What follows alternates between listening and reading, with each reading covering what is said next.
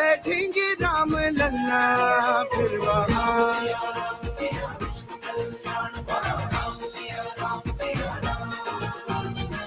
हर घर हर दर पे दिया तू जला दे, चल थल सरहद पे भगवान लहरा दे। आया है छाया है मन में समाया है, यहाँ भी वहाँ भी जाए तू जहाँ भी घूमे खिला। पल पल में युग युग में हर क्षण में राम, हर तन में हर मन में कण कण में राम। पल पल में युग युग में हर क्षण में राम, हर तन में हर मन में कण कण में राम। राम सिया राम किया विश्व कल्याण, बोलो राम सिया राम सिया राम। राम सिया राम किया विश्व कल्याण, बोलो राम सिया राम सिया राम।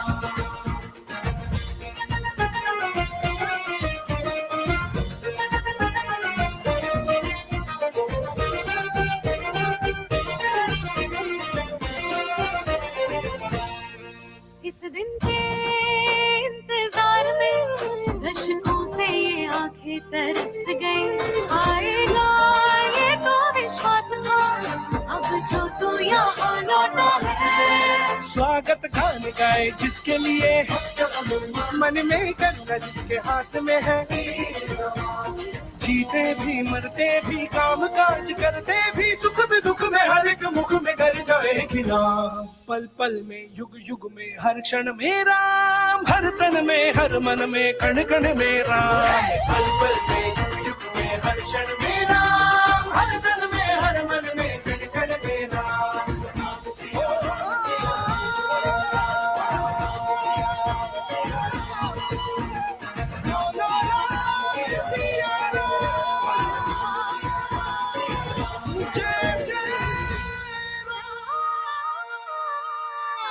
बोलो सियावर रामचंद्र की। प्रणाम सिया राम किया विश्व कल्याण, बोलो राम सिया राम सिया राम। प्रणाम सिया राम किया विश्व कल्याण, बोलो राम सिया राम सिया राम। आया खुशियों का दिन सुहाना, लौटा है अपना रामा, अयोध्या फिर से सजा। सुनो हो रहा है ये हल्ला, बैठेंगे राम लल्ला फिर वहाँ।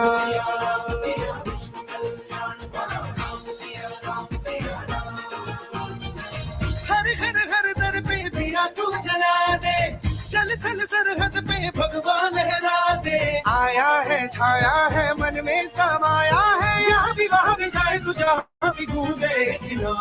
पल पल में युग युग में हर क्षण में राम, हर तन में हर मन में कण कण में राम। पल पल में युग युग में हर क्षण में राम, हर तन में हर मन में कण कण में राम। राम सिया राम किया विश्व कल्याण, बोलो राम सिया राम सिया राम। राम सिया राम किया विश्व कल्याण, बोलो राम सिया राम सिया राम।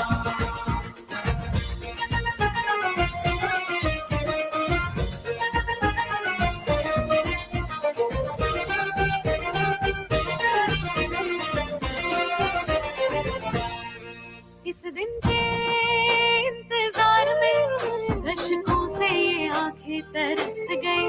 आएगा ये तो विश्वास था, अब जो तू यहाँ लौटा है। स्वागत गान गाए जिसके लिए, मन में गंगा जिसके हाथ में है। जीते भी मरते भी काम काज करते भी, सुख में दुख में हर एक मुख में कर जाएगी नाम। पल पल में युग युग में हर क्षण में राम, हर तन में हर मन में कण कण में राम। पल पल में युग युग में हर क्षण में राम, हर तन में हर मन में कण कण में राम। राम सिया राम किया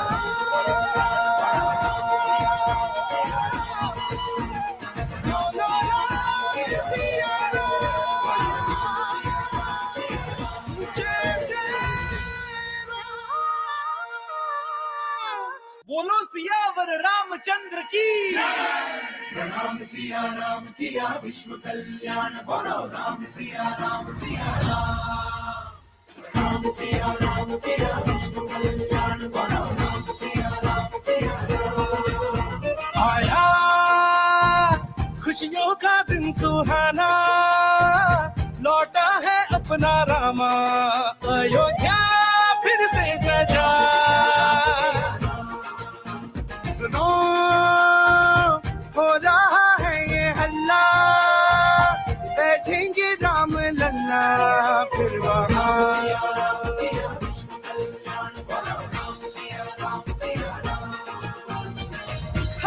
हर दर पे दिया तू जला दे, चल थल सरहद पे भगवान लहरा दे। आया है छाया है मन में समाया है, यहाँ भी वहाँ भी जाए तू जहाँ भी घूमे पल पल में युग युग में हर क्षण में राम, हर तन में हर मन में कण कण में राम। पल पल में युग युग में हर क्षण में राम, हर तन में हर मन में कण कण में राम। राम सिया राम सिया विष्णु कल्याण बड़ा, राम सिया राम सिया राम, राम सिया राम सिया विष्णु कल्याण बड़ा, राम सिया राम सिया राम।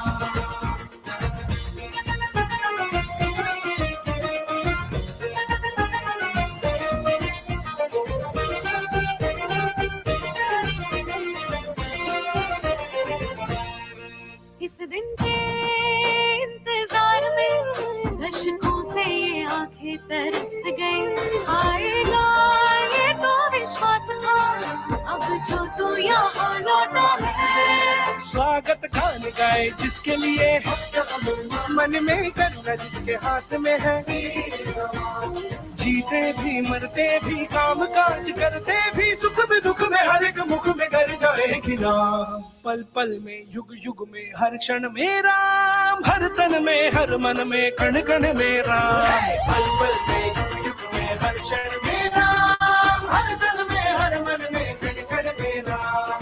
राम सिया राम सिया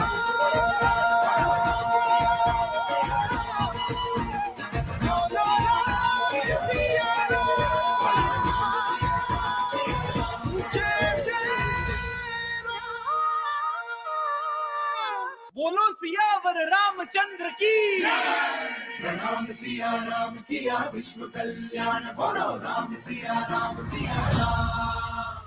राम सिया राम किया विश्व कल्याण, बोलो राम सिया राम। आया खुशियों का दिन सुहाना, लौटा है अपना रामा, अयोध्या फिर से सजा। सुनो हो रहा है ये हल्ला, बैठेंगे राम लल्ला फिर वहाँ।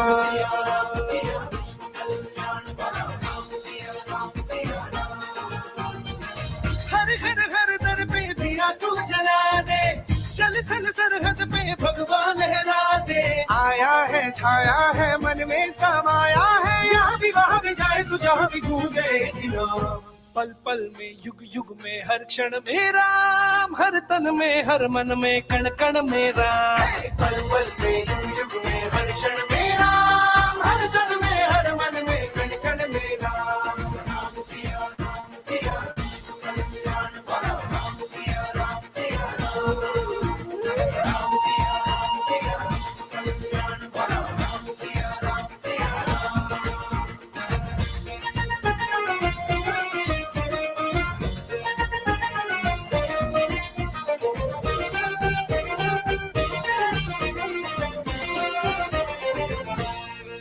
इस दिन के इंतजार में दशकों से ये आंखें तरस गई, आएगा ये तो विश्वास था, अब जो तू यहाँ लौटा है। स्वागत गान गाए जिसके लिए, मन में करुणा जिसके हाथ में है, जीते भी मरते भी काम काज करते भी, सुख में दुख में हर एक मुख में घर जाएगी नाम। पल पल में युग युग में हर क्षण में राम, हर तन में हर मन में कण कण में राम।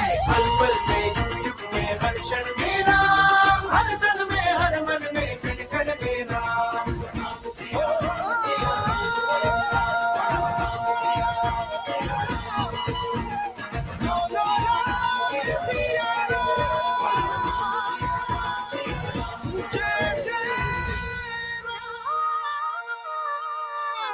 बोलो सिया रामचंद्र की प्रणाम सिया राम किया विश्व कल्याण बोलो राम सिया राम राम सिया राम किया विश्व कल्याण बोलो राम सिया राम आया खुशियों का दिन सुहाना लौटा है अपना रामा अयोध्या फिर से सजा सुनो हो रहा है ये हल्ला बैठेंगे राम लल्ला फिर वहाँ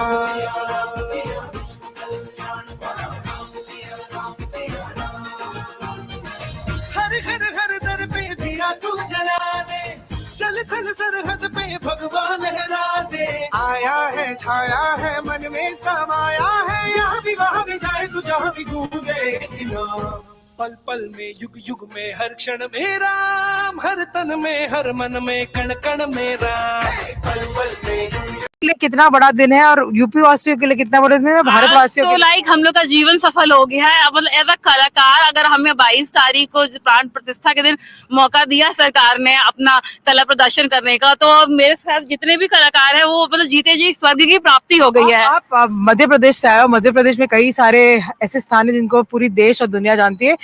राम आज के दिन में राम क्या मायने रखते हैं भारत के लोगों के लिए और विश्व भर के लिए? आज के दिन राम जी आज बहुत ही मायने हम मतलब कह नहीं सकते हैं कि अयोध्या में ऐसा भव्य कार्यक्रम रहेगा, प्रतिष्ठा रहेगी राम जी की, ऐसा कभी सुना नहीं। ये मेहंदी घर से और राम जी के आगमन की खुशी में शादी के जैसा माहौल है। जी बिल्कुल शादी को जैसे हमारे घर में शादी ब्याह रहती है और उत्साह के साथ में रहते हैं, उसी उत्साह के साथ में हम आएंगे। But of course, Shivani, people, you know, whether it's a celebrities or whether it's a common man, they've come in अपनी श्रद्धा से सब आए हैं because they all believe that Ram सबके और सब में राम है. That's the kind of celebrity mood. It looks like a wedding sort of a mood that you see in Ayodhya here, even as we report. And of course, it's still dark. We can also show you that the Prime Minister security is on that path. They are actually inspecting the entire path, and probably in a bit from now, the Prime Minister security will block this entire area for access as far as people is concerned. So obviously it's a huge occasion for this temple town of Ayodhya, which is bracing up for one of its biggest day in the history of 500 years or so. Shivani, back to you. Yeah, but Payal, I was about to ask you exactly this. How many people do you see around you? Because there are a few key arterial roads in Ayodhya that lead to the Ram temple, and all of them were, I believe, were supposed to be completely sanitized ahead of the Prime Minister's arrival. So how close are people being allowed to come today, and how many people do you see around you? There are very few people who are being allowed, and all of these people who are allowed are probably artists who already have a permission, you know, to actually come and perform over here. There are various stages that have been set up over here for their performance. So that's where they're going to be in a bit from now. But yes, the security is very tight, and the access is minimum, and only those people who have a valid car pass are being allowed. In fact, we also have to walk about 500 meters from the last sort of chalk, because they said that they wouldn't allow us beyond a certain point as well. So obviously security, we are taking no chances, and in a bit from now, probably in another half an hour, 45 minutes, this entire stretch where I'm standing at will be sanitized, because the Prime Minister's security will take over the premises, because the Prime Minister is expected to take this route to go to the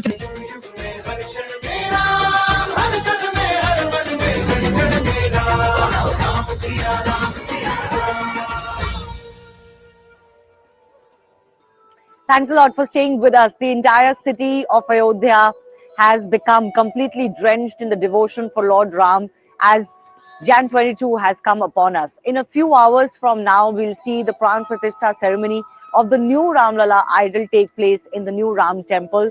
And with that, it marks the official inauguration of sorts of the Ram temple. From tomorrow onwards, the devotees will be able to visit the new Ram temple, something that they've been waiting for half a millennium. Speaking of what Ram means, not just to Ayodhya, but to entire consciousness of a country and possibly beyond, my colleague Anand Narasimhan spoke to representatives of the ISKCON temple, and also a very special presentation by singer Tiwari. Let's listen in. I want to understand, what is this? Is there a Ram consciousness? Yes. And why is it that Rama and Krishna are found across all corners of Bharat and beyond? There is a lot of work that's been done by his followers, Rama's followers and Krishna's. But fact is that greeting is Ram Ram. There is a Ramachandra or Ramachandran in the south. There is a Ram Singh, Ram Lal in the north, and east, west. Everywhere this name is present. How and why? Majority of society lives in families. Families are very closely bonded with each other, and people have deep emotions connected to the family. Both Ramayana and Mahabharata are trying to underscore a very important principle. It's easier to manage a kingdom than to manage a family. Family.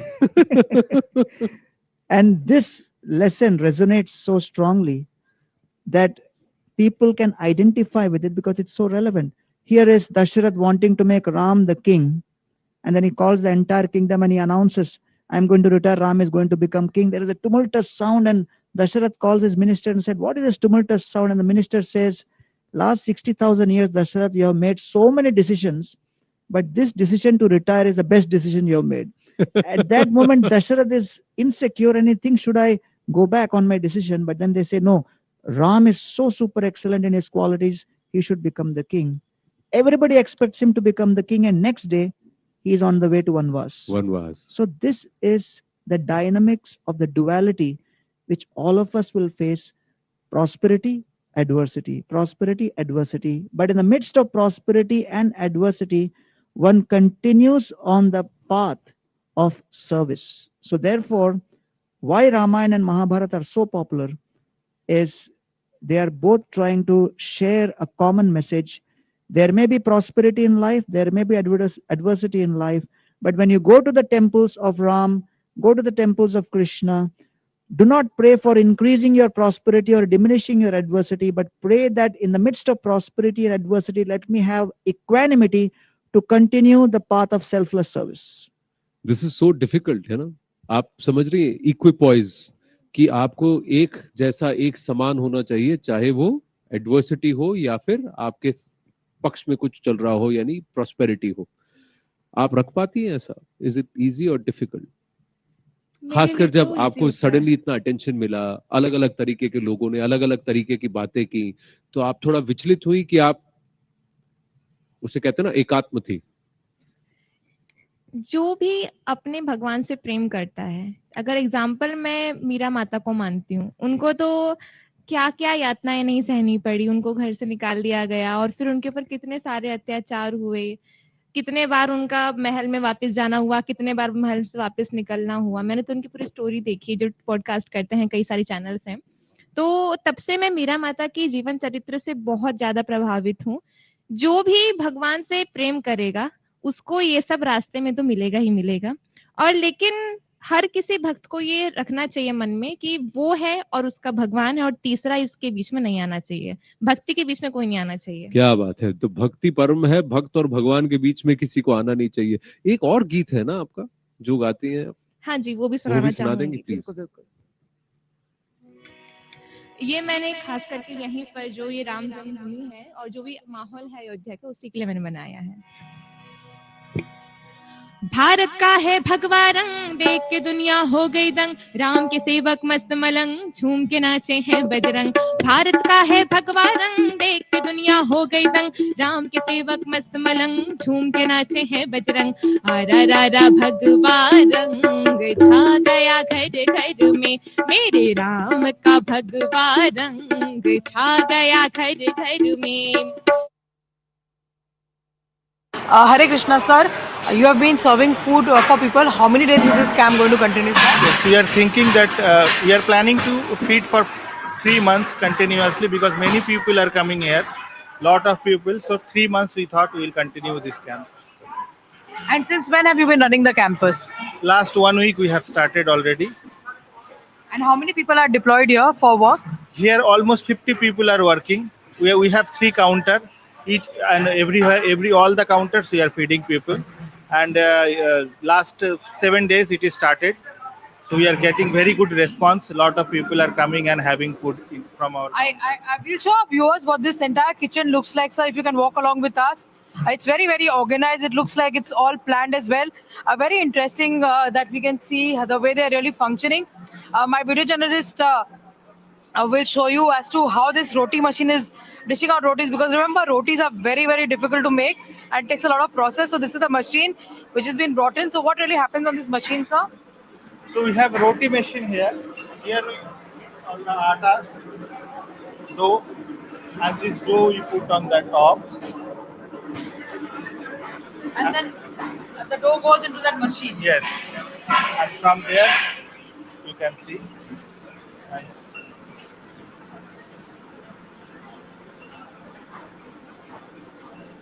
So from this dough, the roti gets Cooked, yes.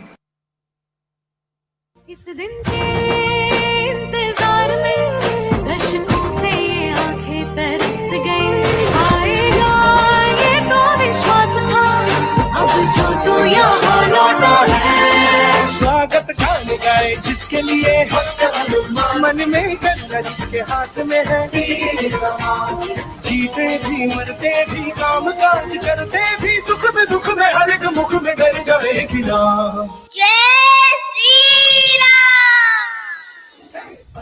युग में हर क्षण मेरा हर पल में हर पल में धड़कन मेरा Ram Siya Ram.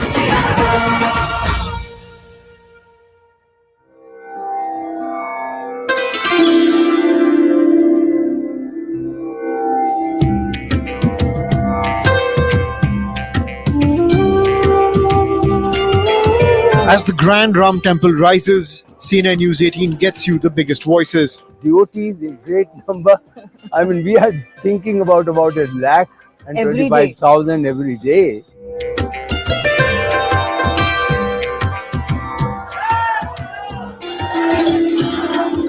From temple vision to execution, एक अनोखी शैली में बनाने की कोशिश की है। भगवान का दरबार में आप जाएंगे तो लगेगा कि नहीं एक अच्छी जगह पे हम लोग आए।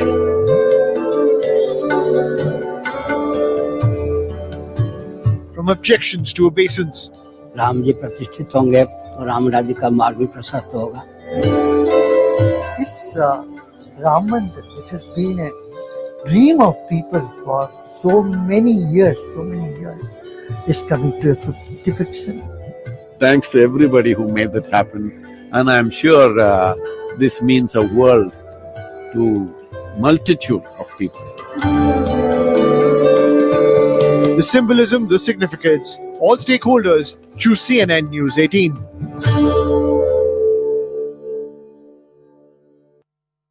Netaji stand, but yes, it's beautifully decorated. Even though there have been barricades that have been put in place, so if any common person is trying to walk, they have to walk past those barricades. Nobody is allowed to be on the main road, that we are standing on.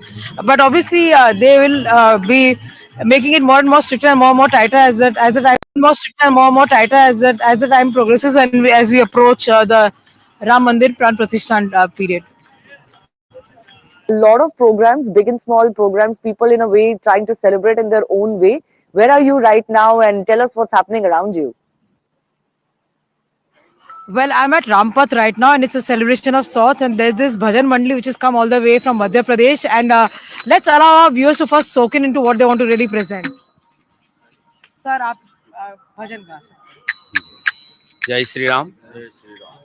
Shri Ram जय राम जय जय राम श्री राम जय राम जय जय राम श्री राम जय राम जय जय राम श्री राम जय जय राम श्री राम जय राम जय जय राम राम श्री राम जय राम जय जय Ram. While they continue to sing, there are women who are coming here to perform कर सकते हैं। राम श्री राम जय राम जय जय राम राम श्री राम जय राम जय जय Ram Ram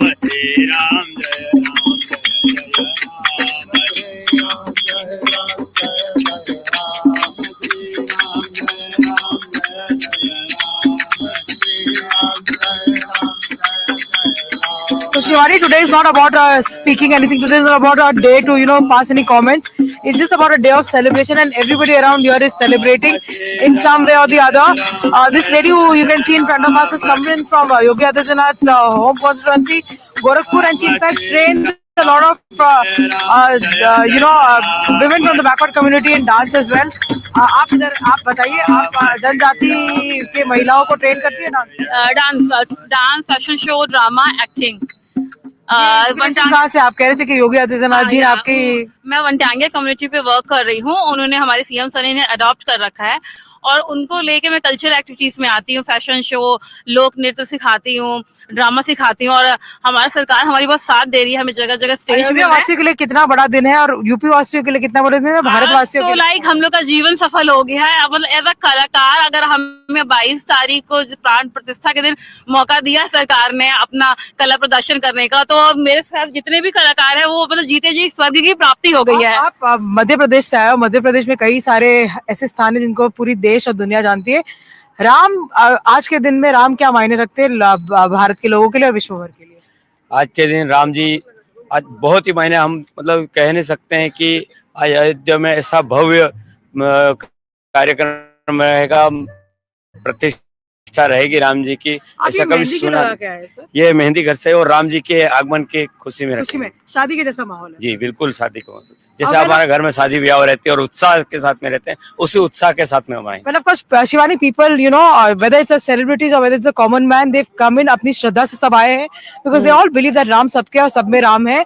That's the kind of celebrity mood. It looks like a wedding sort of a mood that you see in Ayodhya here, even as we report. And of course, it's still dark.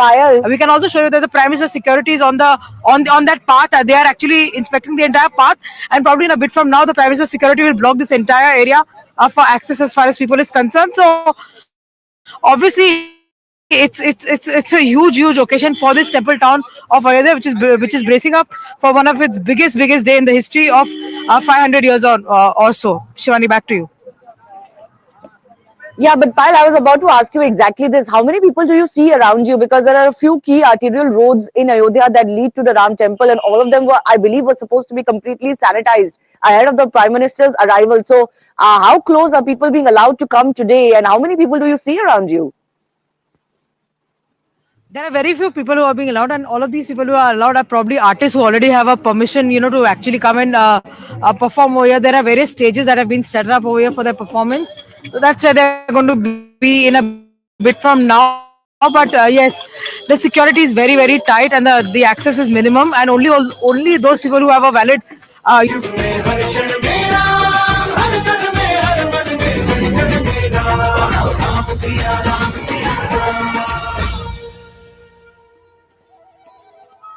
Namaste, Jai Hind, ladies and gentlemen. It is a historic moment.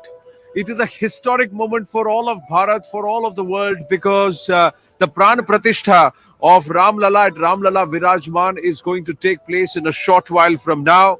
Prime Minister Narendra Modi is going to unfold the eyes of Ram Lala, the deity who's Virajman there. He will open his eyes, he will apply kajal under the eyes and then show him the mirror. That will be the ritual towards which will signal perhaps the commencement because of the Pran Pratishtha also, because for the last 4 days there has been a huge amount of rituals, yagna and a chanting of mantras by the 121 acharyas who are presiding over this. These acharyas who are the Dravid of Varanasi, Dravid of Varanasi and the Dikshit of Kashi. These are the people who have come to try and help Prime Minister Narendra Modi as the Yajman and actually officiate and conduct the Pran Pratishtha of Ram Lala. In presence will also be the RSS Chief Mohan Bhagwat, Governor Anandiben Patel and Chief Minister Yogi Adityanath, who seems to be letting out a flood of emotions on social media, on Twitter, with his posts over the last hour and a half. From his Dada Guru Digvijay Nath to his Guru Ayodhya, it's been the Nath Sampraday's struggle for the rightful place of Ram Lala here in Ayodhya, where many believe he is his Ram Janbhumi, but Yogi Adityanath said this is his Prakatya Bhumi. This is the place where Ram appeared. That's the belief That's the beauty of those who are Ram Bhaks, those who believe in Ram, those who believe in Ram Rajya, and those who believe in the Maryada Purushottam, the ideals that he set for society to live on, the struggles, the pains that he endured for himself, just so that the kingdom, the Rashtra, would thrive, would have a certain equanimity in all conditions. That was the beauty of Ram, and that's what's going to be celebrated. Governance for all and appeasement of none. That was perhaps his philosophy, that the rule of law applied to all, and the Raja above all had to follow the rules. And that's the ideals that many would like to imbibe in their life, and perhaps that's why the value systems that he set up that make him immortal even so many thousands of years after he came to life here, or came to live here on earth. But this is what's happened. An interesting aspect at this point, ladies and gentlemen, would like to tell you that the original idol of Ramlala Virajman was shifted from a Tat into That, that is a grand permanent residence, last evening in the presence of Chief Minister Yogi Adityanath. And that's why it was a very, very emotional moment for him too, because the jibes had been forever. What is going to happen to the original Ramlala? Where is he going to be Virajman? Are you going to continue to keep him in a tent or a Tat or a temporary roof or a temporary shelter? Finally, he's moved into that final shelter. He, perhaps we are given to understand, will be the Achara Vigraha or the Utsav Vigraha, will have the same divinity. He is the original Ramlala Virajman, and perhaps he would be the one that would be shown around the city. And the current Pran Pratishtha that's happening of the 5-year-old Ramlala, that's a beautiful deity and a beautiful Vigraha that was being sculpted by Arun Yogiraj. That will become the Achara Vigraha, or the one that will remain in its place and will not be moving around. Now, there are various ritis. There are various agamas which you talk about. The Vaishnava Sampradaya has more than 108 agamas. There are learned people in our midst who will tell us more about that. But first, let's go across and get you the buzz across the streets of Ayodhya. I'm coming to you from Ram Ki Paidi, and where we talk about Ram, they say that there will always be his Bhakt Hanuman and his lineage, Hanuman's lineage. And we are surrounded by monkeys at this point, I should tell you that. And they are just sitting there patiently listening, have a sip of water at the Saryu, and then making their way. We keep the camera still. Let's go across to our reporters who are there at Rampat. Thousands have thronged this place. Not just the VVIP 8,000 invitees, but also people from all across the country and the world are here. They just want to be in Ayodhya on this historic moment. Siddhant Mishra is with us, joining us from Rampat. From Lata Chowk is Aman Sharma. And Payal Mehta is also joining us from Rampat. Let's go straight across to Siddhant. Siddhant, whereabouts are you? Have the guests already started arriving? How are they being taken in?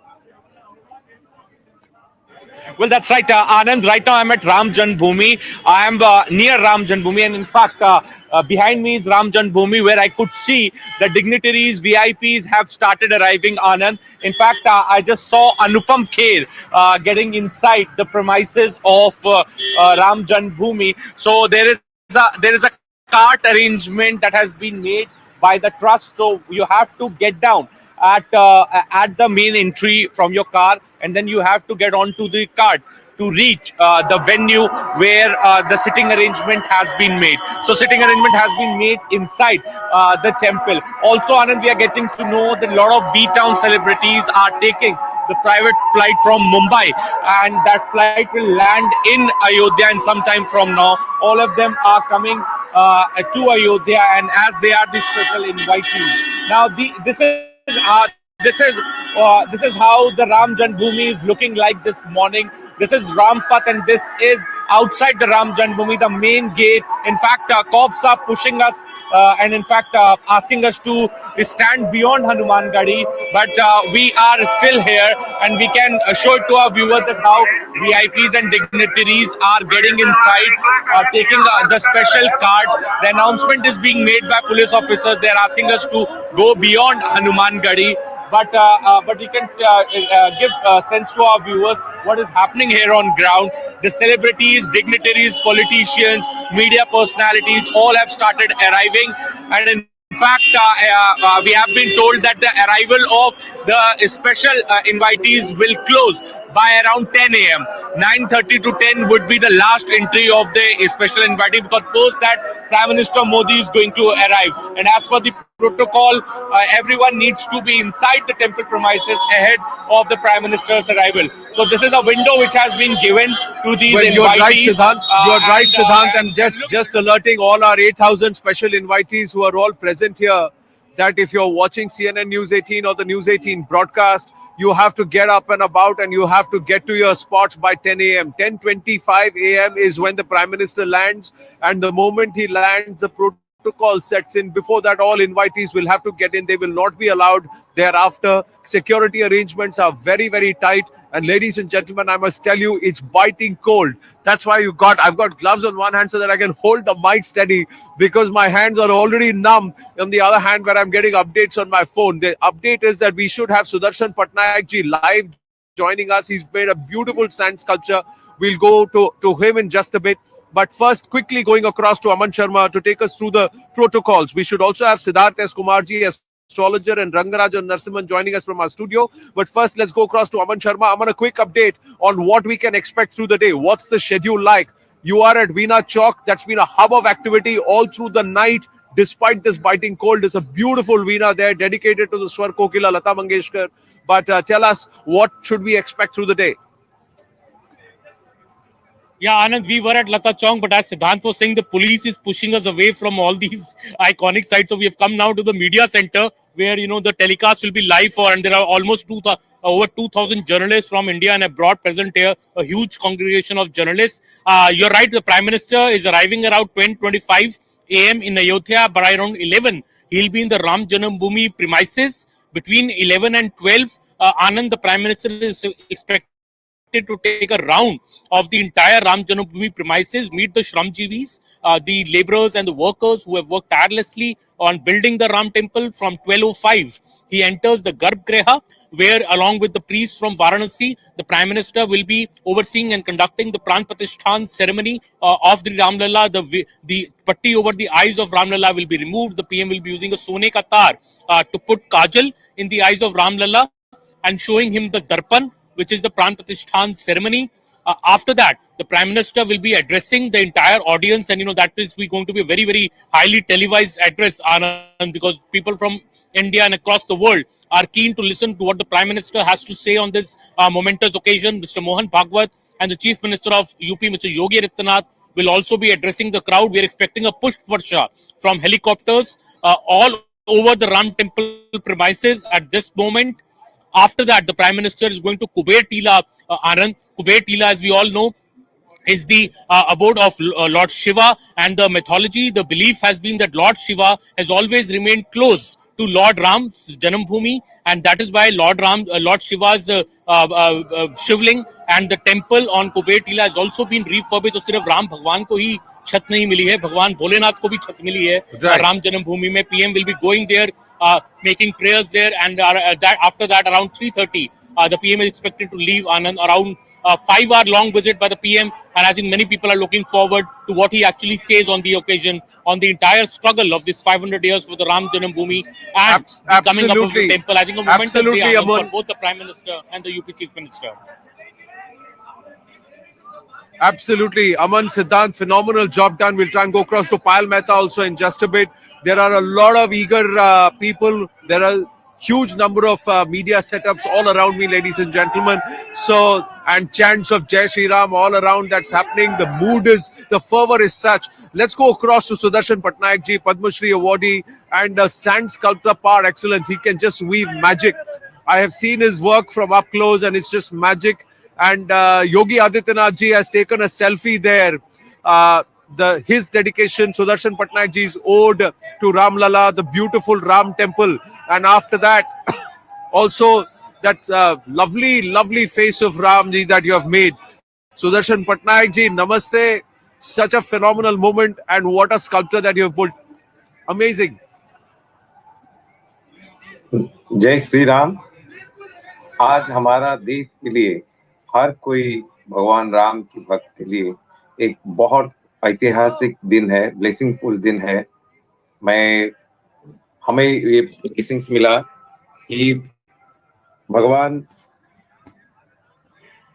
Ram ji का जो पवित्र स्थान पे science sculpture create करने के लिए, और हम लोगों ने वहां पर गए और भगवान खुद बने, उनको कोई नहीं बनाया है। मैं पहले ये बोलना चाहूंगा, पहले आज एन आर्टिस्ट के माध्यम से जो स्कल्पचर्स वहां पर बनी हुई है, वहां सब लोग जाके देखेंगे। बट उससे ये है कि honourable prime minister Narendra Modi ji जो आह्वान दिए थे कि आज देश भर में हर किसी के घर में दीप जला के स्वागत करने के लिए, भगवान को नमन करने के लिए, प्रे करने के लिए, मैं वहां पर स्कल्पचर के पास, भगवान राम जी के पास honourable prime minister Narendra Modi ji का भी स्कल्पचर्स बनाया और वो प्रे कर रहे हैं इस पवित्र दिन के लिए, जो सबको अपील किए थे। क्योंकि इस दिन के लिए मैं जब 2018 में गया था, वहां पर देखा था, अभी अयोध्या बहुत परिवर्तन हुआ है और एंटायर अयोध्या जो भगवान का स्थान, जैसे पवित्र स्थान होता है, जैसे पूरी जगन्नाथ धाम जहाँ पे मैं हूँ, जहाँ से मैं हूँ, और जैसे उसी पवित्र धाम का एटमॉस्फेयर लगा और बहुत मन में ये भावना आया कि जिस दिन के लिए हम सब लोग अपेक्षा कर रहे थे, वो दिन आज आया है। सुदर्शन पटनायक जी, सुदर्शन जी, मैं अगर आपसे कहूं कि जिस भाव से आपने जय श्री राम कहा, तो वो बड़ा ही आत्मीय था। तो मैं आपसे ये जानना चाहता हूं कि राम आपके लिए कौन है और राम से हम सब क्या सीख सकते हैं एज भारतीय? भगवान राम हमारा हिंदू धर्म और हमारा प्राण प्रतिष्ठा है। उन्हीं के बिना जैसे कोई पत्ता भी नहीं हिलता है। उनसे बहुत कुछ, उनका जो आध्यात्मिक भावना था, जो भावना से आज सारा विश्व में सिर्फ हिंदू धर्म के नहीं, अलग अलग धर्म के भी लोग भगवान राम जी को और उनकी जो जीवन था उसी को लेकर सब लोग कितने सारे देश से भक्ति भावना से रहे हैं। हम जिस पूरी जगन्नाथ धाम में रहते हैं, जगन्नाथ जी का एक अवतार है, उससे पहले भगवान राम जी का अवतार था। तो वहां पर भी जैसे हम लोग पहले उठते हैं, जय श्री राम बोलते हैं, जय जगन्नाथ बोलते हैं, इस तरीके से भगवान राम, भगवान जगन्नाथ, ये सब हमारा धर्म का और हमारा आध्यात्मिकता का भावना है।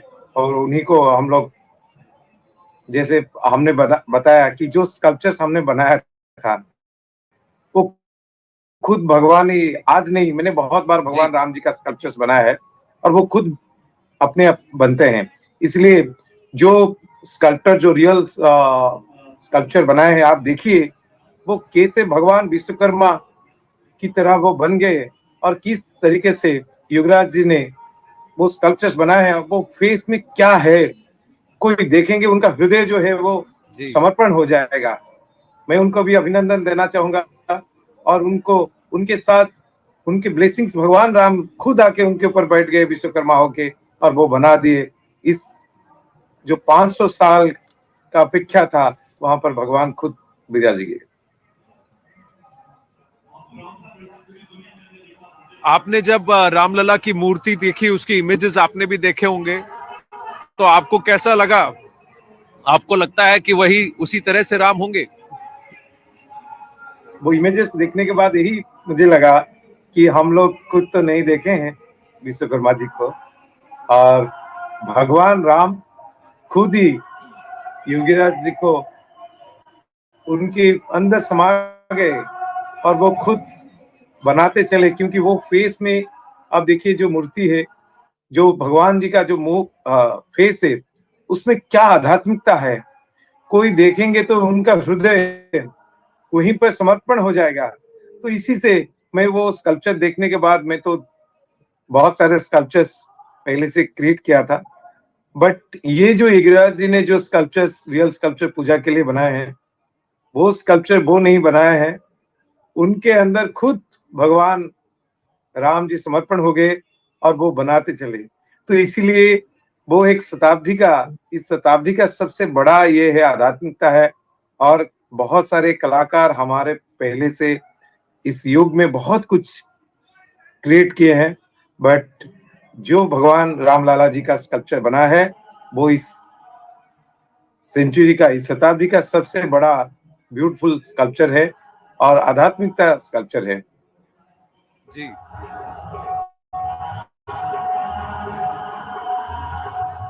सुदर्शन पटनायक जी, आपका भाव मुझे बहुत बहुत प्रिय लगा, क्योंकि जो आप कह रहे हैं बहुत दिल से कह रहे हैं, and I really appreciate you being so upfront about it.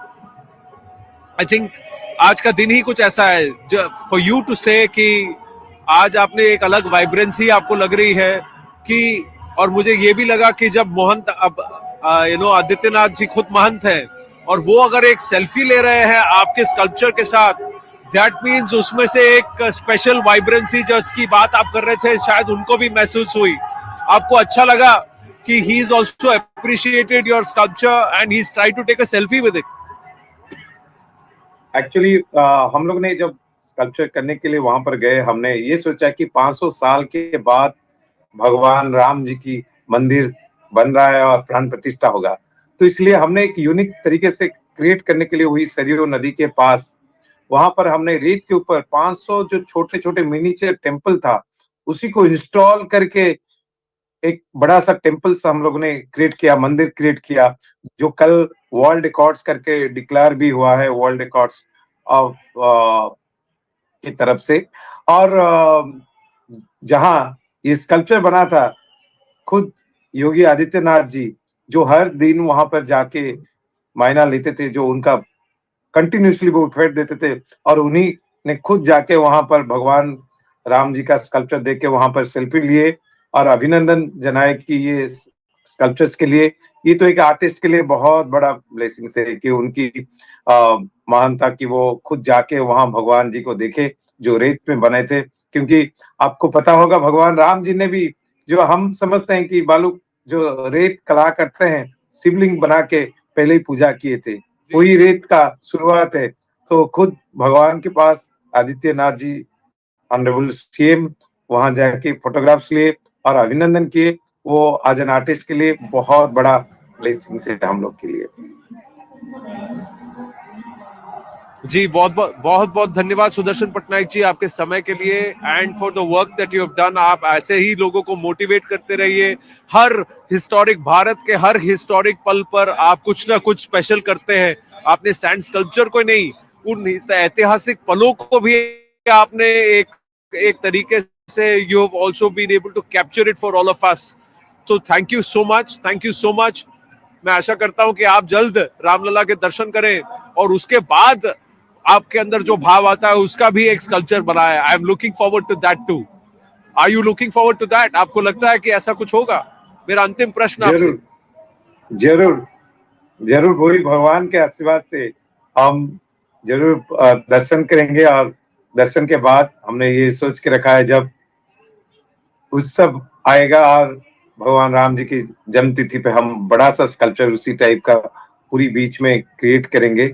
और हमने तो वही भगवान को छोड़ा है कि भगवान का ब्लेसिंग्स रहेगा तो जरूर हम एक बहुत बड़ा स्कल्पचर, क्योंकि मैं इतनी बार वो स्कल्पचर्स को देख रहा हूँ जब से उस भगवान का फोटोग्राफ्स आया है, मैं वही टाइम पे हूँ कि बहुत बड़ा स्कल्पचर हम लोग भी कोशिश करें कि भगवान का इस पवित्र तिथि जब आएगा राम जन्म के समय, उस समय हम लोग बनाएंगे।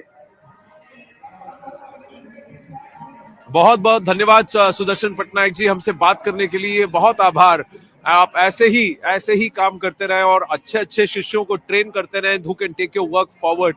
That's what I can pray for today from Shri Ayodhya Dham, where you have made such a beautiful sculpture for Prabhu Shri Ram. Thank you so much. Thank you so much, Sudarshan Patnaik ji. Quickly before we go across to Pawan Kumar, thank you sir, thank you so much. Quickly before we go to Pawan Kumar ji and Rangarajan Narasimhan, we also have Payal Mehta speaking with Murari Bapu. Let's go across to that. जी जी, तो मुझे बहुत आनंद है और ये जिस तरह ये आयोजन हुआ है उसकी मैं प्रसन्नता व्यक्त करता हूँ। होने वाली है यहाँ पे 24 फरवरी से। आज क्या कहना चाहिए राम भक्तों को? मैं कहना क्या, सब देखते हैं, सुन रहे हैं, सब साक्षी बन रहे हैं उसकी। आपने कभी हम लोगों की तरह कभी सोचा था कि जीवन काल में इस तरह का दिन देखने मिलेगा? नहीं, मुझे यकीन था कि होगा, सूर्योदय होगा। सूर्यवंश को तो कुछ राहु ने ग्रस लिया था, मुक्त हो गए। कैसा मन में भाव है, क्योंकि प्रभु श्री राम को वो महल मिल रहा है। इनका पूरा नाम क्या है?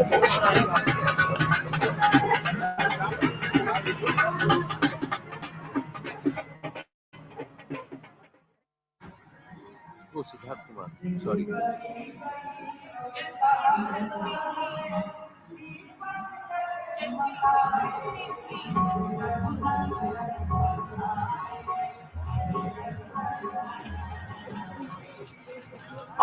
Of course, Morari Bapu has been here, since yesterday, Anand.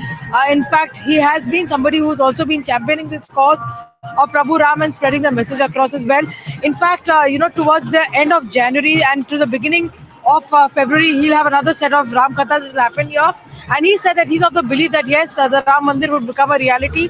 He's one of these invitees who's been invited here today to speak. In fact, through his association, they were able to raise donations for the Ram temple to the tune of 19 to 20 crores in no time, and that's something that Morari Bapu has been also been speaking about. While he said the most important thing he said when I asked him is that did you believe that this day would come?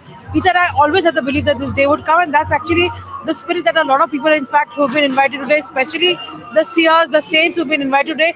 They've been living with this belief for last many years, many decades. It's a wait of 500 years that people have really waited for to see this day really happen. Anand, back to you.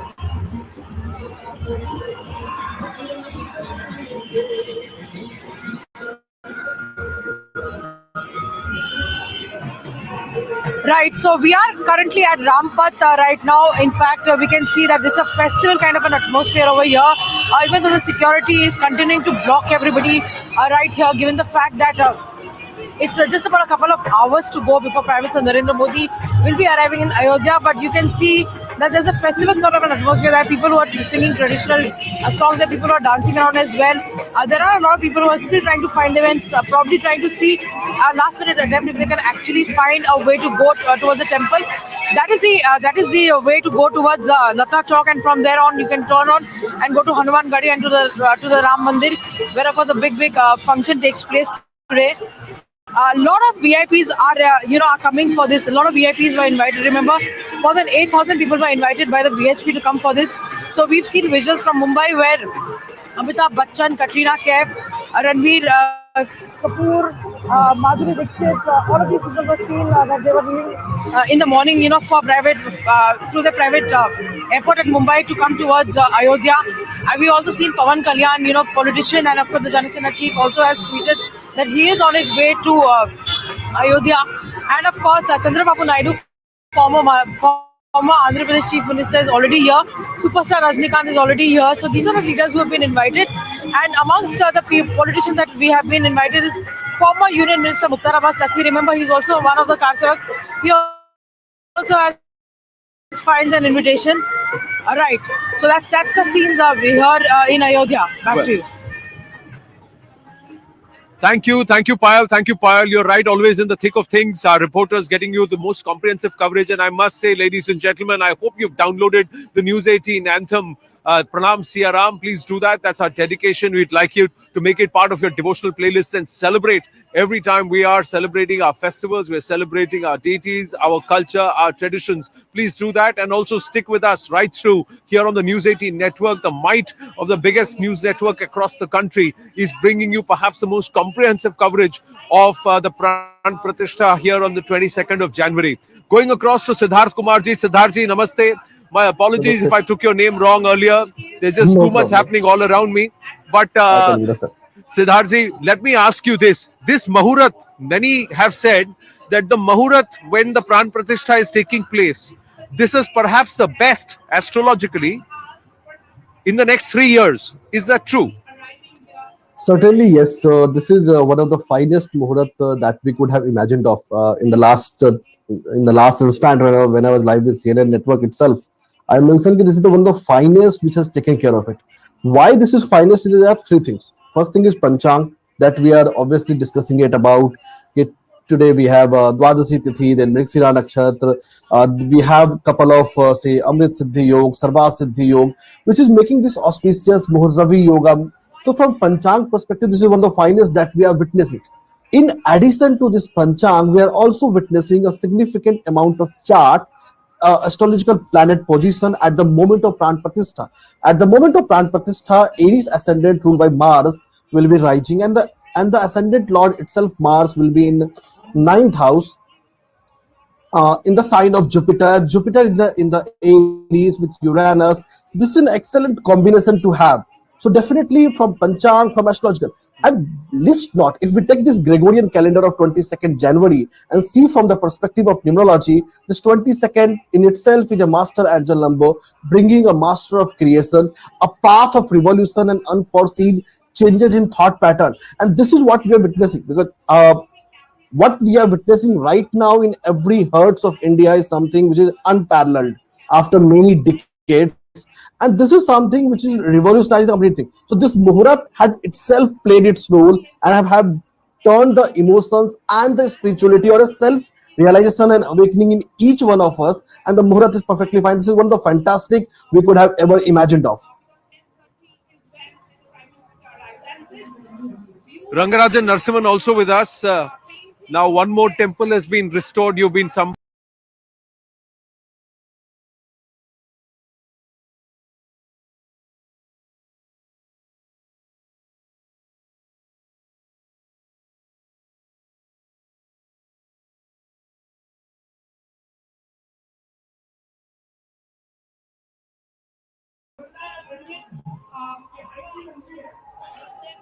Jai Shri Ram. Is it for me?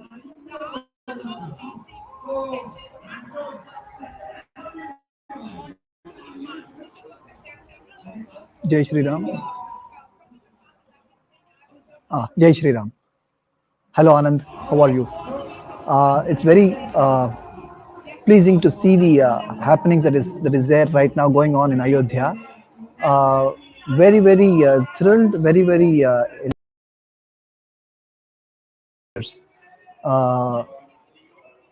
it gives me immense pleasure as a devotee, as a Rama Bhakta, to witness this in my lifetime. And this is true for every Hindu. Every Sanatana Dharmi is going to be proud of this moment. The current Pratishtha that is going on right now, Prana Pratishtha that is going on right now at Ayodhya, is happening as per the Ramanandi Sampradaya, if I am right, if what I understood is right. This is little bit different from what is happening in South India. South India, almost all the temples are based on Agama Shastras. Here they are basing it on a particular scripture which they are following, which is a combination of many sampradayas, many scriptures. This is what I understand. Why is this special for us?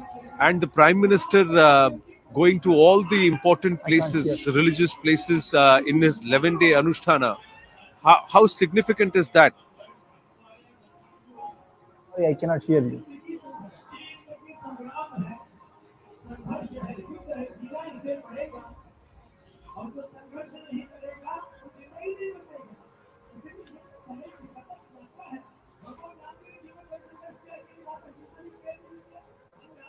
Hello? Okay, we'll try and connect with Rangarajan Narasimhan in just a bit. But Siddharthi, I also wanted to understand, does this also augur a turn in Bharat's fortunes? How are the stars aligned for us as a nation? Because as per astrology, my limited understanding that even a nation has its bhagya. Very true, very well said. So this is something which is referred as a mundane astrology, where not only say a nation but also a city has a chart. And again, a couple of things would be repetition, which I said on the last when I was with CNN. This Ram Mandir Pran Pratishtha is a new chapter for the Bharat, and if I call it to be a rebirth of Bharat, it won't be something which is unparalleled. So this is something which is not going to boost the economic status, but this is something which is also going to bring in new researches and new credibility, especially in the field of space, medicine, and the defense. These three are the sectors which are going to witness a significant boost and the boom from this Ram Mandir Pran Pratishtha Muhurat, as well as we are also going to witness a strong economic growth in the India. So this virtually we are going to beat every estimates economically, and we are going to achieve a significant number of our economic growth over next couple of years. Last but not least, if I look at the chart of this Pran Pratishtha Muhurat, so the things related to spirituality, whether it's a spiritual tourism or whether it's there are many players in the company in the spirituality space, and it would not be a bad idea that we witness a unicorn from this spirituality space very soon to clubbing to our startup unicorn clubs. So overall, the chart for India and this Pran Pratishtha Muhurat is going to be something which will protect India from many adversity which the world might face in coming years. So this is definitely a step in the right direction at a right point of time and with the right spirit. And why I'm saying the right spirit is that if you look at the India right now, any part of India you visit, the people are celebrating, the people are devoting in their own manner. Every temple, every places is a celebrating. Most importantly, all the Yajmans, including the Prime Minister Modi, has taken that 11-day Anushthan or the rituals to their utmost core and have imbibed them significantly at their mind, body and soul level so that they are ready, prepared to be the Yajman of this historic moment. So we are fortunate to witness this moment through our naked eyes, whether we are watching on the TVs or watching in Ayodhya. This is something which is unparalleled, and this is something we are going to tell in our stories 4 or 5 decades after. This is something we witnessed through our eyes. So this is a magical moment, and the magical journey of India has started from here on. No, you're right. And I think a lot of people are feeling a lot of emotions, a lot of pent-up emotions. Anupam Kher has just posted a picture with Talaivar or Rajinikanth, but I was able to speak with him soon after he just arrived in Ayodhya last evening. And it took me by surprise, ladies and gentlemen. I must share with you when Anupam sir actually suddenly broke down. He got emotional. When I just asked him, what did you feel? What is the sense that you got when you saw the Murti of Ramlala? And he is going to dress up. He told us here at CNN News 18 that he's going to dress up like his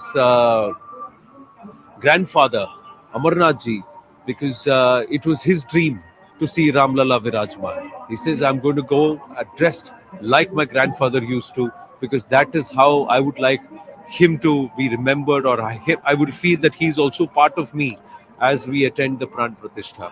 Listen into this conversation. Well, he's been making the rounds of all the Bajrangbali temples, perhaps in the build-up to the Pran Pratishtha. So let's ask him. He's an actor par excellence, needs no introduction. He's an author, and he's somebody who can tell you that whatever or anything in this life is possible. But Anupam Kherji, as I say, namaste to you. Jai Shri Ram. In your lifetime, did you ever think that you will see the Pran Pratishtha of Ramlala? I'm an optimistic person. First of all, Jai Shri Ram to your viewers also. I believe that things do happen. My grandfather, Pandit Amarnath ji, it was his wish that Ram temple bane to he will be able to do, but he couldn't. So when this whole thing started, when the Supreme Court gave its verdict, I was very happy. But a part of me was saying that I hope it happens in my lifetime. And it's happening. And it's happening in your lifetime and our friend behind the camera, his lifetime. And people who will be there all over the world tomorrow, whether on television sets, on any other platform, it's a big thing. And it's also sinking in now. You know, from celebration of Supreme Court verdict to the building up of the Ram temple, to me coming here 3 months back to Hanuman to launch my Hanuman Mandir program, to seeing the temple at that time and now to participating in it is euphoric, sentimental, emotional, and very quietening. There is an inner peace. And the fact that everybody was told, at least when I was a child, that truth wins, that reaffirmation is as a very, very satisfying feeling. That dharm ki jeet hoti hai, satya ki jeet hoti hai. that कर्म किए जा फल की इच्छा मत कर, ये जितना भी हमारे पुराणों में लिखा है, कितना सच लिखा है, कितना सच लिखा है कि 500 साल बाद और 90 साल की न्यायिक शैली के बाद ये सब हुआ है। बहुत अच्छा लग रहा है। आपने तो देश भर में हनुमान मंदिरों के दर्शन किए हैं and you done a series on it also. What is unique? Why is this Hanuman Ram connection? Where does it happen? थोड़ा तो आपने भी इसके ऊपर रिसर्च किया होगा, कुछ एक कनेक्शन। आई थिंक डिवोशन के इससे बड़ा एग्जाम्पल कोई नहीं हो सकता है। डिवोशन का जो हमारा रिश्ता भगवान के साथ है, जिस भी भगवान को हम मानते हैं, वो एक डिवोशन का होता है। पर हम क्या करते हैं, हम भगवान से कुछ मांगते हैं, कुछ अपने मतलब के लिए भी। हनुमान जी जैसा भक्त बहुत मुश्किल से मिलता है, मतलब है ही नहीं, संसार में ही नहीं, ना कभी हुआ है और ना कभी होगा। वो सीखने को मिलती है। दोस्ती भी, it's great friendship.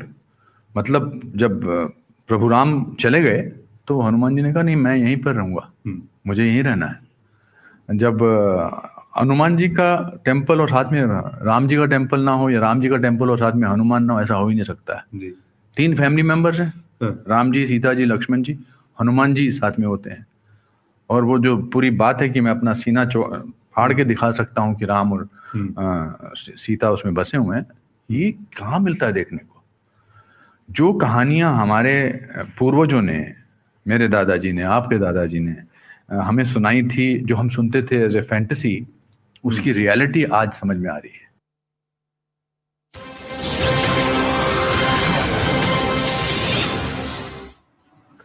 We've just got news coming through and details of what is going to happen inside as the Pran Pratishtha ceremony happens. We're given to understand that at the time of Aarti, all the guests will have bells in their hands, and there is going to be a special Pushpa Varsha which will happen. It will happen from the air. And ladies and gentlemen, there are going to be more than 30 instruments. Yatendra Mishra ji, we are given to understand, has been coordinating this. But more details with Payal Mehta, who's getting us all the dope. So yes, Payal, take us through what all is going to happen. Why the bells in the hands of all the guests? 8,000 bells.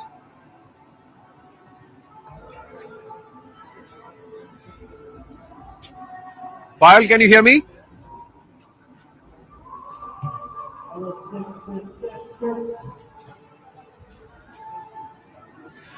Payal, take us through the information, please. Aarti, and you got all the guests are going to be given bells. What's going to be special? Some flowers from the sky, we are given to understand. Anand, we have been able to get these details from our sources in the RSS and the VHP, essentially saying that during the Aarti, since during the Aarti you always ring the bell, all the guests who are coming there will be given a bell, and they'll all be ringing the bell when the Aarti is happening. So, and apart from that, also there is going to be a dhwani which will be there for instruments which have been sourced from all over the country, and 30 odd artists will be performing the dhwani to create probably a magical scenario over there, a very, very sacred scenario over there as well. And we do understand that the IF helicopters have been deployed to shower flower petals as the ceremony gets underway during the Aarti as well. So these are the arrangements that we are coming to know from our sources within the VHP and the RSS in terms of what the preparations are and what the Atithis or the special invitees are likely to witness. Right. So 30 Indian artists who will be playing, 30 artists will be playing different Indian instruments, different places, but they're all going to play in sync just around the time of Aarti. It's going to be a spectacle like never before. Witness, Payal, thank you very much for that information. I'm just going to go back to Siddharth and Rangarajan Narasimhan. If Rangarajan, if you can hear me, I just want to ask you, sir, how would you describe the 11-day Anushthan, and more importantly, how Prime Minister has made it an entirely spiritual journey for him to visit all the temples of prominence which have relevance, relation, connection to Ram?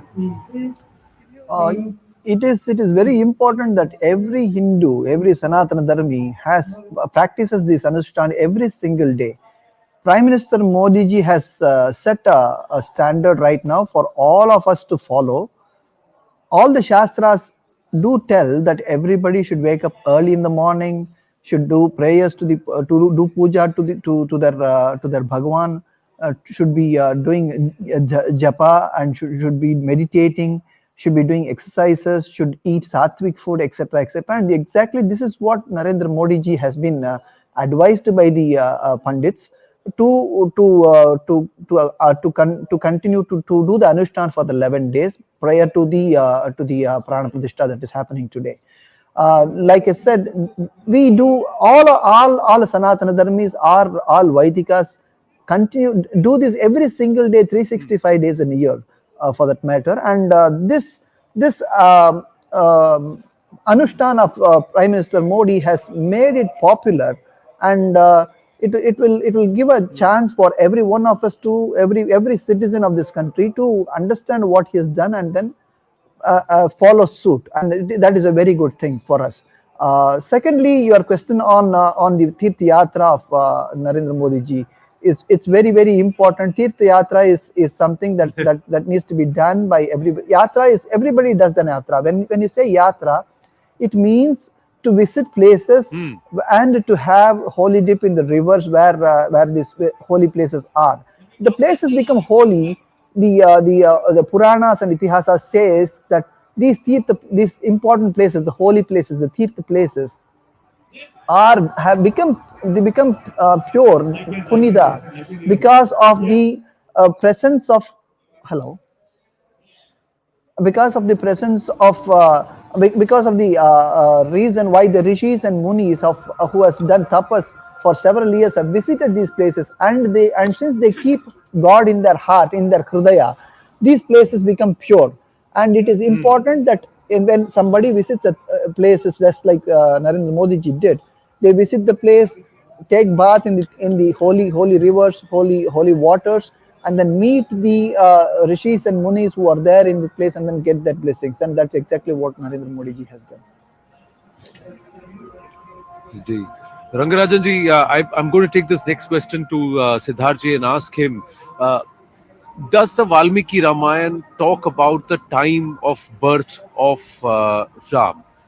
And does that not point to our understanding of astronomy and astrology? And this being an ancient science, a lot of people would call it bumkam. So I just want to understand, what do the scriptures say or dictate, and how accurate is it? Because many are also arguing about the date and how many years before. Some would say lakhs of years, some would say a few thousand years. How would you see that and interpret it?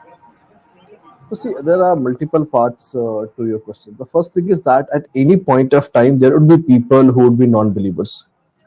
So, and this is something which is a dichotomy of the world, that if we close our eyes, the sun doesn't set, the sun still remains.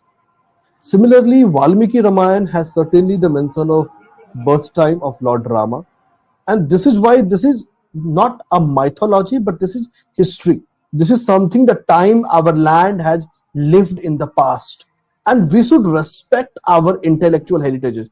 This is a very accepted fact, and something we should really today imbibe within us. Any country do not flourish until or unless they respect their own intellectual heritages. So the intellectual heritage of Bharat is something that is going to make us that Sone ki Chidiya we used to be. So definitely there is no second point, there is no second thought as to it, this birth time is not accurate or something. Valmiki Ramayana has a mention of it, and if you go to the original sources, it has been. And today is a day not to discuss on this, rather it's a day to accept and imbibe the greatness what our land has witnessed. And this is the time to be a gratitude. And as I always say, we are blessed and fortunate to be born on this land of Bharat, where the Lord have incarnated, whether it be Ram, be it Krishna, or be it the other forms of Almighty. So we are fortunate to be born on this Bharat. Astrologically, definitely, if I go to Ramayana or other, especially Valmiki Ramayana, there are mentions of nakshatras and situations which describes a different events. Even forgetting about what was the time period when they were going to schools, what was the time they were for Gurukul, what was the time they went to Mithila to get married to Ma Sita. So everything is mentioned and correlated with the help of nakshatras and other parameters, and it is duly mentioned. There is no deliberation or there is no second thought attached to the same.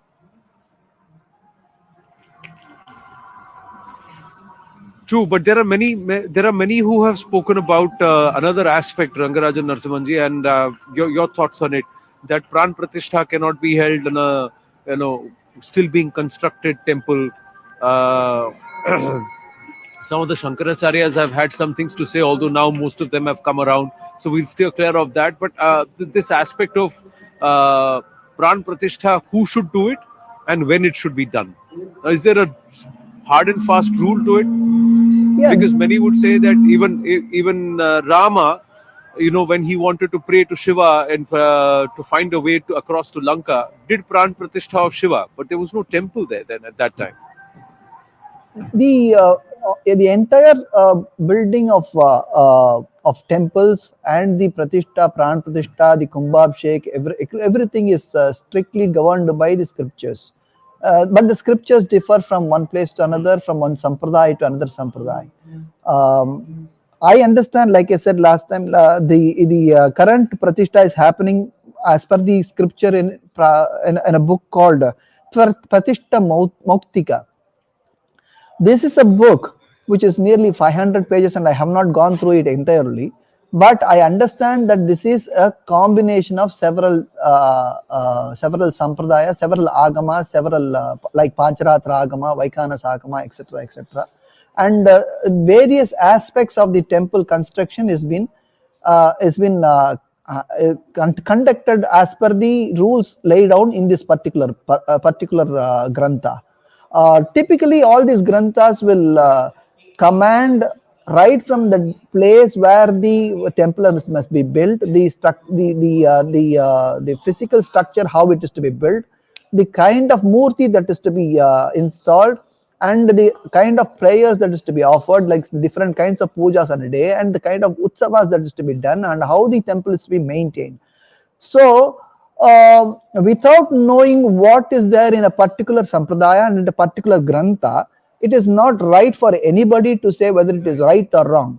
We should give the benefit of the credit to the people who have actually doing the Prana Pratishtha, they are not just doing it for the sake of doing it. They have gone through these granthas, they have understood what is there in it, and they must be sincerely following it. A Sanatana Dharmi is supposed to sincerely follow the scriptures that is there in the Shastras, and I don't have no doubt that the Acharyavars who are doing the Prana Pratishtha is doing it as per their sampradaya, as per the scriptures that is there, which is commanding the way the whole thing has to happen. Having said that, these scriptures will decide when a Prana Pratishtha can be done and cannot be done. And like I said, since they are Pandits who have gone through this, I am sure the Pratishtha can be done. And even in South India, where the Agama Shastras are there, whenever there is a new temple is built, the temple need not be complete in several Agama Shastras, and it allows us to install the Moola Murti and then construct the temple as we go. For example, I am coming from Srirangam, and Srirangam is supposed to be constructed as per the Parameshwara Samhita of Sri Pancharatra Agama. This is supposed to be a Uttamottama temple, the best of the best, and it has 7 prakaras. All the 7 prakaras were never built on day 1. The Itihasa, the Ramayana says that Vibhishna got Sri Ranganatha Swami as a present during the Pattabhisheka from Sri Ram, and he had installed Sri Ranganatha Swami at Srirangam while he was going on the way en route to Sri Lanka. So even Vibhishna did a Pratishtha, and that Pratishtha very clearly says that it was not at that time 7 prakaras. This the Garbhagraha and the Pranavakara Vimana, the golden Vimana on top of it, were brought by together brought by Vibhishna and installed in Srirangam. The legend says that this exact Vimana and the Moola Murti of Ranganatha Swami was originally with the Brahma in Satyaloka, and Ikshvaku, the first king of the Ikshvaku Parampara, had done a tapas and then prayed to Lord Brahma to give him the Moola Murti, which he got, and then Rama did puja in Ayodhya and he gave it to Vibhishna. So if you look at Srirangam itself, that temple is built over several years, one prakara after another prakara after another prakara and after another prakara, and 7 prakaras, the complete prakara which represents 7 lokas, is available in Sri Rangam, which is the largest temple in the world. Sri Rangam is the Aradhya Murti of Sri Rama, and if with this example we can very clearly say that it is possible for us to build the temple as the time goes.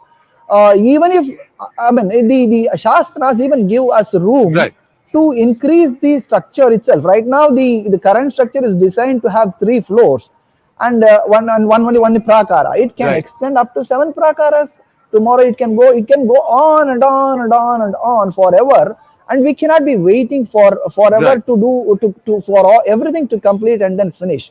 So Shastras do not restrict anybody. Interestingly, yeah.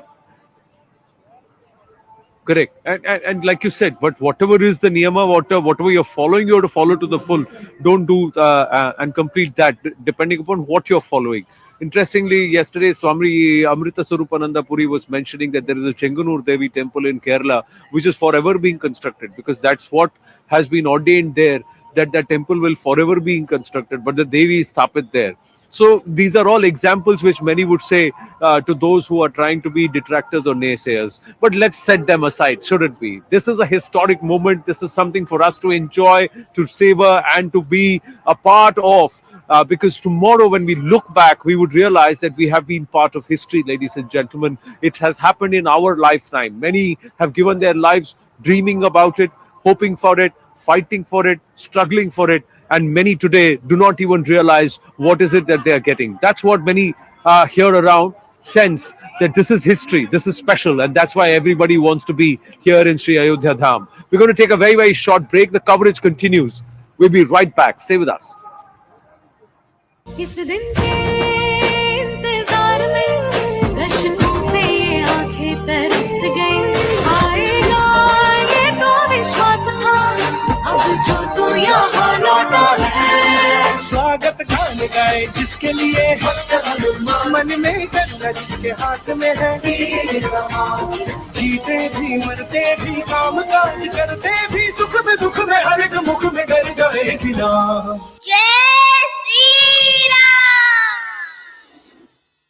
युग में हर क्षण मेरा, हर कदम में हर पल में हर क्षण मेरा, Ram Siya Ram Siya Ram. Netaji are being allowed. In fact, we also had to walk about 500 meters, from the last sort of chalk, because they said that they wouldn't allow us beyond a certain point as well. So obviously, security, we are taking no chances. And in a bit from now, probably in another half an hour, 45 minutes, this entire stretch where I'm standing at will be sanitized, because the Prime Minister's security will take over the premises, because the Prime Minister is expected to take this route to go to the temple, is what we're given to understand. But yes, it's beautifully decorated, even though there have been barricades that have been put in place. So if any common person is trying to walk, they have to walk past those barricades. Nobody is allowed to be on the main road, that we are standing on. But obviously, they will be making it more and more stricter and more and more tighter as the time progresses, and as we approach the Ram Mandir Pran Pratishtha period. A lot of programs, big and small programs, people in a way trying to celebrate in their own way. Where are you right now, and tell us what's happening around you? Well, I'm at Rampath right now, and it's a celebration of sorts, and there's this Bhajan Mandali which has come all the way from Madhya Pradesh, and let's allow our viewers to first soak in into what they want to really present. Sir, aap bhajan ga sakte. Jai Sri Ram.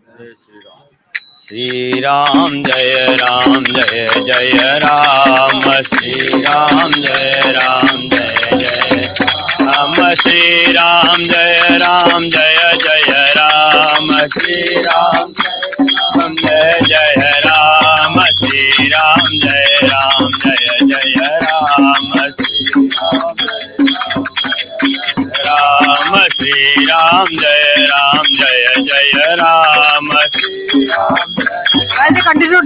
While they continue to sing, there are women who are coming here to perform कर सकते हैं. Ram Sri Ram Jaya Ram Jaya Jaya Ram Ram Sri Ram Jaya Ram Jaya Jaya Ram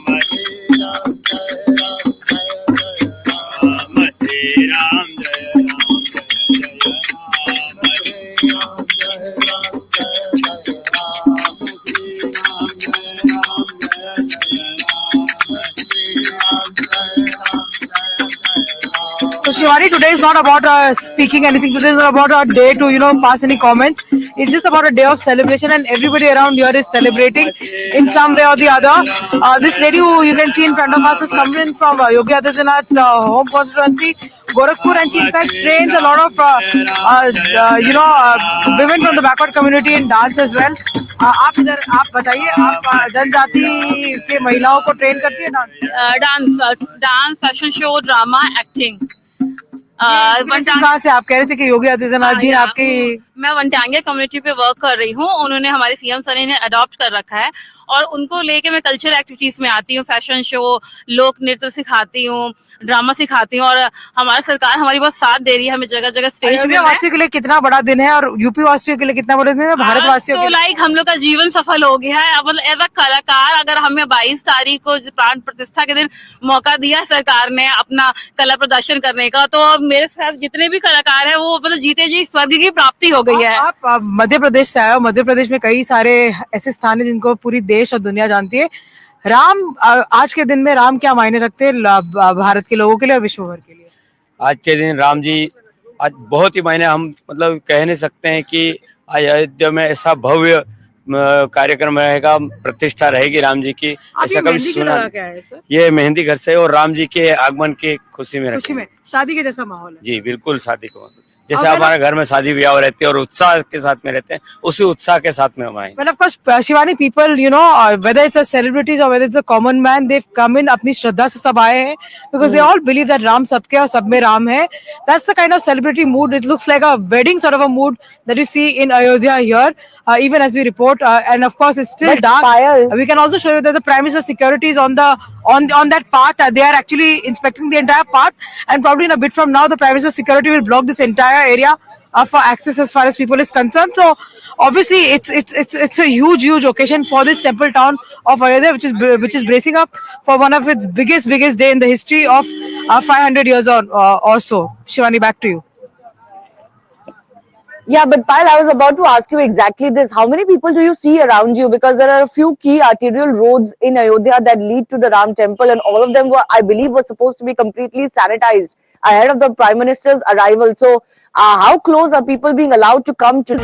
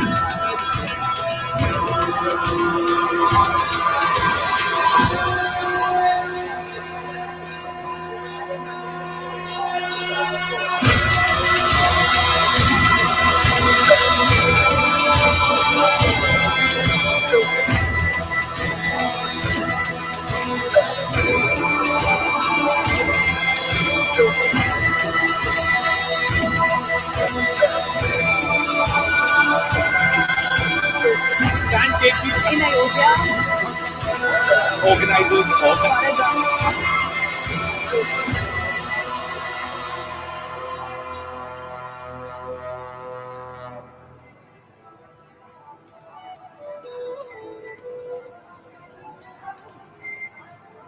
Namaste, Jai Hind, and welcome, ladies and gentlemen. History is going to be made today. It's a historic moment that all of us are going to be a part of.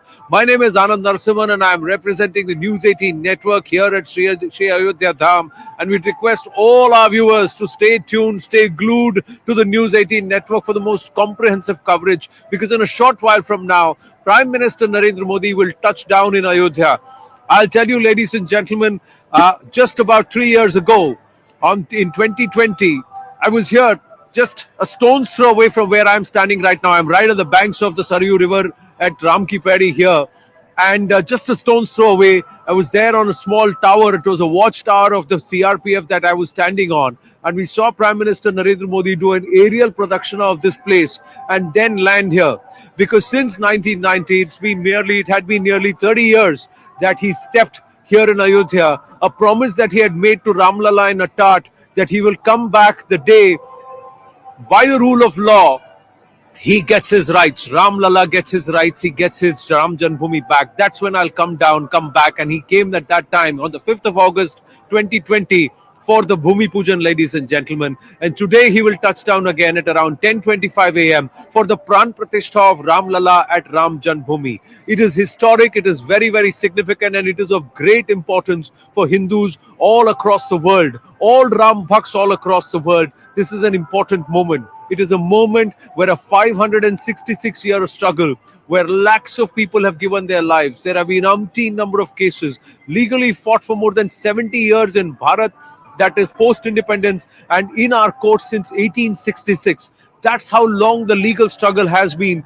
for Ram Lalla to get back his Ram Janmabhoomi, and that's the reason why thousands and thousands of people are making their way to Ayodhya, ladies and gentlemen, because they all want to be here in Ayodhya. There are 8,000 invitees who will be watching that moment when Prime Minister Narendra Modi will open the eyes of Ram Lalla, apply kajal under his eyes, and then show him a mirror and say, welcome to this world, this land again. And here you are, the divinity infused into this murti of Vigraha, which is a representation of the divinity that is Prabhu Sri Ram for all the Ram Bhaks, ladies and gentlemen. That will happen. Along with that, he will also go to that Kuber Tila, the Shiv temple not so far away, Ayodhya, or Ram used to pray to Shiva, and that's why in every Shiva temple there will be a Vishnu presence. In every Vishnu temple there will be a Shiva presence, because as per our scriptures, both complete each other. If Vishnu is milk, Shiva is dadi or curd. They are the same in different forms. That's what our scriptures talk about. And that will be manifest at the Kuber Tila, where the temple will also be inaugurated. There is so much that's going to happen. Helicopters are going to shower flowers from the air when the Aarti happens. All the guests, Payal Mehta just got us that story, that all the guests will have bells to ring, and they will all be ringing bells. And the Prime Minister has urged everybody to light a diya. I am talking about diyas right behind me. There are lakhs of diyas that are just being put together. They've all being assembled because this place is going to be lit up. It is going to be Deepavali today, ladies and gentlemen. Lakhs and lakhs of diyas across the Saryu Tat, all across Ayodhya, will be lit this evening. You light one at your homes. That's the urge that the Prime Minister has made. That is what Yogi Adityanath has said. Yogi Adityanath, the Chief Minister, will be present along with the Governor Anandiben Patel and, of course, the RSS Chief Mohan Bhagwat along with the Prime Minister during the Pran Pratishtha ceremony. There is a lot that we have to share with you. Right now, we've got news coming through.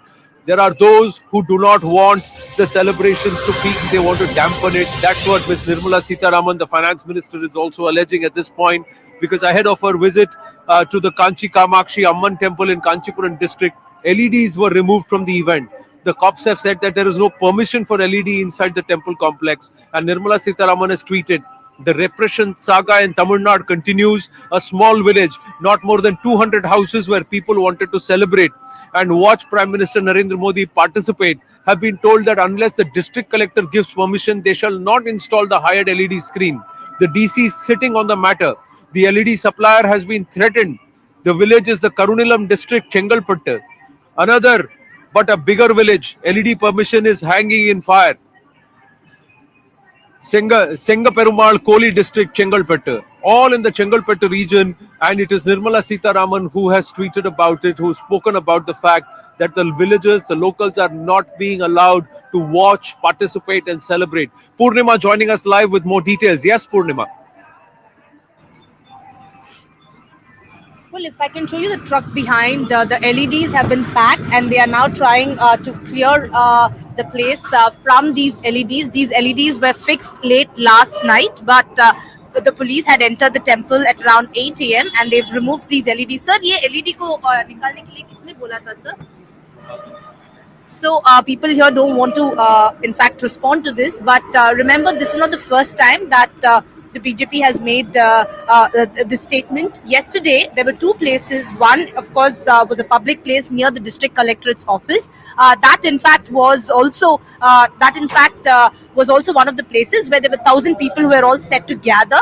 Even their permission was denied. They removed all these preparations that were already underway. This time around, भैया आपने कब डाला था ये LED को? 4 बजे सुबह सुबह 4 बजे, और किसने बोला था आपको निकालने के लिए? बस मेरा ये आदमी काम कर रहा है ना, वो बोला, उसको कौन बोला मालूम नहीं। So, police sources say they've not got permission for LED screenings here. This is something that Finance Minister had tweeted yesterday as well. But you can see, despite the fact that the LEDs have been removed from this temple, people are gathering in huge numbers to, in fact, participate in bhajans that are currently underway. But the screening of the grand event that's planned may not take place here because the district collector has not yet given permission, is what we are hearing. And they've removed, uninstalled the LEDs, and they are loading it inside this truck, as you can see. Back to you. Well, thank you for that. Thank you for that. Thank you for that. Thank you for that. Let's go straight across to somebody whose bhajans have enthralled us. When he takes, when he says, "Bolo Ram, Ram, Ram," "Bolo Sham, Sham, Sham," everybody sings along with him, and he's been doing it for more than 4.5 decades now. It's a special moment for all of us, but perhaps it will be more special for you, Anup Jalota ji. Namaste. Jai Hind. This is Anand Narsimhan. Thank you so much for your time. आपको कैसा महसूस हो रहा है? आज तो एक बहुत ही खास दिन है। आज का दिन बहुत विशेष है, ऐतिहासिक है। जो लोग इसे सामने देखेंगे बस उनका कल्याण है। बहुत ही बड़ी बात है उनके जीवन में। मैं अपने को बहुत भाग्यशाली समझता हूँ कि मुझे आज प्रधानमंत्री जी ने निमंत्रण भेजा है और मैं यहाँ पहुंच गया हूँ। अब रास्ते में हूँ और मंदिर की ओर मेरी कार बढ़ रही है। अनुप जी, मैं आपसे जानना चाहता हूँ, आपने भजन तो बहुत गाए हैं, भक्ति के भजन गाए हैं, आपने उनके भाव गाए हैं जो कि भक्त हैं, पर कभी ऐसे कुछ गीत हैं, आप तो अवधी भी बहुत अच्छा बोलते हैं, तो अवधपुर में क्या रामलला के गीत हैं, रामलला के भजन हैं? रामलला के बहुत है। अरे हमारे तुलसीदास जी ने कितना लिखा है, अवधी में लिखा है। तो ये जितने भजन हैं उनमें हम रामलला के दर्शन करते हैं। हमारे उत्तर प्रदेश में वही भाषा बोली जाती है। तो मैं तो उत्तर प्रदेश का हूँ, लखनऊ का हूँ। तो लखनऊ में ऐसो को उदार जग माही, बिनु सेवा जो द्रवे दीन पर, राम सरस को नाही। ऐसो को उदार जग माही, बिनु सेवा जो द्रवे दीन पर, राम सरिस को नाही, राम सरिस को नाही। ये सब अवधी भाषा है और इसी में लिखा है तुलसीदास जी ने, और हम लोग बहुत आनंद लेते हैं जब उनके भजन गाते हैं। पर अनूप जी, राम इतने खास क्यों है, इतने, और रोम रोम में राम, अगर भारत के कहा जाए तो गलत नहीं होगा, अतिशोक्ति नहीं होगी, ऐसा क्यों है? मैं आपको बताता हूँ, पहले रोम रोम में राम आपको सुना देता हूँ। तेरे मन में राम, तन में राम, रोम रोम में राम रे, राम सुमिर ले ध्यान लगा, छोड़ जगत के काम रे, बोलो राम राम राम। अब राम क्यों विशेष है? क्योंकि राम ने हमारे देश की मर्यादाएं तय की है। भगवान राम का जब विवाह हुआ सीता जी से, तो उन्होंने सीता जी को कहा कि मेरे पिता की 3 पत्नियां हैं, लेकिन अब आज से एक ही पत्नी होगी, हिंदू की, सनातनी की। और देखिए उन्होंने सीता जी से जो वादा किया, उसके बाद वो आज तक चल रहा है कि हमारे हिंदू धर्म में सनातनी एक पत्नी रखते हैं, जिससे कि उस पत्नी को पूरा सम्मान और पूरी प्रतिष्ठा मिल सके। उसके बाद उन्होंने कहा कि हम किसी राष्ट्र पर हमला नहीं करेंगे उसको जीतने के लिए। देखिए आज तक वही है कि भारत कभी किसी पर आक्रमण नहीं करता है। अगर कोई आक्रमण करता है तो उसको अपनी सुरक्षा के लिए उस पर आक्रमण करते हैं और उसको ठीक कर देते हैं, फिर वो इस योग्य नहीं रह जाता कि आक्रमण कर सके। ये विशेषताएं भगवान राम ने हमारे यहाँ मर्यादित की और वो आज तक हम उसे निभा रहे हैं।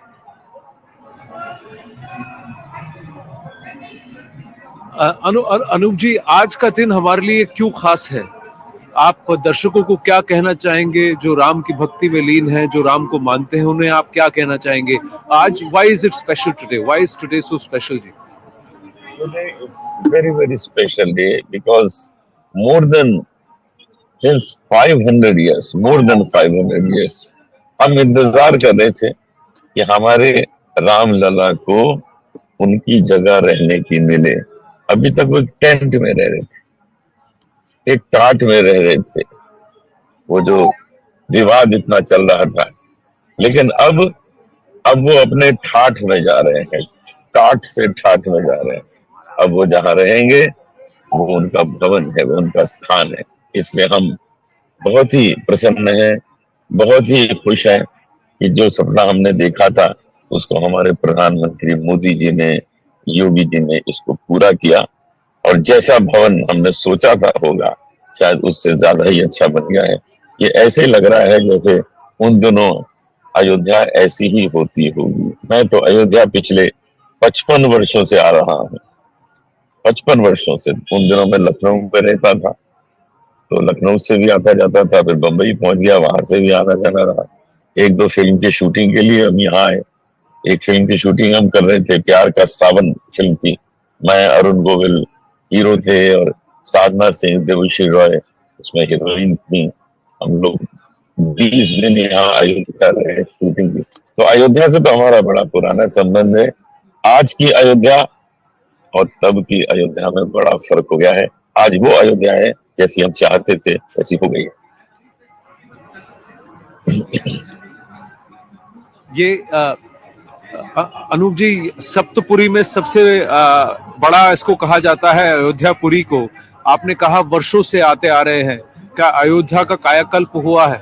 कभी आपने सोचा था आपके जीवन काल में you will see this moment and this change, this transformation? किसी ने नहीं सोचा था, क्योंकि सरकारें आई गई, किसी ने इसको ध्यान नहीं दिया। तो हमें लगता था इसको ध्यान ही नहीं दे रहा, तो ये तो होने वाला है नहीं। 55 साल से तो मैं ही देख रहा हूँ, आता जाता रहा हूँ यहाँ। लेकिन एक अवतार आना था, ईश्वर ने सोचा हुआ था कि ये तो एक अवतार भेजेंगे और वो सब काम कर देगा। तो ये अवतार पुरुष आए हैं मोदी जी। ये केवल प्रधानमंत्री या राजनेता नहीं है, अवतार पुरुष हैं। इन्होंने आके अपने दिव्यता से, अपने कर्मठ स्वभाव से, अपने धर्म के प्रति निष्ठा से वो कर दिखाया जो हम लोग बस सपना ही देखा करते थे होगा। और सच में इतने अच्छी तरह किया है कि मैं मोदी जी को नमन करता हूं, उन्होंने काम करा दिया। आखिरी आपसे एक रिक्वेस्ट है, आपके मन में जो भाव है, जो भी आप अभी इस वक्त फील कर रहे हैं, जरा हमें गा के सुनाएंगे? एक बड़ी सुंदर 2 पंक्तियां हैं, आपको सुनाता हूं कि अभी तक जो हो गया, अब आगे क्या होने वाला है। काशी बदली अयोध्या बदली, काशी बदली अयोध्या बदली, अब मथुरा की बारी है। राम खड़े हैं लिए धनुष, अब बंसी बजने वाली है। राम खड़े हैं लिए धनुष, अब बंसी बजने वाली है। मोदी जी शांत नहीं बैठेंगे इसके बाद भी। उज्जैन हो गया, काशी हो गई, अयोध्या हो गई, अब है मथुरा वृंदावन की बारी। Anup Jalota ji, thank you so much. आपने जो भाव व्यक्त किए, I think many people will identify with it. Thank you so much for your time ji. Thank you so much. Quickly, just shifting focus and taking the action back to Rampath, where everybody, all the VIPs, all the guests who are also joining us will also be coming through. They're already coming there. Aman has apparently made his way out of the media center, and he's walking on the Rampath towards Hanumangadi. How is the atmosphere there, Aman? Can you hear me? Well, yes, Anand, I can hear you, and I'm on Rampath, and this is the road which all the VIPs are taking. There was, just shortly back, there was a stream of vehicles coming from this road. All the VIPs are taking this road down towards the Ram temple. This road Rampath, about a 2-kilometer stretch from here, goes to the Ram temple. Of course, we have been stopped now from going there, but Anand, you can look at this kind of festive atmosphere in Ayodhya. These floral decorations, the lighting, the dances, the excitement here in Ayodhya is unparalleled. I have not seen anything like this before. People at every nook and corner of Ayodhya on Rampath dancing away. These special dancing groups have come from all the way from far, and the mahal here is totally Rammay. This is the stream of vehicles you see going. All these are VIP vehicles, Anand. People, the invitees are taking this route now because everybody has to be in there by 10 a.m. So everybody is taking this route right into the Ram temple, and people here clearly saying that it's a big day. There's a lot of emotion on the ground. If I speak to a few people here, in fact, who are just behind here, ये जो राम का माहौल है, अभी जो people trying to get into some way inside the Ram temple, because the security has been tightened ahead of the Prime Minister coming here. But Anand, the feeling here, I was speaking to a few people here earlier. They say, okay, we don't have the Pran Pratishtha ceremony in white. That's fine. We just want to walk this road. We just want to get near the Ram temple, because the vibe of this entire place has become totally Rammay. People say they can feel the devotion. Right. They can feel the Lord Ram is back. And that is the feeling with which many people are coming. And now the VIPs are all going inside, because the Prime Minister is expected by 10:30. Right. By 10 o'clock, everybody has to be inside. All the Bollywood stars are expected to arrive in a short while here. Anand, back to you.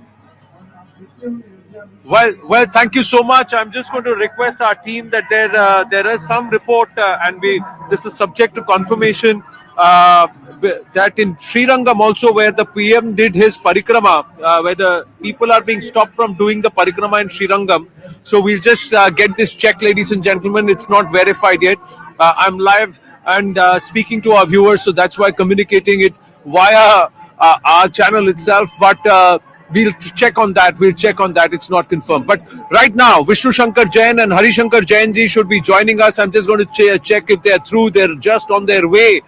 They are special invitees for the Pran Pratishtha. They will be making their way. Hari Shankar Jain ji, Vishnu ji, can you hear me? Namaste.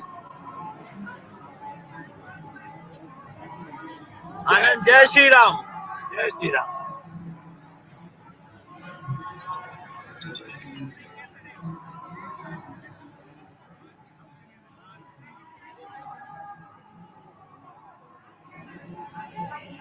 I'm just going to check. I think, yes. Vishnu Jain ji, can you hear me? Namaste. Namaste Anand, Jai Shri Ram. You're on your way. I just quickly want to ask you, I'm not able to hear you. Will try and patch myself back to the studio and back to the PCR. But Hari Shankar Jain ji, आपको कैसा लग रहा है? How special is this moment? आपका स्वास्थ्य ठीक नहीं है, फिर भी आप हट करके अयोध्या आए हैं. जी, बहुत अच्छा लग रहा है. और लग रहा है इतनी बड़ी इतनी इच्छाएं थी जो आज पूरी हो रही, उम्मीद नहीं थी. बिल्कुल अप्रत्याशित. करोड़ों रुपया मिलता जो सूर्य मिलता, बहुत बड़ा कम हो गया सदियों के लिए. जी. It's a very proud feeling for all the Sanatanis, and it's like celebrating a second Diwali for all of us. It is I cannot express you in words, Anand, the feeling which me and my father are having today in being part of this event. And I think this Pran Pratishtha is not just a Pran Pratishtha, it's Pran Pratishtha for crore Sanatanis, because we believe in Lord Ram, we believe in the ideals of Lord Ram, and today is the day that after a long legal battle, we are going to see this momentous occasion. If Hari Shankar Jain ji can hear me, I want to ask him what is he feeling.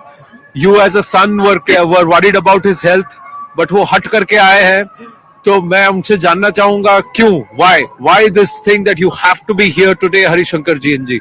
Why is it so important? जब 30 साल पहले 34 साल पहले ये प्रारंभ किया था, उसमें उम्मीद नहीं थी, अंधकार था, ये उजेला देखने के लिए दिल तड़प रहा था.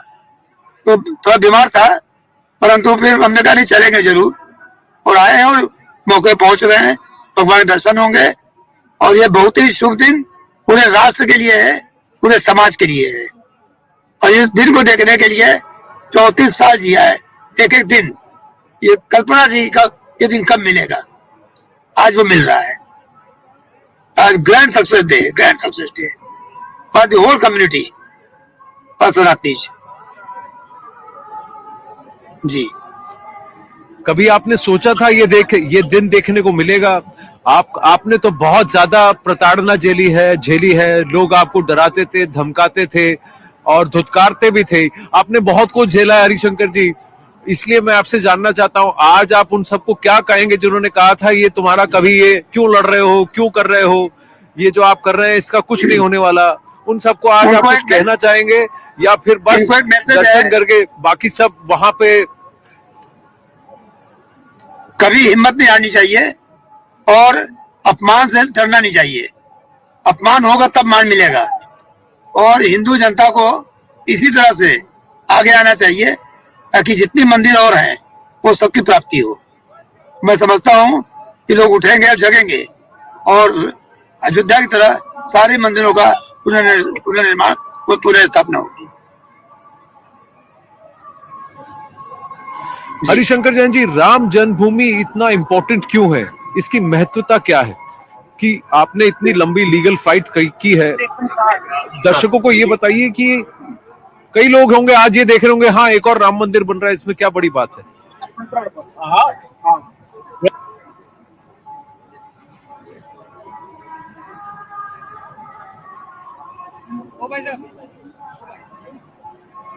Well, we will try and connect with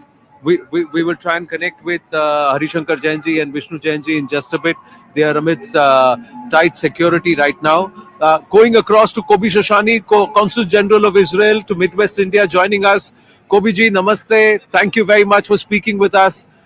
You just tweeted. You said you can see history in the making, even though you are watching it far away from Mumbai. But you feel it's history in the making. Why do you feel so? I was born in Jerusalem, and the temple in Jerusalem was destroyed 2 times in our history.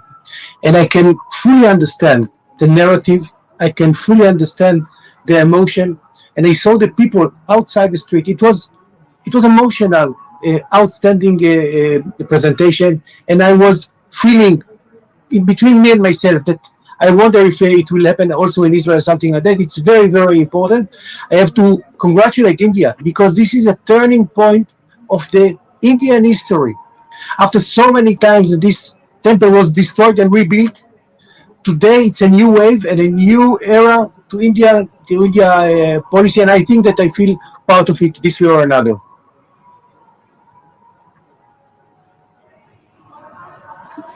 What do you think? You've been very closely associated with Bharat. What does this mean?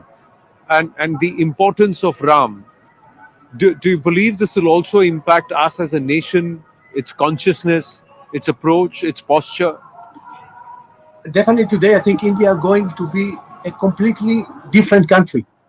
And I think that country without history will not have a future. And I think that today, and I would like to congratulate as well your government and your Prime Minister about this very, I have to say, very dramatic movement. This is something that's going to change India for many, many years ahead. We are coming from a place that we are not hesitate and we are not shy to say that this is the Jewish state. And I think that India is a little bit more complicated because of the constitution, but I fully understand the love and the respect of the people here in Bharat, the love towards Ram, Lord Ram, and of course all the history of India is extremely, extremely important to the people. And I don't think that we have to take it into a religious place. It's something that we should look at it in a very different perspective, history and future.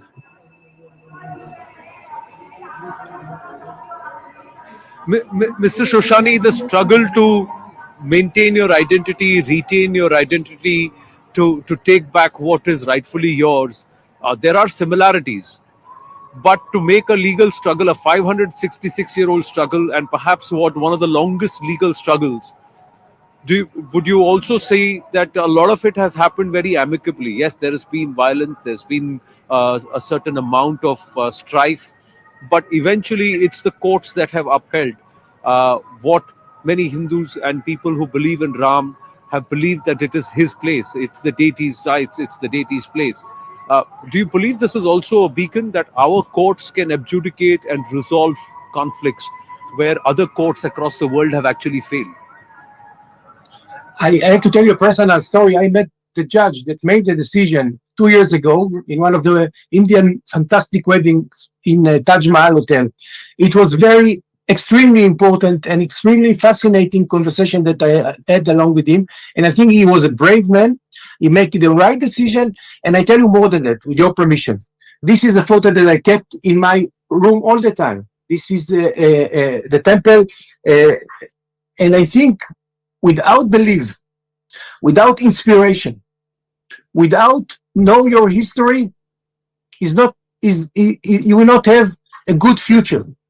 A nation without history is not the same nation. And I think India today moving forward to a very important step towards this recognition of your fantastic Hindu history. And I really appreciate and really like it very much. More than that, I have to tell you that I'm writing this day a book about India from Israeli perspective. And I read, and I make one of the chapters towards Ram Temple. And I think not because it's because was, in my point of view, extremely important to India. And I actually devoted one of the chapters to Ram Mandir, Sri Ram Mandir place. And I think it's not because it's of the importance of this place. Mr. Shoshani, thank you so much for your time and thank you for speaking with us. It is indeed a momentous day. A lot of people will not understand the depth and the importance of what is happening today. It will perhaps percolate, it will translate, and those who do, they will all be lighting diyas right through the day till evening, because 22nd of January, ladies and gentlemen, will be yet another Deepavali. Before we go across to Mr. Rangarajan Natsaman, we just have an update coming in from Siddhant. Siddhant is very close to the grand entrance, the big dwar from where most of the guests are making their way in. Siddhant, have most of the guests started coming in? It's 9:28 already. You just have only about half an hour now.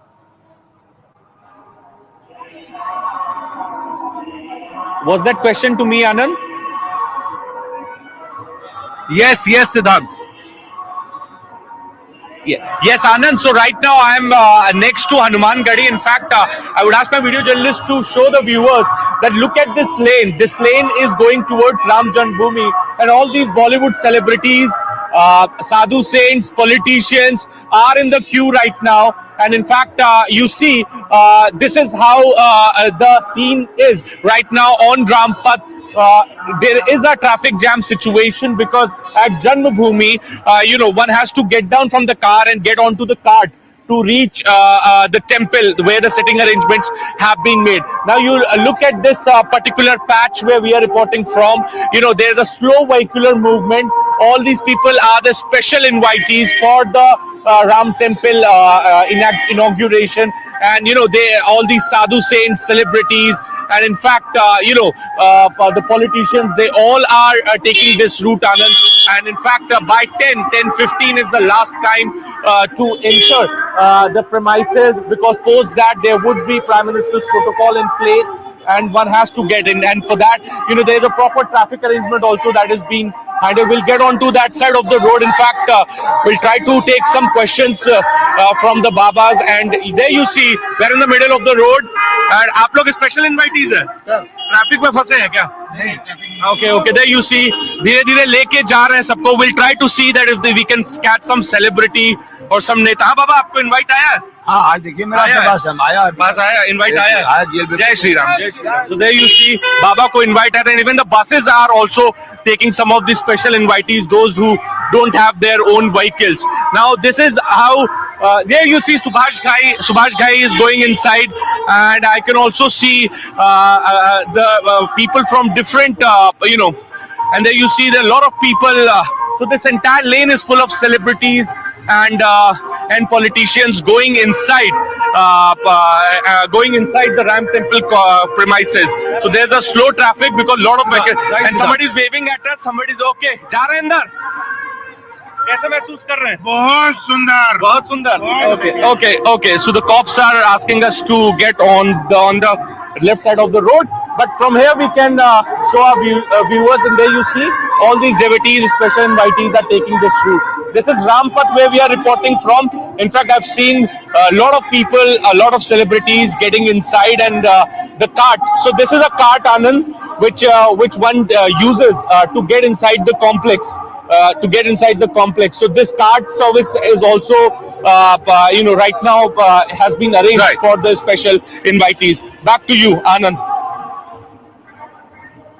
Well, thank you for that, Siddhant. Plenty of celebrities, plenty of people from all walks of life who have come right now. Just quickly going across to Rangarajan Narsimhan for an update on what's happening in Srirangam. You are from thereabouts. Yes, Mr. Narsimhan. Yes. Yeah, I just got a message from my folks there in Srirangam. A small group of 15 people were trying to do a parikrama of the temple, where recently, couple of days back, Prime Minister Modi ji went there. This is like I told you, this temple has got 7 prakaras, and the 6th and 7th prakara are basically streets. It's called Uttaravidhi and Chitravidhi respectively. And small group of 15 people, 15, wanted to do parikrama in order to celebrate, and what they were trying to do is basically just chant Sri Rama Nama. Just say Jai Sri Ram, Sri Ram, Sri Ram, Sri Ram, and then do a parikrama on the streets of the temple.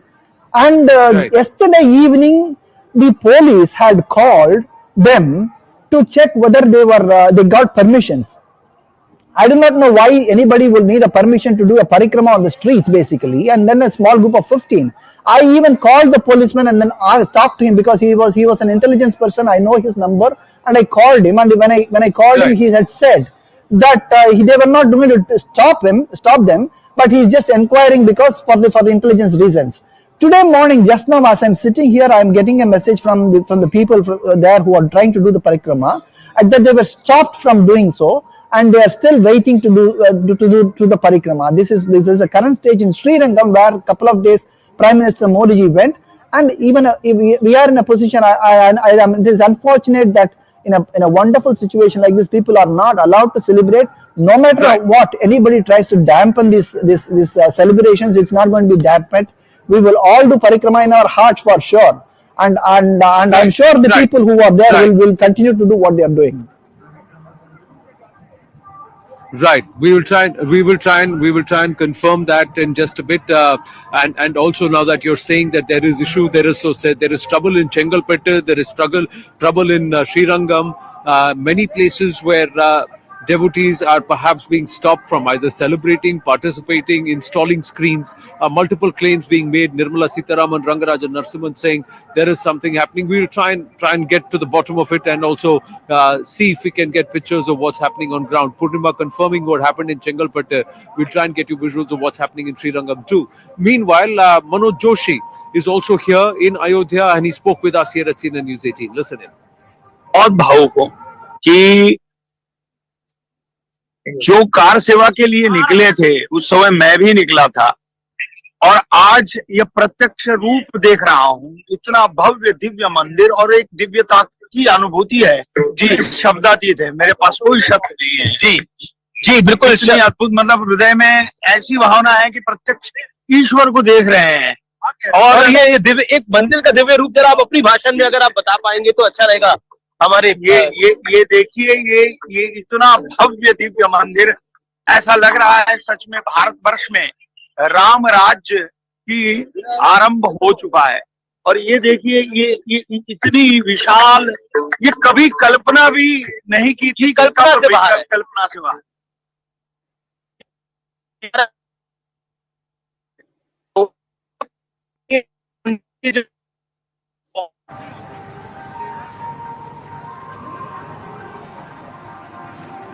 Well, so Manoj Joshi also saying that he had stepped out for Kar Seva. Yogi Adityanath has reached. Chief Minister Yogi Adityanath is at the venue. Siddhant getting us the details. Yes, Siddhant.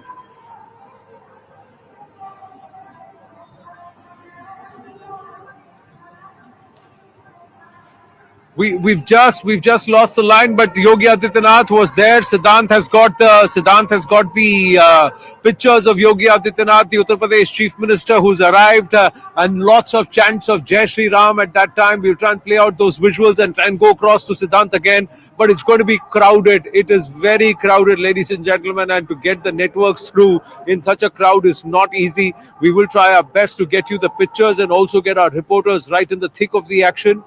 It is important for Yogi Adityanath personally also, because his Dada Guru Digvijayanath Ji was the one who started the entire movement and was part of the Ram Mandir movement even pre-independence. And then Mahant Ayodhya, his guru himself, was part of the struggle. And for him, as Chief Minister, the fruition happens, the judgment comes, the transformation of Ayodhya Nagari happens.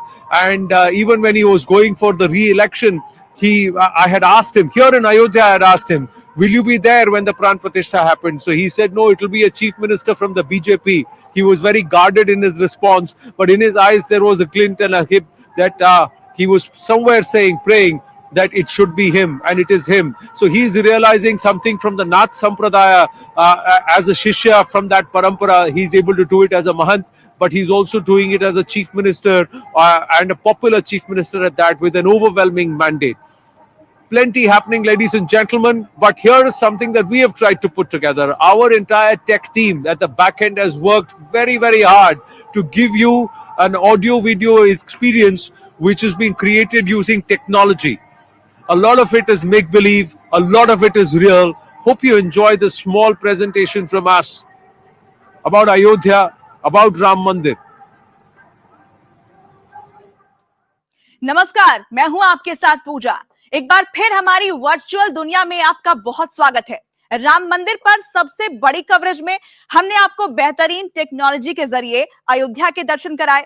लघु पुष्पक में बैठकर आपने अयोध्या धाम को देखा, और अब हम कोशिश कर रहे हैं करोड़ों राम भक्तों की आस्था और भावना को एक और रूप देने का। जी हाँ, और इसी कड़ी में मैं इस वक्त मणि पर्वत पर पहुंच चुकी हूँ। अयोध्या का ये वही मणि पर्वत है जिसके बारे में कई मान्यताएं हैं। पीछे आप देख पा रहे होंगे वो राम मंदिर जो अभी निर्माणाधीन है। जब पूरी तरीके से बन जाएगा तो कुछ ऐसा ही दिखेगा। मणि पर्वत के बारे में कहा यह जाता है कि राजा जनक ने अयोध्या में इतनी मणियां भेजी कि उसके ढेर से ये पर्वत बन गया, और इसी पर इस वक्त हम खड़े हैं।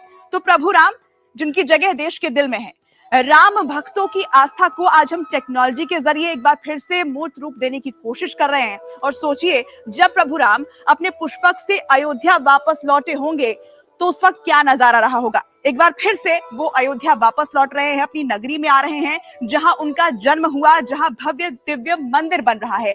तो पुष्पक से जब वो लौटे क्या नजारा रहा होगा, यही हम आपको दिखाने की कोशिश करेंगे। और इसके लिए जरा आपको नजरें ऊपर की तरफ करनी पड़ेगी, क्योंकि जो पुष्पक विमान है जिससे प्रभु राम आए थे वो ऊपर वहां आसमान में अभी आपको दिखेगा, और वहीं से वो नीचे उतरेगा। देखिए, ये भव्य और दिव्य पुष्पक विमान, ये देखिए यहाँ उतर रहा है। और पुष्पक कुबेर का ये विशालकाय विमान बेहद सुंदर भव्य, जिसे रावण ने अपने भाई कुबेर से छीन लिया, और रावण का अंत कर प्रभु राम उसी से अयोध्या लौटे। और आज अयोध्या में मौजूद हर भक्त, अयोध्या के बाहर मौजूद हर श्रद्धालु कुछ ऐसा ही महसूस कर पा रहे होंगे।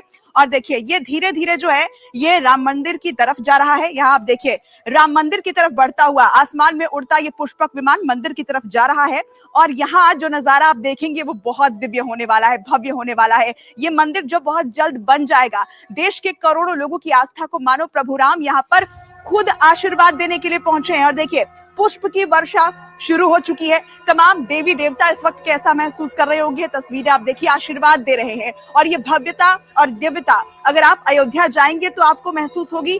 23 तारीख के बाद आप अयोध्या जाके दर्शन कर सकते हैं, लेकिन उससे पहले टेक्नोलॉजी के जरिए आप इसे देखिए। प्रभु राम की कृपा यहाँ पर आपको महसूस होगी, और हमने लोगों की इसी आस्था और भावना। Let's go straight across to Siddhant, who's joining us right from all the thick of the action. You got Yogi Adityanath. He's already there. Who else is there? Yes, Anand. Yes, Anand, Yogi Adityanath has gone inside. I also saw many industrialists, including the sadhu and saints from various Sant Pratha. They all have come. In fact, they have arrived. And behind me, you can see Anand. We'll try to take, and there you see cops are not letting us to go forward.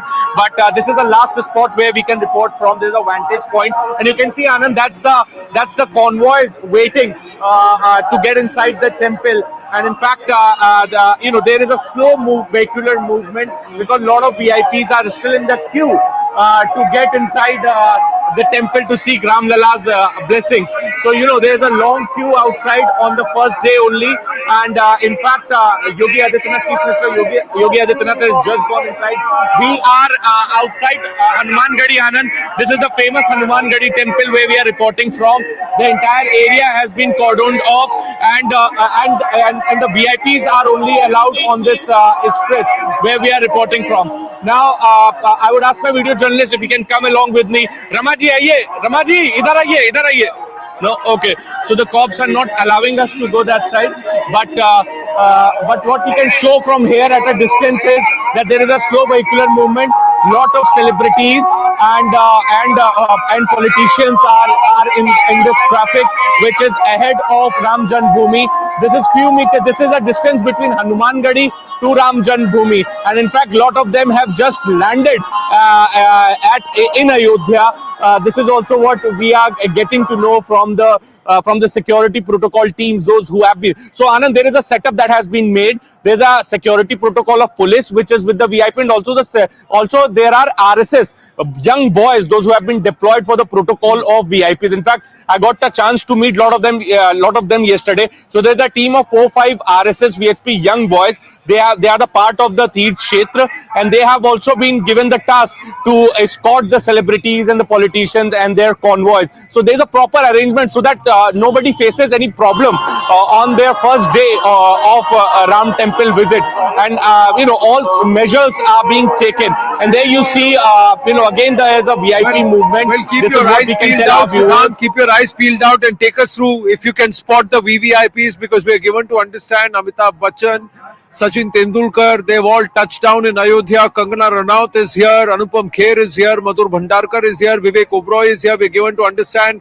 Virat Kohli and Mahendra Singh Dhoni are also arriving. They will also be entering the premises very, very soon. So you are going to have a slew of the who's who are going to make their way. They are all going to be there inside the Ram Mandir premises. Are there lots of people on the street, Siddhant? Have you been able to interact with them? What are they saying? They don't have invites. Why are they here? Yes. They are the locals of Ayodhya, Anand, and they say that we have the first right over Ram Lala. We have been associated with the Andolan.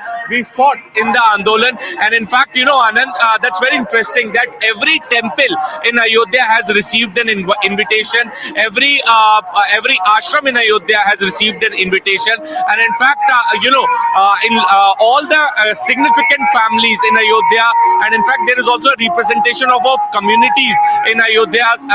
Those who have got invitation. So Ayodhya is nicely represented at this grand temple inauguration. And there you see, Anand, again the convoys have arrived. There's a slow vehicular movement, as I mentioned before. The vehicles are going inside. The cops are trying to clear the route, Anand. But at Janmabhoomi, on the main entry gate, in fact, there are multiple gates also. But at the main entry gate, the traffic gets slower. कैसा feel कर रहे हैं? बहुत आनंद है। खुश है। अरे खुश की बात कर रहे हैं। आज पूरा विश्व जो है खुश है आज इस कार्यक्रम से। Okay. So there you see, they are very excited that they got the invite. In fact, they are feeling blessed. They are feeling lucky. Whoever I'm talking to, Anand, in fact, you can see these Babas are also taking Pad Yatras. So those who don't have vehicles, they are the locals of Rampad. They are doing this Pad Yatra to Janmabhoomi. In fact, that is also advisable if they do if they do Pad Yatra. So there you see, a lot of vehicles are getting taking this route. In fact, there's a vehicular, there's a slow traffic on Rampath right now, and all these are the special. कैसा feel कर रहे हैं? Jai Shri Ram. So there you see, people are getting inside the Rampath, and again there is a convoy of Babas that are being escorted by UP police, and in fact there are some young boys that have been given this task by the Tirth Kshetra to escort and take people. आपको भी invite है? अयोध्या की रामलीला से आए हुए हैं। अच्छा, अब यहीं से है क्या? कैसा? अयोध्या की रामलीला से आए हैं, मुंबई से आए हुए हैं। अच्छा, तो अंदर जाने मिल रहा है आपको? सर मेरा एंट्री अंदर का नहीं था। मैं अयोध्या की रामलीला से आया हुआ हूँ। ये जो बॉलीवुड सितारों की रामलीला होती है, वहाँ से आप आए? वहाँ से जो रामलीला बॉलीवुड सितारों की आती है। पूरा ये रामपथ तो पूरा जाम हो चुका है। सितारे, फिल्मी दुनिया के सितारे, राजनेता, बड़े बड़े अधिकारी, मिनिस्टर्स हैं। ठीक माहौल है? ठीक है। ये देखे, हेलो, हाउ आर यू? जय श्री राम, जय श्री राम। मोदी जी को समर्पित। चलो चलो भाई चलो, ओके, चलो चलो भाई चलो चलो चलो, बुलावा आया राजा राम का। ओके, दर्शन करने ओके, चलो ओके, अयोध्या धाम का। So there you see, Anand, even there are a lot of invited. Siddhant, pulling away from you as you talk to more people. Aman is also on Rampath. Aman, one by one, all the VIPs are coming in. There are pictures of Kangana Ranaut inside. Deepika ji, who played the role of Sita in that epic Ramanand Sagar's Ramayan. She is also inside there. She's present there. We'll try and connect. We're hoping to connect with Moti Sagar, Ramanand Sagar's son. Let's hope he can join us live before he goes in. But Aman, take us through. What's the energy? What's the mood on Rampath? Well, the energy is very, very high, Anand. All the VIPs are taking this route to go towards the Ram temple. You can see dances. You can see people, onlookers behind me. You can see such dance performances going on all over Rampath. People flocking here just to get a view. Many of these people, in fact, most of them are not going to get inside the Pran Pratishtha ceremony. But still, people just want to be here on this road, capture the mood, capture what is happening here, to be a part of this moment in history, baby. We have people here from near and far who have come. आप कहाँ से आए हैं? Bihar sir से। तो बिहार से आए तो अंदर तो जा नहीं पा रहे, तो यहाँ पे क्या देख रहे हैं? देख रहे हैं मोदी वीआईपी लोग को देख रहे हैं जरा। अच्छा, मोदी जी यहीं से आएंगे क्या? हाँ, यहीं से आएंगे। मोदी जी को देखना चाह रहे हैं? हाँ, मोदी जी का इंतजार है। उज्जैन से आए। उज्जैन से आए। पूरा भारत के परिक्रमा है। कितना बड़ा दिन है राम जी के लिए, जो है राम जी दिन है, आनंद है। हमारा पूरा भारत का परिक्रमा है, पैदल यात्रा है। पैदल यात्रा जिला सायापुर है मेरा। क्या बात है। तो ये जो राम जी का माहौल है पूरा यहाँ पे, एक तरह से आपको लग रहा है कि ये राम जी के माहौल में पूरी अयोध्या रंग गई है? जी, जय श्री राम, जय श्री राम। तो Anand, that is the feeling here. People coming from far and wide, and just for a glimpse of the whole. आप कहाँ से आए हैं? नेपाल से। नेपाल से आए हैं। तो नेपाल से इतनी दूर से आए हैं, अंदर तो नहीं जा पा रहे हैं, पर राम मंदिर का दर्शन कल करेंगे? जी, कल करेंगे। करेंगे। तो नेपाल तो जानकी जी का, आप तो राम जी के ससुराल में आ गए हैं एक तरफ। हाँ, जय श्री राम, जय श्री राम। तो that is, see Anand, people here from Nepal, people here from Ujjain, people from Bihar, all over, and people enjoying this festive atmosphere in Ayodhya. People maybe not be able to go over Pran Pratishtha, but that doesn't matter. People here to soak in this devotion, this vibe, I would say, of Lord Ram and the Rammay atmosphere in Ayodhya. We see more and more VIPs now coming on this road, going towards the Ram temple. We just saw a while back Chief Minister Yogi Adityanath also taking this route and going inside the Ram temple. The Prime Minister is expected in another half an hour here, and people are eagerly anticipating for the Pran Pratishtha ceremony. Anand. Well, thank you for that. There are nice pictures coming in from inside, ladies and gentlemen. We'll try and show you some of them. Kangana Ranaut looking fantastic, and she's posing for cameras, and some pictures have come through. Deepika ji is also inside. She's present there. There are a lot of plans which are being made. Everybody is going to be presented with a gamcha which says Shri Ram. It has the Ayodhya temple on it. There are pictures of how Ayodhya temple is looking. Can I show you these pictures? Can I just let's just break the mold here a little and show our viewers if we can. And I'm going to go full screen on this. Have a look at these pictures, ladies and gentlemen. These are the kind of gamchas that are going to be given with the Ram temple on it for everybody. Is it visible? Yeah, and then I'm just going to, yeah, there you go. These are the kind of this. So everybody is going to be given a gamcha like this as they come in. This is Ram Mandir. This is how beautifully it's been decorated outside. These decorations have been going on for a long time. See, people are already there. Lots of people are already, lot of the invitees are already there. The Shramjivis are already there. Those people who have worked very hard, they are already there. So the Shramjivis are there. Yogi Adityanath is already inside. So this is the temple picture. This is how beautifully it's being done. Yogi Adityanath is already inside. His footage inside. So Yogi Adityanath, who has done a lot of groundwork. The red carpets have been set. There are galleries which are already marked for everybody. All the people have been allowed. They're all taking pictures as they are walking in. All the people who are inside, they will all be given special gamchas. This is the picture of Kangana Ranaut. And Yogi Adityanath already inside. Yogi Adityanath will also be speaking after Prime Minister Narendra Modi and Mohan Bhagwat.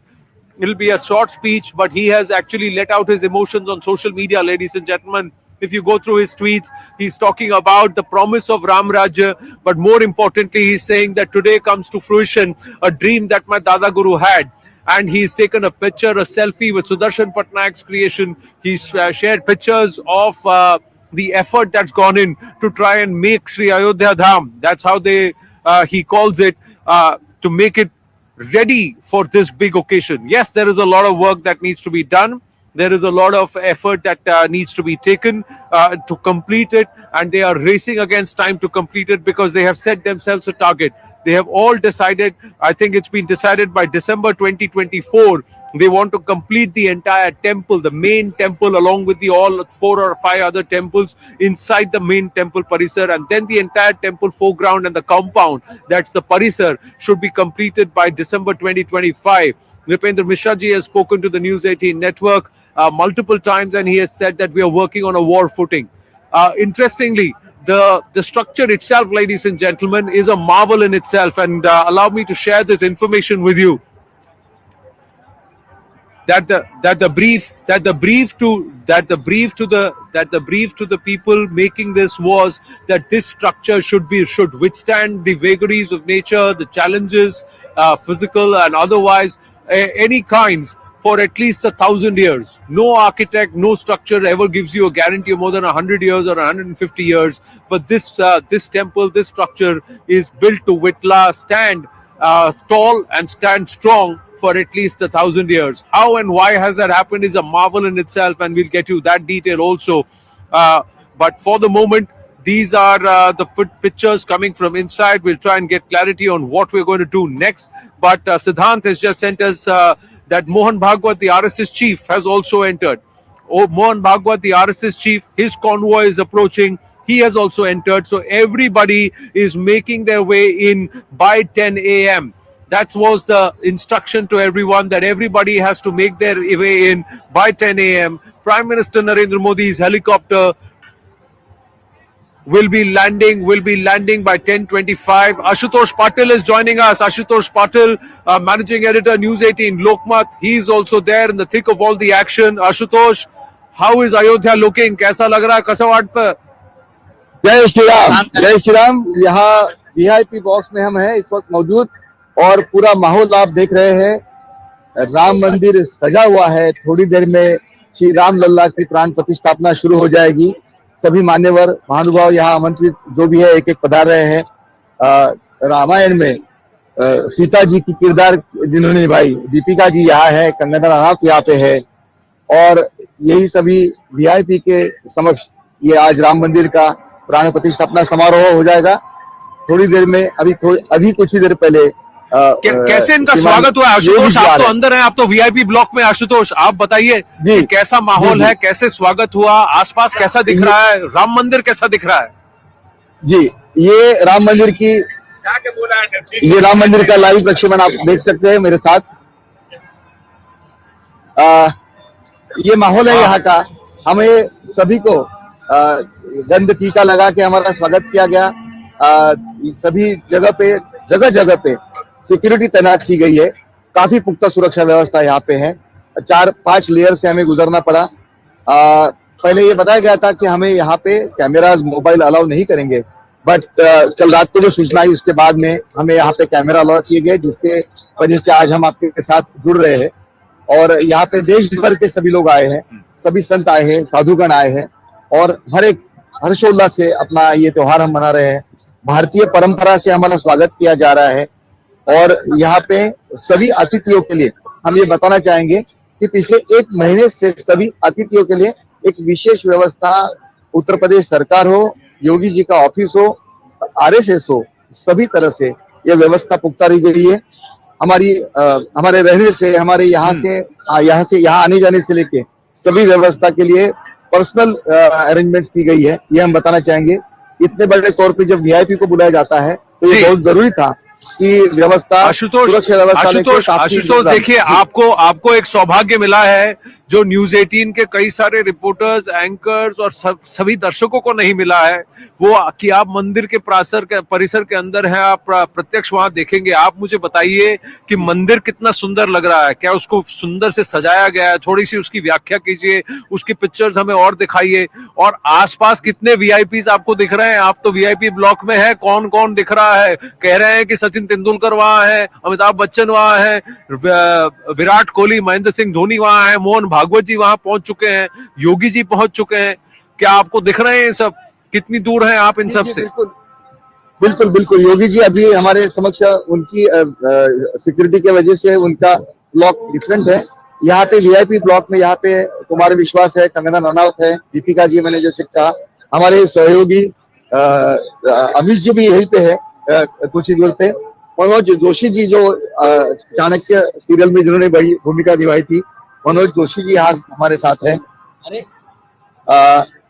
और ये VIP आप देख सकते हैं।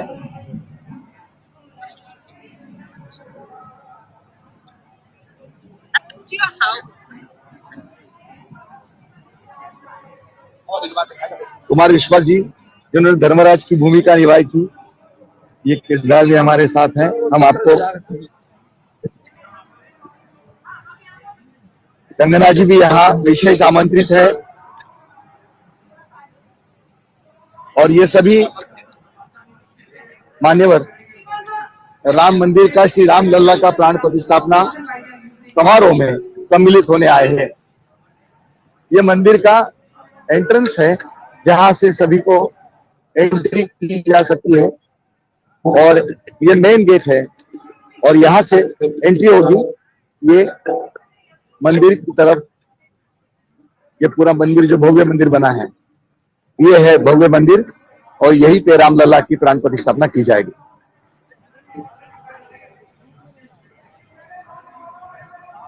कैसा आपको अनुभव हो रहा है? आप हमें तस्वीरें दिखा रहे हैं, पिक्चर्स दिखा रहे हैं, आपके मन में कैसा लग रहा है? क्या सुंदर बना है राम मंदिर? क्या आप भी वेट कर रहे हैं कि प्रधानमंत्री आएंगे और प्राण प्रतिष्ठा होगी और आपको दर्शन करने का अवसर मिलेगा? आशुतोष जी, जिन लोगों से आपने बात की उनकी मनोव्यथा क्या है, कैसे है, हमें सम्मान मिला है। हम न्यूज 18 लोकमत और नेटवर्क 18 के प्रतिनिधि के रूप में हम यहाँ सम्मिलित हुए हैं और ये नेटवर्क 18 की वजह से हमें सौभाग्य मिला है और ये पिछले 5 दशकों में सबसे बड़ा इवेंट जो होने जा रहा है, इस इवेंट में सम्मिलित होने का भाग्य है। अनुपम खेर जी अभी यहाँ पे पधारे हैं, विशेष आमंत्रित है।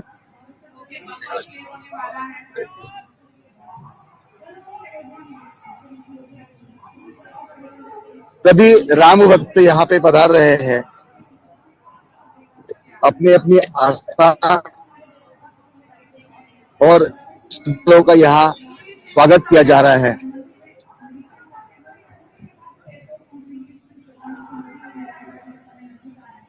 अभी थोड़ी देर में शंकर महादेवन जी, प्रसून जोशी जी सब वहां पहुंचेंगे। क्या सबको कुछ खास दिया गया है? आपको भी क्या गमछा दिया गया?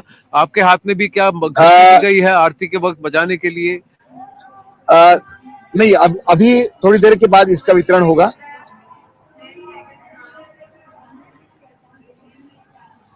जी। और जो सीटी अरेंजमेंट की गई है वो कैसे की गई? आशुतोष थोड़ा और विस्तार से बताएं। जी। ये ए ब्लॉक है, यहाँ पे भी वीआईपीज है, अलग अलग गणेश प्रसाद भी अभी कुछ देर पहले जुड़ गए थे, अलग अलग क्षेत्र के जो है ये गजेंद्र जी महाभारत के किरदार ये हमारे साथ हम जुड़ गए हैं, दीपिका जी और उनके यजमान यहाँ पे विराजित है, और ये वीआईपी बॉक्स है,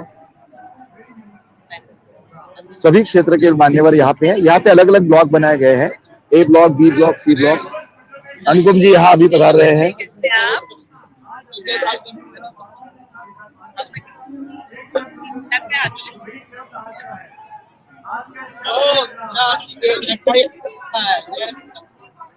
जय श्री राम के नारे सब जगह गूंज रहे हैं।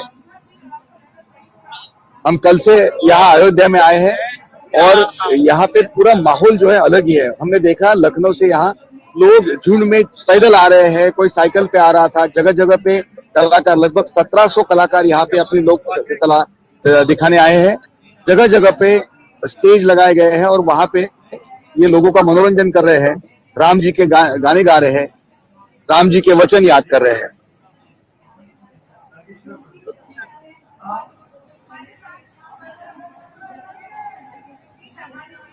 जब आप मंदिर के अंदर गए तो आपको कैसा लगा? सबसे पहले भव्य राम मंदिर को सुबह सुबह देखकर आपको कैसा लगा? कितना काम आपको लगता है हो गया है? उस पर जो नक्काशी की गई है, जो कारीगरी की गई है, क्या वो इम्प्रेसिव है?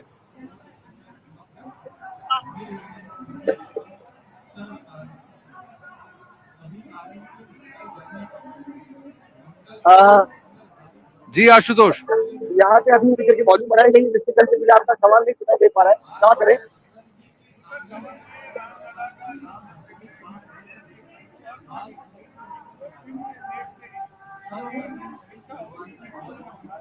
We'll come back to you Ashutosh. मैं वापस आपकी तरफ आता हूँ, आपकी तस्वीरें आने दीजिए। We'll keep those pictures. These are live and exclusive. News 18 Lokmat editor Ashutosh Patil right inside the VIP block, getting us the pictures from inside live.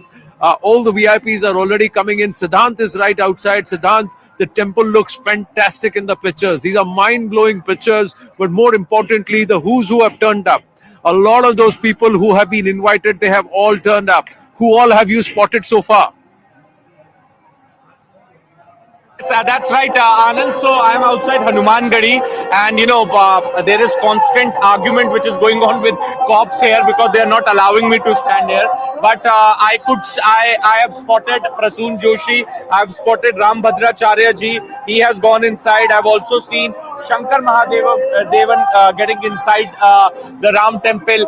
So this is a Ram Path where we are right now, Anand. Few meters away from Janmbhoomi at Hanumangadi Chowk, where we can see these celebrities, politicians, and acharyas getting inside the Ram temple. So maximum by 10:15 we can expect people to get in, because post that Prime Minister's protocol will come in place. In fact, on both sides of the road, the locals of Ayodhya are standing. In fact, there's another convoy which is approaching Ram Janmbhoomi. Let's see who is inside this particular car. This is another VIP convoy.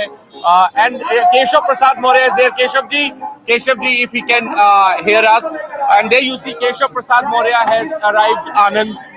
He is outside Hanuman Gadi right now. His convoy is passing by, and he's also one of the special invitees for the Ram Janmbhoomi event. So there is a queue of cars outside Ram Janmbhoomi on the first day, Anand. And this is on a large scale. People have come, those who have got invited. In fact, those who are not invited also, they are also waiting that once Mandir will be open for the Bhakt, then they will go and seek blessings. And because of which there are a lot of devotees, those who have come from the other parts also, other than the VIPs and the special invitees. Now I could see Keshav Maurya's convoy taking a detour. In fact, the space is being created for his convoy to pass, because there is a slow traffic on this particular lane going towards Ram Janmbhoomi. So he's taking the the other lane so that he can reach early. Keshav Prasad Maurya, Deputy Chief Minister of Uttar Pradesh, has just gone inside. There you see Avnish Awasthi, top bureaucrat, former top bureaucrat, with his wife Malini Awasthi. They have gone inside. They waved at our cameras also. Again, somebody who played a very crucial role in the development of Ayodhya. In fact, he was ACS home and he was once the district collector of Ayodhya also. There is a lot of fanfare, lot of celebration, lot of VIPs coming in, all the invitees making their way in. We're just about 15 minutes away before Prime Minister Narendra Modi arrives, and then we get into the full overdrive mode, because that will be the last bend, isn't it, towards the Pran Pratishtha that we've all been eagerly waiting for. Between 10:25 and 12:25, over 2 hours, the entire function will conclude. Between 11 to 12, the Prime Minister is planning something which is a surprise. We're given to understand it's not clearly defined. He will be meeting the Shramjeevis. He will be spending time with them, thanking them for the effort that they put in and urging them to complete the work at the earliest. But here is a special message coming in from two action-oriented superheroes or film heroes, let's say that, Akshay Kumar and Tiger Shroff. नमस्कार, मैं हूं अक्षय कुमार और मेरे साथ है मेरे मित्र tiger Shroff, और हम दोनों की तरफ से आप सबको जय श्री राम। आज का दिन पूरी दुनिया में बसे राम भक्तों के लिए बहुत बहुत बहुत बड़ा दिन है। कई 100 सालों की प्रतीक्षा के बाद ये दिन आया है कि रामलल्ला अपने घर अयोध्या में अपने भव्य मंदिर में आ रहे हैं। और हम सब ने बचपन से इस बारे में इतना कुछ सुना है, पर आज इस दिन को होते हुए देख पाना, इस दिन को जी पाना बहुत बड़ी बात है। और हम वेट कर रहे हैं उस घड़ी की जब हम दीप जला के श्री राम का उत्सव मनाएंगे। हम दोनों की तरफ से आपको और आपके परिवार को, सबको इस पावन दिन की बहुत बहुत शुभकामनाएं। जय श्री राम। नमस्कार, मैं हूं अक्षय कुमार और मेरे साथ की तरफ से आप सब।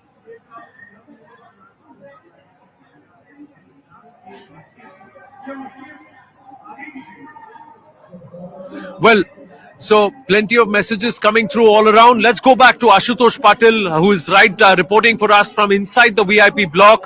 Ashutosh, वेंकटेश प्रसाद ने वहां से ट्वीट किया है, बहुत सारे लोग वहां पहुंच चुके हैं। किन किन को आप देख रहे हैं? कोई आपसे बात करने को तैयार है, या सब आसपास देखकर राम मंदिर की भव्यता को निहार रहे हैं? कहा जा रहा है कि राम भद्राचार्य जी भी पहुंच चुके हैं, शंकर महादेवन, प्रसून जोशी पहुंच चुके हैं, अवनीश अवस्थी, केशव प्रसाद मौर्य अभी एंटर करते होंगे, बिकॉज सिद्धांत ने अभी उनसे बात की है। Take us through what you see, take us through what you see Ashutosh. देखिए, यहाँ पे अभी वीआईपी ब्लॉक अभी कुछ ही देर में यहाँ पे सभी वीआईपी स्थानापन्न हो रहे हैं। सबको अभी इंतजार है कि ये समारोह कब शुरू हो, और इस ऐतिहासिक क्षण के भागीदार होने के लिए हम सब आए हैं। जैसे कि देख रहे हैं, ये पूरा वातावरण एक भक्तिमय वातावरण है यहाँ पे है, एक अलग ही माहौल है। पिछले 5 सदी से जिसका इंतजार था वो घड़ी आज अभी आई है। ये मंदिर, जो भव्य मंदिर का निर्माण हुआ है, ऐतिहासिक घड़ी है, और आज केवल वीआईपी को यहाँ पे प्रवेश दिया गया है। जैसे कि हमने पहले कहा कि लगभग 4 से 5 लेयर का सिक्योरिटी यहाँ पे अरेंजमेंट किया गया है। आज अयोध्या वासी हो या बाहर से आए हुए जो टूरिस्ट हो, उनको आज यहाँ पे अयोध्या में और राम मंदिर के लिए प्रवेश नहीं मिल पाएगा। लोगों के लिए, सामान्य लोगों के लिए प्रवेश बाद में खुला किया जाएगा, लेकिन अभी फिलहाल आज केवल वीआईपी के लिए ही ये व्यवस्था की गई है। ऐसा स्वाभाविक है कि लाखों लोग यहाँ आना चाहते हैं। यहाँ पे परिस्थिति ऐसी है कि आप अयोध्या हो, लखनऊ हो, फैजाबाद हो, कहीं भी सभी जगह होटल फुल है, सभी टूरिस्ट प्लेसेस फुल है। राम की पेड़ी हो या यहाँ पे हनुमानगढ़ी हो, जितने भी यहाँ पे स्थान है, सब जगह यहाँ पे आज आपको भीड़ दिखाई देगी। आनंद, आप स्वयं भी अयोध्या में थे, हम मिले थे आपको कल, आपने भी यहाँ का माहौल देखा है। जय श्री राम के नारे सब जगह गूंज रहे हैं। आनंद जी, और अनुज सिंगल सीएनबीसी आवाज के भी वहीं अंदर परिसर में है। Let's have a look at what he has sent through from inside Ram Mandir. It's gonna be one big event where who's who has been lined up, of course, and the Muhurat, of course, is at 12:20. and we are here early because we wanted to secure our seat and also to observe what's happening here. So yeah, I mean, stay tuned and I'll keep sending whatever I get from here. We have entered the temple of Ramlala, and in some time from here, the Prime Minister will be here along with all the VVIPs for the Pran Pratishtha, and it's going to be a big event, of course. Ayodhya Dham is fully decked up. There's, of course, a lot of security, something that I've not seen all my life. But then, it's obvious for an event like this. And, as you can see, obviously there are no cameras allowed here. So I'm just recording it from my mobile, which is allowed, by the way, and sending it to you from wherever it's allowed. And in the background, you see the Grand Ram Temple. Behind me is the entry gate for the Pran Pratishtha, and as you can see, it's decked up beautifully, and all the VVIPs are expected any moment now, and this is gonna be one big grand event.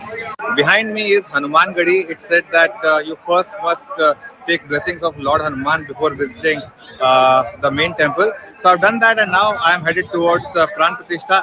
I must tell you that it's an electric atmosphere out here. I mean, I have not seen anything like this in my life. I think, in many parts, it's bigger than even Diwali. And I think now I'm headed towards the main Mandir, and I'll try to post something from there as well. With me is Nishant Priti. He's the co-founder of Ease My Trip. Nishant, describe in words how are you feeling today? So this is a historic moment for every Indian.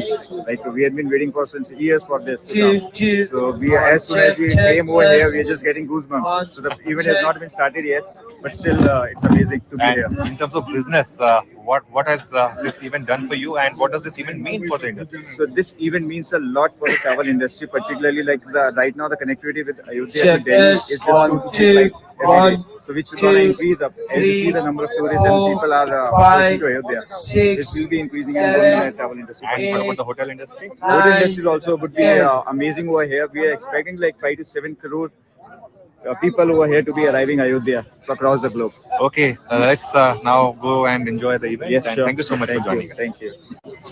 The Ram Temple is fully decked up here, and I'm here, of course, for Pran Pratishtha, and it's gonna be one big event where who's who has been lined up, of course, and the Muhurat, of course, is at 12:20, and we are here early because we wanted to secure our seat and also to observe what's happening here. So yeah, I mean, stay tuned and I'll keep sending whatever I get from here. Well, so the beautiful representation report there from Anuj. Let's try and go back to Ashutosh Patil and Siddhant Mishra. There are pictures that have just come in. I hope the team is putting out of Yogi Adityanath inside the Mandir Parisar, and he's waving to people. Plenty of stills, lovely pictures that have come through. Hema Malini is there, Saina Nehwal is there, Raja Bhaiya is there. Everybody has turned up, and they're all the excitement, the joy on their faces, the bhakti is coming through, and that's very, very special. Ashutosh, आप किन-किन से मिले हैं बताइए? Goodness और त्याग की भावना, और आज वो भावना, वो गुडनेस जो है वो हमें यहाँ दिखाई दे रही है. जय Shri Ram. Did you expect that this will come about, this temple? Number 6. Thank you.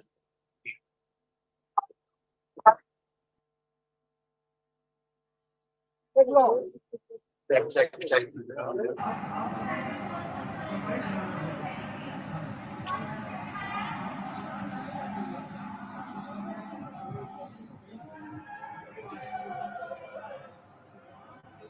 Well, so plenty of reports coming through. I'm just looking at the pictures, ladies and gentlemen. They're just fantastic.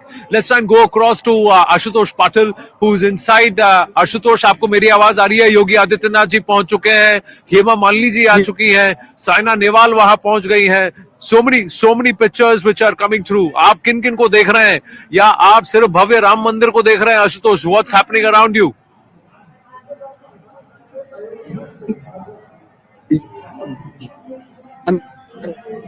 हमारे से 50 गज दूरी पे तो entrance main बनाया गया है, वहां से ये पधार रहे हैं. हम आपको कुछ दृश्य दिखाने की कोशिश करेंगे.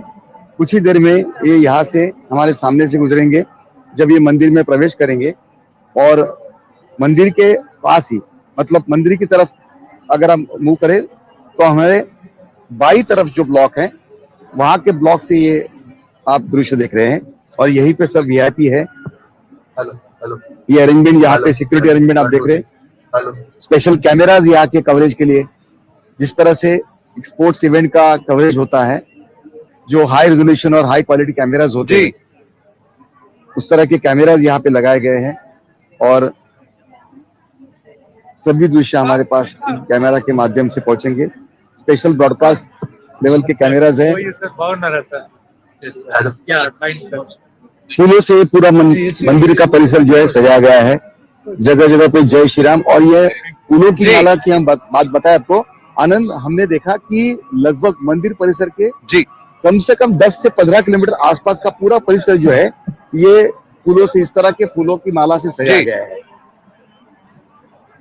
करेक्ट। और जगह जगह पे लोक कलावंत जो है यहाँ के, और उसको मैंने रात को 1 बजे से लेकर 4 बजे 5 बजे तक, सुबह तक, देर रात में, right in the dead of the night, there have been Shramjeevis who've been working tirelessly to make Ayodhya beautiful, and they were being dropped a kilometer apart with bundles and bundles of flowers, and they were wrapping it up all across the bridges, the roads, decorating all of Ayodhya, and they were doing it right through the night in biting cold, ladies and gentlemen. Even as I speak, it's already about 10:15 in the morning, but my hands are all numb. It's so cold here. But these people were working right in the dead of the night when temperatures dropped to less about 4 to 5 degrees in the night, and that too on the Saryu Tat, and you have that breeze that just chills you. And despite all that, they've done all this work. So it's a big tribute.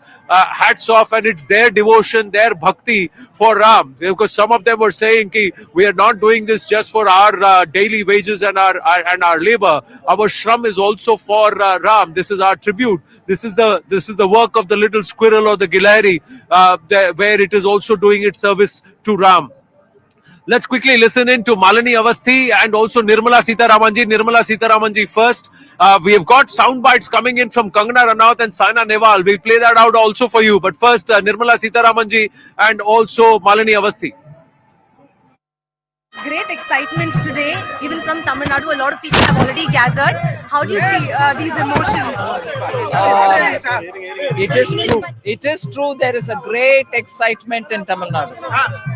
It is true that people are coming on their own to join in this historic occasion.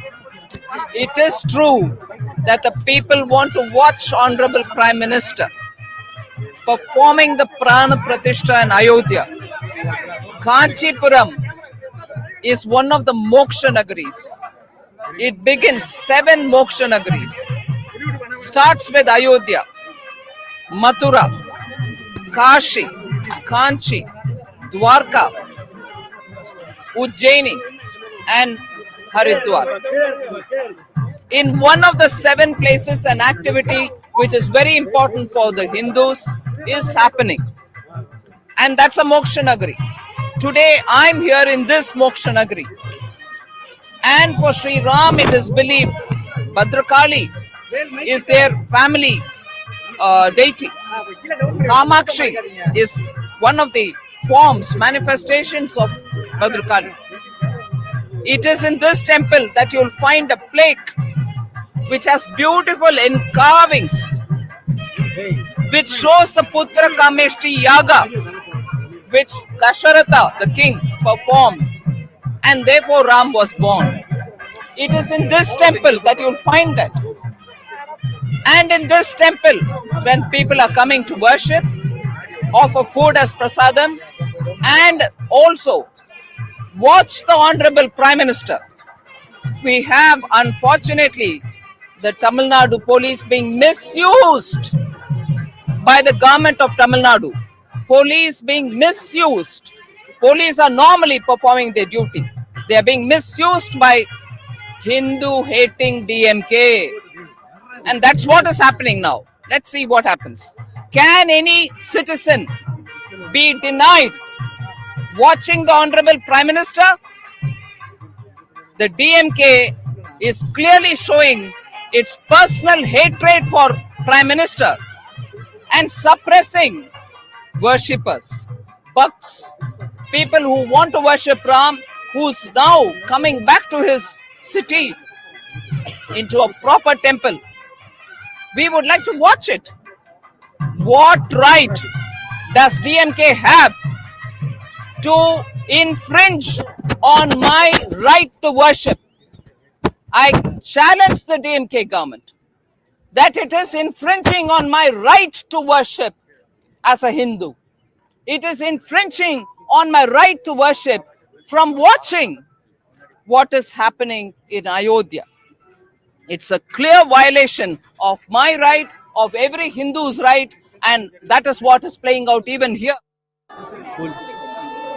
आज हम अयोध्या नगरी में आए हैं और ऐसा लगता है जैसे किसी पौराणिक काल में पहुंच गए हों, जहां पे हम लोग सुनते थे अद्भुत कथाएं कि कैसे कैसे बड़े बड़े भवन हुआ करते थे, बड़े बड़े यज्ञ हुआ करते थे, जहां पे देव गंधर्व सारी सृष्टि से जो है वो आया करते थे। इस तरह का ये एक बहुत ही अद्भुत और अलौकिक सा एक एक्सपीरियंस लग रहा है। और जहाँ तक हम विकास की बात करें, जो योगी जी की सरकार है उन्होंने पूरी काया पलट दी है उत्तर प्रदेश की। क्या हुआ करता था पहले और अब क्या हो चुका है। और आई थिंक ये जो हमारी जो वेटिकन सिटी को जाना जाता है रोम की, उससे भी बहुत आगे अयोध्या जो है पूरे विश्व में विख्यात होने वाली है। डेवलपमेंट को ही ना लेके सिर्फ स्पिरिचुअलिटी को लेके, और हमारे जो आइकॉन है रामलला वो बहुत पूरी दुनिया का जो है मार्गदर्शन करने वाले हैं। जय हिंद। मोरे राम अवध घर आए, आज बस घर आ गए प्रभु, उनको बस देखने की प्रतीक्षा। आपको लगता है कि आगे आने वाली पीढ़ी जो है, जो सांस्कृतिक चेतना एक जगी है, वो आगे आने वाली पीढ़ी भी आज के दिन के बाद सीखेगी?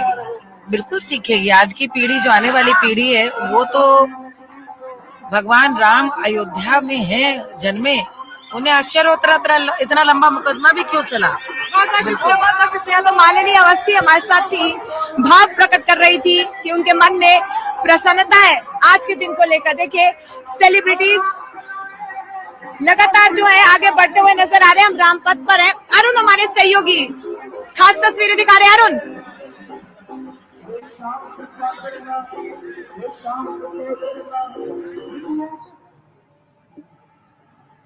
Plenty of reactions coming through. I'm also going through the pictures, just also going through Akshay Kumar and Tiger Shroff saying Jai Shri Ram and wishing everybody phenomenal messages coming through, ladies and gentlemen. It's an occasion to celebrate. It's an occasion to celebrate. We'll try and see if we've got the reactions from Kangana Ranaut also, which has come through a soundbite. We'll try and play that. Amitabh Bachchan has reached Ayodhya, and he is going to be coming straight to the Ram Mandir. We are given to understand a host of celebrities are coming together. Madhuri Dixit, Nene, Vicky Kaushal, Katrina Kaif, Ayushmann Khurrana, Ranbir Kapoor, Alia Bhatt, Rajkumar Hirani, Mahavir Jain, and Rohit Shetty. They've all en route to Ayodhya. They should all be coming through. Abhishek Bachchan and the Ambanis are also there, we are given to understand. Anil Ambani has also come there. Abhishek Bachchan has come there. Mrs. Neeta Ambani is already there. We also have plenty of other guests who have come through. We'll try and go across to our reporters, Siddhant, Aman, and also Ashutosh. They're all in the thick of the action. Aman, are you there with us? All right, Siddhant is there with us. Siddhant, so who all have you been able to spot, and how are they being escorted? Is there a traffic there, or is it a straight unstopped passage, unobstructed passage for them to enter? Yes, that's right, Anand. So there is escort vehicle with these VIPs, but some VIPs are without the escort vehicle. But there is a smooth passage that has been created by UP police. But despite that, Anand, because there are 8,000, 9,000 people are going to be inside one premises, and it's only a 2-lane road, which is a Rampath. So, there is a traffic congestion, traffic is slow, but police is making sure that that passage gets cleared immediately. I've spotted many of them getting inside, Anand. In fact, there's a cart service also, which is going on from Mangeshkar Chowk to Ram Janmabhoomi. And the idea is, Anand, that those who don't have vehicles, if they are the invitees, if they are the special invitees, all special invitees don't have vehicles, so they can take a ferry ride from Mangeshkar Chowk to Ram Janmabhoomi. Also, Anand, the young boys from RSS and BHP, they have been given task to be with these VIPs so that they can explain about the developmental works of the city and what all has happened, what more will happen, and if they want to go out shopping somewhere, if they want to do something. There you see Chirag Paswan, Anand. Chirag Paswan has just arrived. He waved at our cameras also. And in fact, the other dignitaries are also getting inside. So now the route is clear for the VIPs to get inside Ram Janmabhoomi, because most of them have already gone inside. Also, Anand, there are 2-3 gates that have been assigned, and those gates, the number of those gates are written on the passes that have been allocated to these vehicles of the VIPs. So the police is diverting the convoys, looking at the passes and the number that is mentioned in the pass. And there you see, Anand, a lot of VIPs are right now taking this route. In fact, it's going to be a hectic day and a challenging day for UP police, as they are handling lot of VIPs, lot of dignitaries, and the route is being cleared. We can expect some big VIPs to come, because the route is being cleared by the UP police. Anand will keep you updated, but right now most of them have already gone inside. We can expect the Bollywood celebrities to come in sometime from now, because Siddhant, let me do one thing. Siddhant, let's do one thing. We've got an update right now that it's all Ayodhya airport is right at the ready, because Prime Minister Narendra Modi is expected to touch down any moment now. So there will be visuals of him coming down, touching down. Really blessed. So how do you see Ayodhya now? It's a before and now. This is my first visit, so I'm hoping that we'll be coming a lot more for His divine blessing. So yes, really looking forward to the event. Have you visited Ayodhya some places? Not yet. So after this, yes, for sure. Thank you. Ma'am, how is your feeling right now?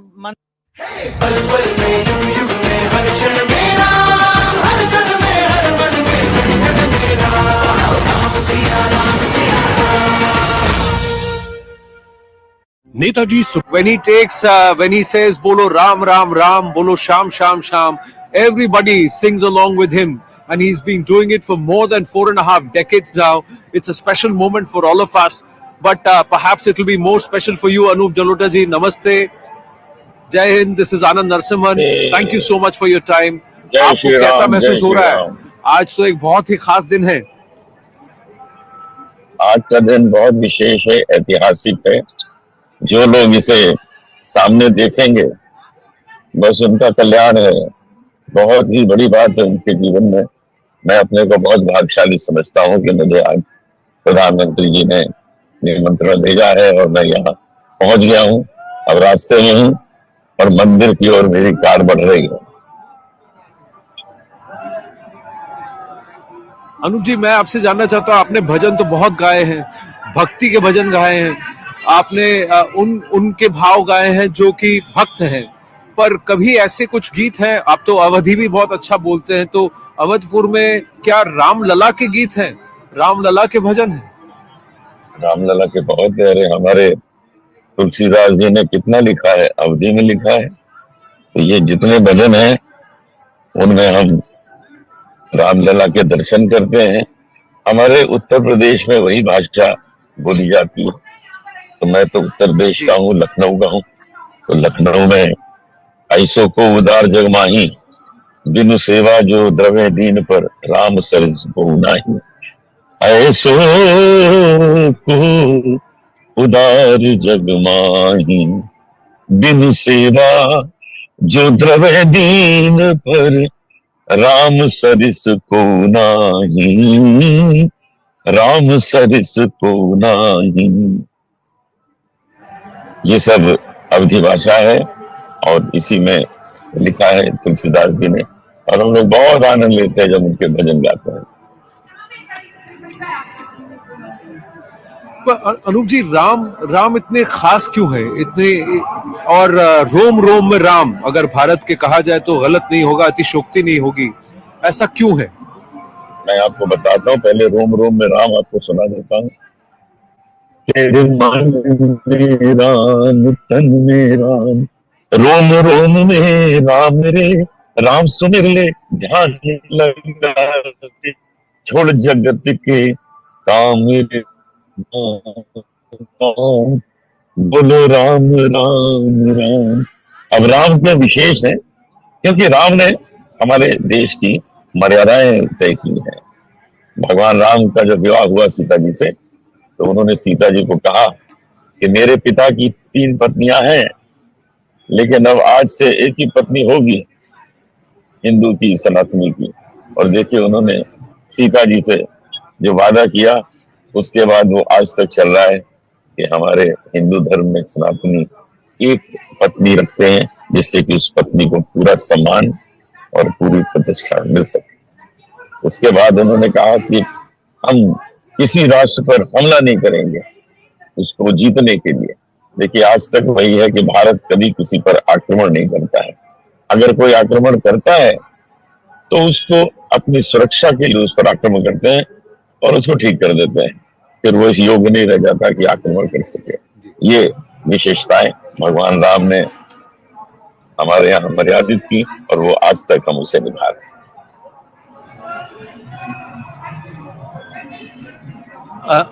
Anoop जी, आज का दिन हमारे लिए क्यों खास है? आप दर्शकों को क्या कहना चाहेंगे जो राम की भक्ति में लीन है, जो राम को मानते हैं, उन्हें आप क्या कहना चाहेंगे आज? Why is it special today? Why is today so special, ji? Today it's very very special day because more than since 500 years, more than 500 years, हम इंतजार कर रहे थे कि हमारे राम लला को उनकी जगह रहने की मिले। अभी तक वो टेंट में रह रहे थे, एक टाट में रह रहे थे, वो जो विवाद इतना चल रहा था, लेकिन अब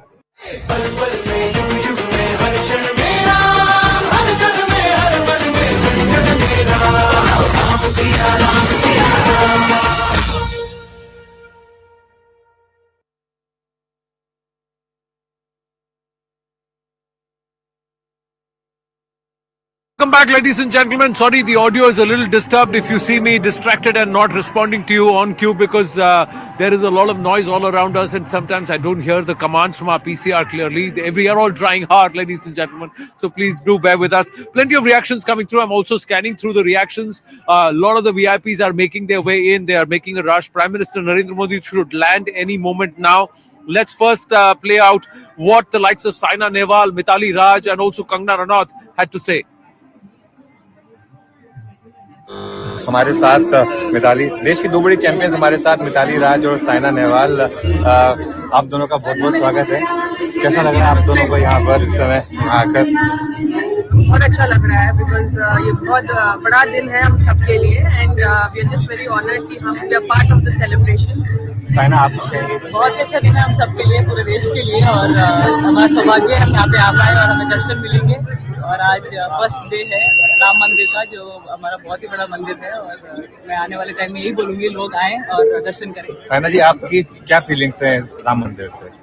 बहुत ही हमारी फीलिंग हम क्या जाहिर करें, हम सभी भगवान को बहुत पूजते हैं और राम जी तो सब लोग बहुत राम जी को प्यार करते हैं, हम भी उनमें से एक हैं। मिताली, आप ये क्या कह रही हैं? जय श्री राम।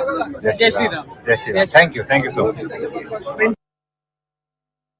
अयोध्या नगरी में आए हैं और ऐसा लगता है जैसे किसी पौराणिक काल में पहुंच गए हों, जहां पे हम लोग सुनते थे अद्भुत कथाएं कि कैसे कैसे बड़े बड़े भवन हुआ करते थे, बड़े बड़े यज्ञ हुआ करते थे, जहां पे देव गंधर्व सारी सृष्टि से जो है वो आया करते थे। उस तरह का ये एक बहुत ही अद्भुत और अलौकिक सा एक एक्सपीरियंस लग रहा है। और जहाँ तक हम विकास की बात करें, जो योगी जी की सरकार है, उन्होंने पूरी काया पलट दी है उत्तर प्रदेश की। क्या हुआ करता था पहले और अब क्या हो चुका है। और आई थिंक ये जो हमारी जो वेटिकन सिटी को जाना जाता है रोम की, उससे भी बहुत आगे अयोध्या जो है पूरे विश्व में विख्यात होने वाली है। डेवलपमेंट को ही ना लेके सिर्फ स्पिरिचुअलिटी को लेके, और हमारे जो आइकॉन है रामलला, वो बहुत पूरी दुनिया का जो है मार्गदर्शन करने वाले हैं। Well, plenty of reactions that have come in. Aman Chopra is with us at this point. Aman Sharma is with us at this point, and we also have Shivani joining us. Aman, whereabouts have you? Have you done your walk up and down Rampath? Are you trying to? Where are you? Who all have you been able to spot making their way in? Are there still some guests coming through? And more importantly, what time is the PM touching down? Well, Anand, we would have loved to walk down the Rampath as we have for many days, but now today the police is not allowing us to walk at all. So we are at the entry of Rampath, and this is the road behind me where so many people have collected because the Prime Minister is expected to take this route up to the Ram Temple. You know, I have thousands of people here waiting alongside the road just to catch a glimpse. They don't know for sure if the Prime Minister is going to come from here, but that is the word that everybody has, that the Prime Minister is going to pass from here in about 10 to 15 minutes. And that is why you see this huge rush of people here. And people, you know, normal people, Anand, who are not able to get inside the Pran Pratishtha ceremony, at least today, they want to go tomorrow. तो आज तो नहीं जा पा रहे हैं अंदर, कल 23 तारीख को लोग जाएंगे. कितना बड़ा दिन है अयोध्या के लिए? ये बहुत बड़ा एक अहम दिन है, जो कि लोग 500 से अधिक सालों से इस दिन का इंतजार था, और जिन लोगों ने इसका विरोध करते आ रहे थे और आज भी विरोध ही कर रहे हैं, अनेकों टिप्पणियां करते हैं, जैसे कि अभी पीछे सनातन की टिप्पणी हुई, राम मंदिर पे टिप्पणी होती रही. मैं उन लोगों को कहना चाहता हूं, और भारत के सभी हिंदू धर्म से जो जितने जुड़े हुए लोग हैं, मैं उनको भी बोलना चाहता हूं कि इन पापियों का कोई किसी भी तरह के पापी का अपवित्र पैर हमारे मंदिर में ना पड़े. ये अच्छा हुआ कि वे खुद नहीं आए या खुद मना कर रहे हैं कुछ, जैसे कि सोनिया परिवार और खड़गे साहब और मुलायम परिवार, ये इस तरीके के लोग जितने भी मना किया, वो अच्छा रहा कि हमारे पावन मंदिर अपवित्र हो जाता है. तो इन पापियों का आना उचित नहीं था. Sentiment here, Anand, amongst people, that people say if the Congress has not come, Samajwadi Party has not come, it is good because ये पावन मंदिर है, यहाँ पे उन लोगों के पैर ना ही पड़े तो अच्छा है. That is the sentiment amongst people in Ayodhya here, Anand, and lots and lots of people waiting now for the Prime Minister, many even anticipating the Prime Minister's speech, what he's going to say on this big occasion, because it's a momentous day for the Prime Minister, for Mr. Mohan Bhagwat, for Chief Minister Yogi Adityanath, who's also expected to speak on this occasion. जहां से थोड़ी ही दूर एक वो गली है जहां पे कार सेवकों पे 1990 में फायरिंग हुआ था, तो आज प्राण प्रतिष्ठान हो रहा है. उन दिनों के बाद कैसा लग रहा है? आज हमारा तो सभी भारतीयों से ये कहना है और भगवान राम से ये कहना है कि जो कार सेवक शहीद हुए थे, उनको भगवान आज पुनः जीवन दे, और आपकी ये मंदिर में प्राण प्रतिष्ठा हो गई, उसके दर्शन के लिए भगवान उनको दोबारा मनक जिंदगी दे दे एक बार. जय जय श्री राम. और ये पापियों ने मरवाए हैं, कांग्रेस ने अभी भी नौता दिया. Well, we've just got an update. Aman, we've just got an update. I think Prime Minister Narendra Modi has just touched down in Ayodhya. Prime Minister Narendra Modi has just touched down in Ayodhya. Getting an update on that note. He was expected to arrive somewhere between 10:25 and 10:35, and that's exactly what's happened. And he will soon be making his way, even as the likes of Amitabh Bachchan, Abhishek Bachchan have also entered the premises. A whole host of people who have been invited, they have all made a beeline into it. But Shivani, as you join us from Ram Ki Pedi, interesting how Yogi Adityanath let out his emotions via social media posts. His Twitter post today were an expression of a lot of things that he would be feeling, not just as a chief minister, but a Mahant of the Nath Sampradaya, and more importantly, a Shishya of Mahant Digvijay Nath and Mahant Ayodhya. So the Dada Guru's dream and the struggle that started since then has come to fruition now. So plenty of emotions that came through in his post this morning. Yes, plenty of emotions, Anand, for Yogi Adityanath. What a massive moment for him. Not just as a yogi, and as you described, his guru and he as a disciple were very closely linked to the Ram Janmasthan movement. In fact, he had said that he became a yogi because of this movement. Otherwise, his life could have taken a different path.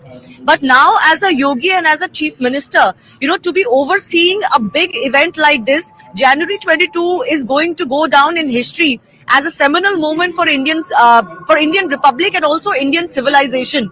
So for him, it was a responsibility that I think he would have cherished in some ways, because to be able to do this after being involved with the Ram Janmabhoomi agitation and movement is a big pleasure for him. Similarly, for the Prime Minister, he's been involved with the Ram Janmasthan movement. He came famously to Ayodhya many years ago, and for 3 decades he's not stepped back, because he took a vow that I will come back only when the Ram Mandir is ready. And he did so on 5th August 2020 when the stone laying ceremony was held. So both of them, the Prime Minister of this country and the Chief Minister of UP, who are going to be in the Garbh Greh today, along with 3 other dignitaries, they have played a very important role, and for both of them, this is a civilizational moment. The Prime Minister also talked about how this is a big moment for Indian Sanskriti, and I think that is what both leaders will underscore. RSS Chief Mohan Bhagwat is the other gentleman who's going to be in the Garbh Greh. He also penned a note on RSS website. He talked about how with this movement and with this day now, all bitterness should end, which was associated with this movement at different times, and also how this moment is about a resurgence and a Punarnirman of Bharat itself. This is about India for the RSS chief. Along with them, there's going to be Nitya Gopal Das, of course, who's been at the Ayodhya Saint.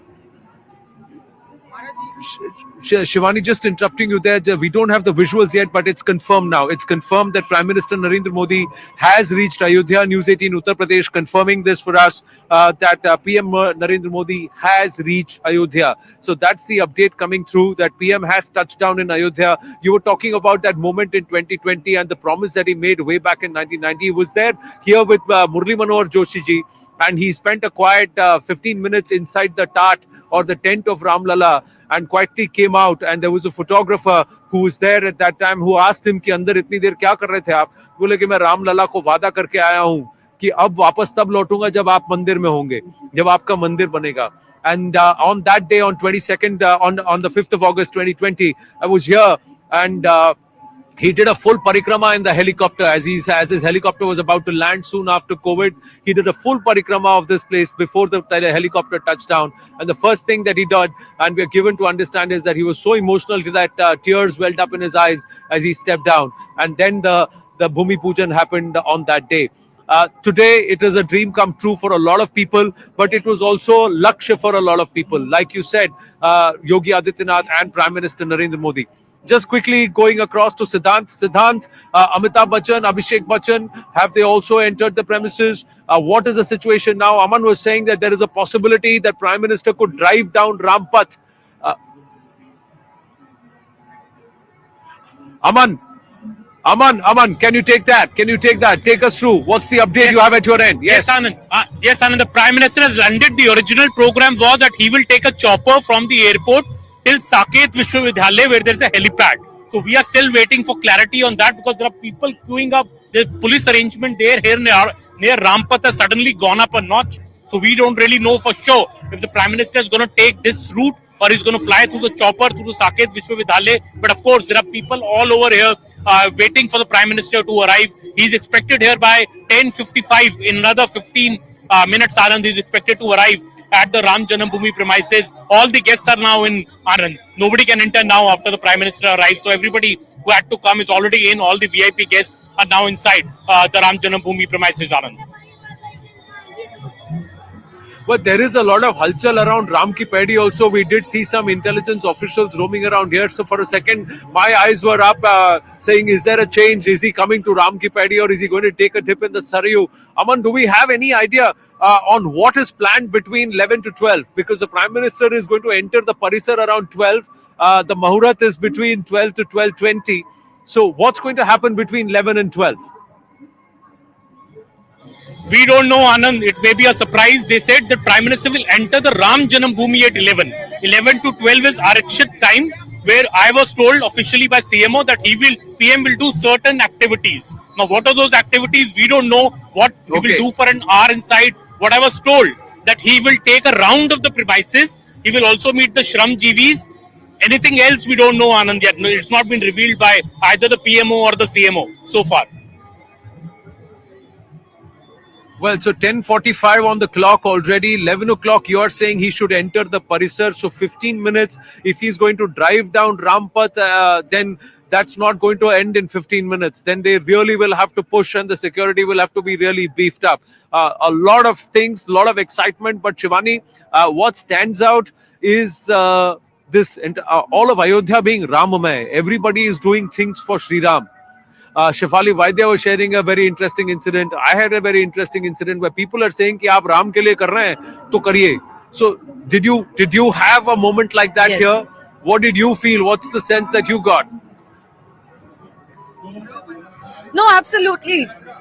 You know, I walked across Rampath, the lane of Hanuman Gadi. People are stopping us on the streets. Once they realize we are from the media, they stop you on the streets. They say, we want to say something. Everybody wants to express something. People are singing bhajans.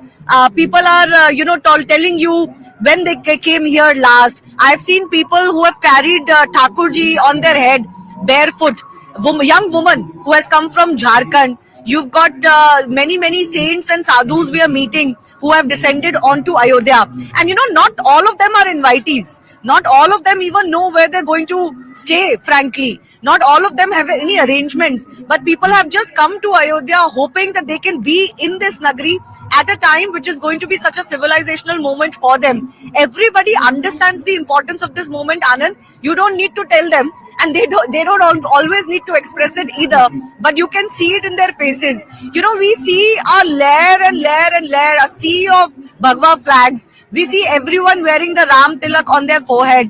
We see people just dancing, doing bhajans on the streets, kirtans. We are seeing rows and rows of people over the last 3 days, Anand. I've seen around Hanuman Gadi and Ram Temple, rows and rows of people just walking and just chanting Jai Shri Ram. This is just all for that moment only. This is not to show anybody anything. This is not to prove anything. I think people are internally feeling so blessed to be here in Ayodhya, like you and I are, Anand. Correct, absolutely. And I think there's so many people who have spent such cold nights, ladies and gentlemen, in dharmshalas and outside, and they've used public services and langar and bhandaras just to be able to be here for 3 days, just so that they can soak this moment in, and they want to be here on the 22nd of January. Now, Anupam Kher has tweeted saying, historic, wonderful. I have never seen such an atmosphere in Hindu religion before. This is bigger than Diwali. This is the real Diwali. Maryada Purushottam Ram symbolized goodness and a sense of sacrifice. Today, those sentiments can be seen here. And Anupam Kher, we'll try and get you those pictures. He's dressed like his grandfather, Amarnath ji, Pandit Amarnath ji, and this is something he told us here at CNN News 18, where he said that I am going to dress up like my grandfather because it was my grandfather's dream. My grandfather died in the hope or in the despair that he couldn't see Ram Lala sitting in his temple or Virajman in his lifetime, and he says I am living that for him, and it is in his shan that I will do it. That's what he told us. We've got more reactions coming through. Sunil Bharti Mittal is at the Sri Ram Janmabhoomi temple. He is going to attend the Pran Pratishtha, so his pictures are there. Sunil Mittal ji is already there, founder and chairman of the Bharti Enterprises. Sunil Bharti Mittal is there. We have Chandrababu Naidu also inside the premises. He has come there. Vivek Oberoi and Sonu Nigam, they are also there, and Vivek Oberoi has said it's magical, spectacular. I've seen so many images of it, but when you see it before your eyes, it seems that you are transposed, you are transfixed to another plane, another level. That's what you are watching, something magical. That's what he has turned around and said. So many reactions coming through. Dhirendra Krishna Shastri, Baba Bageshwar, he's also there. This is a proud day for India. This is the beginning of Ram Rajya. My heart is full. We too are very, very happy. That is what he has said. Pran Pratishtha. And yes, now this is, you should have the first visuals coming through very, very soon of Prime Minister Narendra Modi arriving at the Ayodhya Maharishi Valmiki Airport. We are given to understand he has touched down. There should be visuals coming through. We will put that out the moment it happens. Chiranjeevi has arrived at the Ram Janmabhoomi temple. He's there and he says this is a God-given opportunity. We are really happy to be here. So many reactions that are coming through at this point on the Pran Pratishtha from the invitees. The excitement is palpable. Ladies and gentlemen, you have to be here to soak in the atmosphere. Even if you're not there, you can watch us here on News 18 and enjoy it at the comforts of your home, with a promise to all of us that you will light a diya. That moment when the Pran Pratishtha happens, you will light the diya. This evening, when all of Ayodhya is lit up in diyas, you would also light a diya, as the Prime Minister has requested. Aman is also still with us. Puja is being offered in a village in Mysuru, a place where a stone block to make Ramlala in Ayodhya was excavated. There are pujas, there are rallies, there are temples being decorated all across, from Australia all the way to America. Pictures coming in from Europe, pictures coming in from Australia, pictures coming in from the Bay Area and the US, from Jersey and New York. In the US, multiple pictures that are coming through. Aman is with us. Yes, Aman. बहुत महत्वपूर्ण पल, खुशियों से भरा हुआ ये पल, दशकों से राम भक्तों ने जो सपना देखा था, आज वो सपना पूरा होने जा रहा है। यकीनन जहां मैं हमारी न्याय प्रणाली को इसका श्रेय दूंगा, वहीं इस इच्छा शक्ति के लिए हमारे प्रधानमंत्री आदरणीय नरेंद्र मोदी जी को भी ढेर सारी बधाई, शुभकामनाएं दूंगा। इन्हीं प्रधानमंत्री में वो इच्छा शक्ति थी कि इतने रिकॉर्ड समय में इन्होंने इतना खूबसूरत भव्य राम मंदिर का निर्माण यहाँ पर कराया। मैं मानता हूं कि इस कलयुग के दौर में एक नए त्रेता युग की ये शुरुआत है। जिन्होंने आलोचना की कभी प्रभु की मूर्ति को लेकर, कभी मंदिर निर्माण पूरा नहीं हुआ, निमंत्रण में बहुत लोग नहीं आए, जो मतलब भाग्यशाली ही है जो सब निमंत्रण में आए, लेकिन कुछ लोग निमंत्रण में भी नहीं आए। मैं क्या कहना चाहेंगे? मैं क्या ही बोलूं, अब इससे बड़ा दुर्भाग्य और क्या हो सकता है, जहां करोड़ों लोग इस पल का साक्षी बनने के लिए तरस रहे हैं। So that was the Uttarakhand Chief Minister Pushkar Dhami. There are plenty of reactions coming through. It's all building up, ladies and gentlemen. Any moment now, the Prime Minister's visuals will be visible. We're going to take our final break in this coverage. Final break, and then it's a non-stop, continuous simulcast across the News 18 network, beginning just in about 5 minutes from now. Stay with us right here on the News 18 network.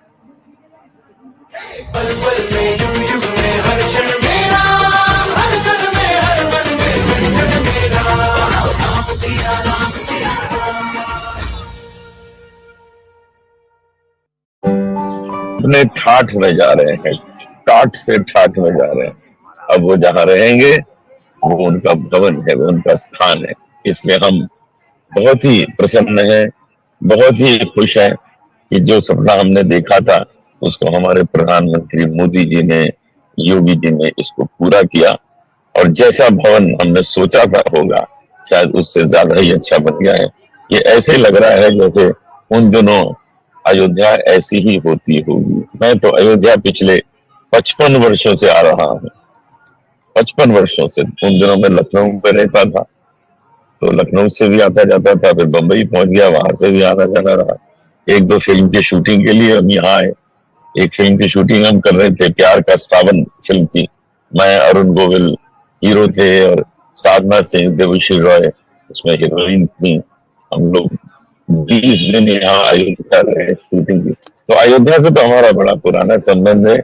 आज की अयोध्या और तब की अयोध्या में बड़ा फर्क हो गया है। आज वो अयोध्या है जैसी हम चाहते थे वैसी हो गई है।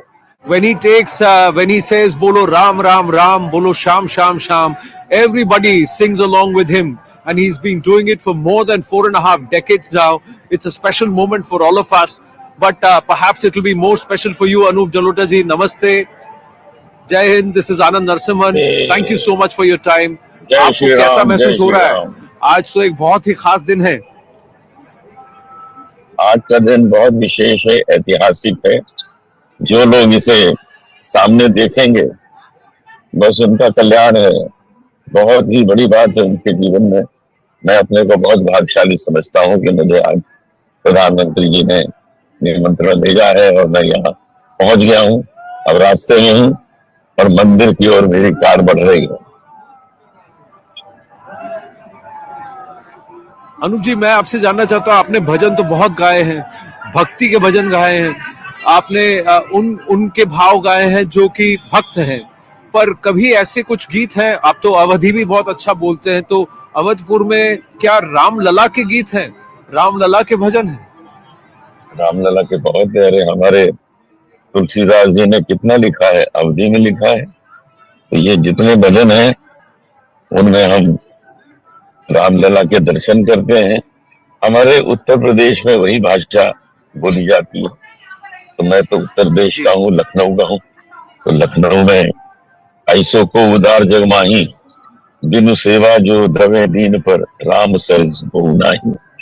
ऐसो को उदार जग माही, बिनु सेवा जो द्रवे दीन पर राम सरिस को नाही, राम सरिस को नाही। ये सब अवधि भाषा है और इसी में लिखा है तुलसीदास जी ने, और हम लोग बहुत आनंद लेते हैं जब उनके भजन गाते हैं। अनूप जी, राम इतने खास क्यों है, इतने, और रोम रोम में राम अगर भारत के कहा जाए तो गलत नहीं होगा, अतिशोक्ति नहीं होगी, ऐसा क्यों है? मैं आपको बताता हूँ, पहले रोम रोम में राम आपको सुना देता हूँ। तेरे मन में राम, तन में राम, रोम रोम में राम रे, राम सुमिर ले ध्यान लगा, छोड़ जगत के काम रे, बोलो राम राम राम। अब राम क्यों विशेष है? क्योंकि राम ने हमारे देश की मर्यादाएं तय की है। भगवान राम का जब विवाह हुआ सीता जी से, तो उन्होंने सीता जी को कहा कि मेरे पिता की 3 पत्नियां हैं, लेकिन अब आज से एक ही पत्नी होगी, हिंदू की, सनातनी की। और देखिए उन्होंने सीता जी से जो वादा किया, उसके बाद वो आज तक चल रहा है कि हमारे हिंदू धर्म में सनातनी एक पत्नी रखते हैं, जिससे कि उस पत्नी को पूरा सम्मान और पूरी प्रतिष्ठा मिल सके। उसके बाद उन्होंने कहा कि हम किसी राष्ट्र पर हमला नहीं करेंगे उसको जीतने के लिए। देखिए आज तक वही है कि भारत कभी किसी पर आक्रमण नहीं करता है। अगर कोई आक्रमण करता है तो उसको अपनी सुरक्षा के लिए उस पर आक्रमण करते हैं और उसको ठीक कर देते हैं, फिर वो इस योग्य नहीं रह जाता कि आक्रमण कर सके। ये विशेषताएं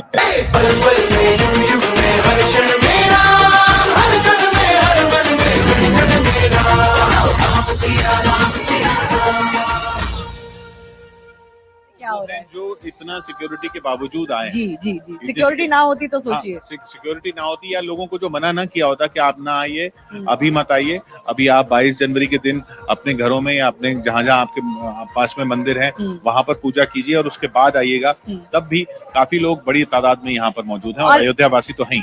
आप बोल रहे थे कि 10:55 पे शायद वो मंदिर परिसर पे पहुंचेंगे, थोड़ी देर में पहुंचने वाले होंगे क्योंकि अयोध्या में उनका हेलीकॉप्टर आ गया है। उसके बाद 1 घंटा है, 12 बजे तक क्या करेंगे प्रधानमंत्री, थोड़ा आइडिया हमें मिल रहा है। हो सकता है वो श्रमजीवियों से इस 1 घंटे में मिले, हो सकता है वो मंदिर परिसर में थोड़ा बहुत घूमे, लेकिन एग्जैक्टली क्या करने वाले नहीं पता। देखिए ये बच्चे आए हैं स्कूल के, स्कूली बच्चे यहाँ पर आए हुए हैं और उधर दीपोत्सव की तैयारी है शाम की। ये सब दीप जो है जी, आज रात को दीपोत्सव मनाया जाएगा। ये जो राम की पैड़ी का जो इलाका है वो बहुत फेमस हो गया है किशोर दीपोत्सव के लिए।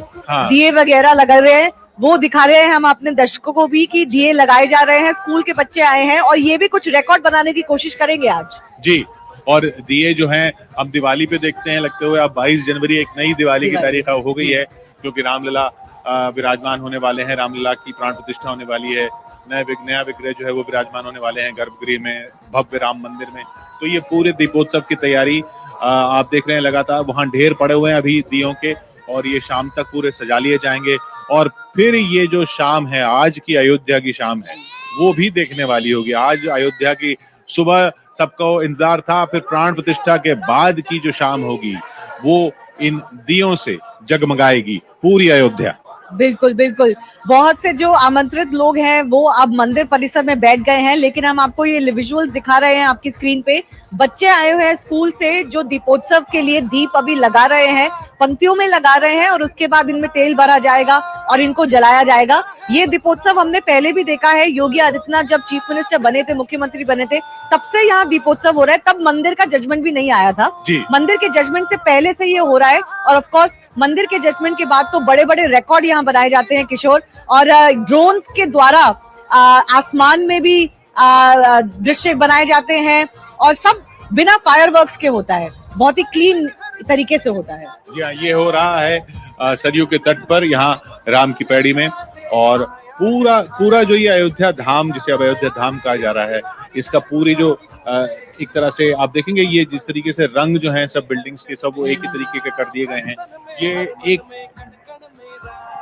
बिल्कुल अलौकिक दृश्य हो गया है। जैसे ही आप राम की पैड़ी पे पहुंचते हैं या पूरे अयोध्या में राम पथ से आते हैं, धर्म पथ से आते हैं, और ये मेहमान भी, सब मेहमान भी ये सब देखकर जाहिर सी बात है उनको भी हर्ष हो रहा होगा कि वो उनको इस अयोध्या नगरी में निमंत्रण मिला, जो बिल्कुल ही जिसका अपने आप में पूरी बदल सी गई है, पूरी बदल गई है। बिल्कुल, जितनी भी यहाँ पे दुकानें थी, एक तो बहुत सारी जो सड़कें हैं उनको बड़ा किया गया है, और जितनी भी दुकानें थी उनको बाहर से एक ही रूप दिया गया है। सबकी दुकानों में एक हल्का पीला कलर किया गया है और सब दुकानों में सेम डिजाइन बनाया गया है। तो बाहर से दूर से बहुत सुंदर लगती हैं वो गलियां, जो पहले बहुत संकीर्ण गलियां थी और पहले ड्रेनेज नहीं था, जो नाली का जो प्रस्ताव था वो नहीं था, वो नई बनाई गई है। तो बहुत काम हुआ है, लेकिन काम अभी बाकी है, जिसे कहते हैं ना पिक्चर बाकी है, वैसे ही अयोध्या में काम अभी बहुत बाकी है।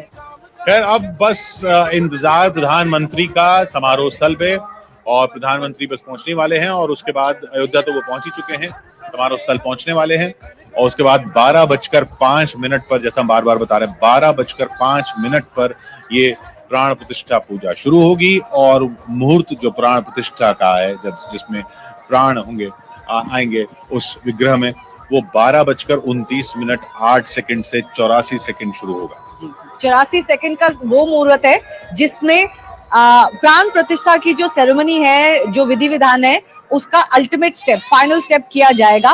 और उस 84 सेकंड्स की सिग्निफिकेंस भी हम आपको बताएंगे, लेकिन जो पूरी पूजा है वो 12:05 से 12:45 तक खत्म हो जाएगी। उसके बाद भी कुछ प्रोग्राम है, 1 बजे एक प्रोग्राम, सार्वजनिक प्रोग्राम का आयोजन किया जाएगा, और हम एक्सपेक्ट कर रहे हैं कि प्रधानमंत्री और मुख्यमंत्री और आरएसएस चीफ मोहन भागवत बोलेंगे।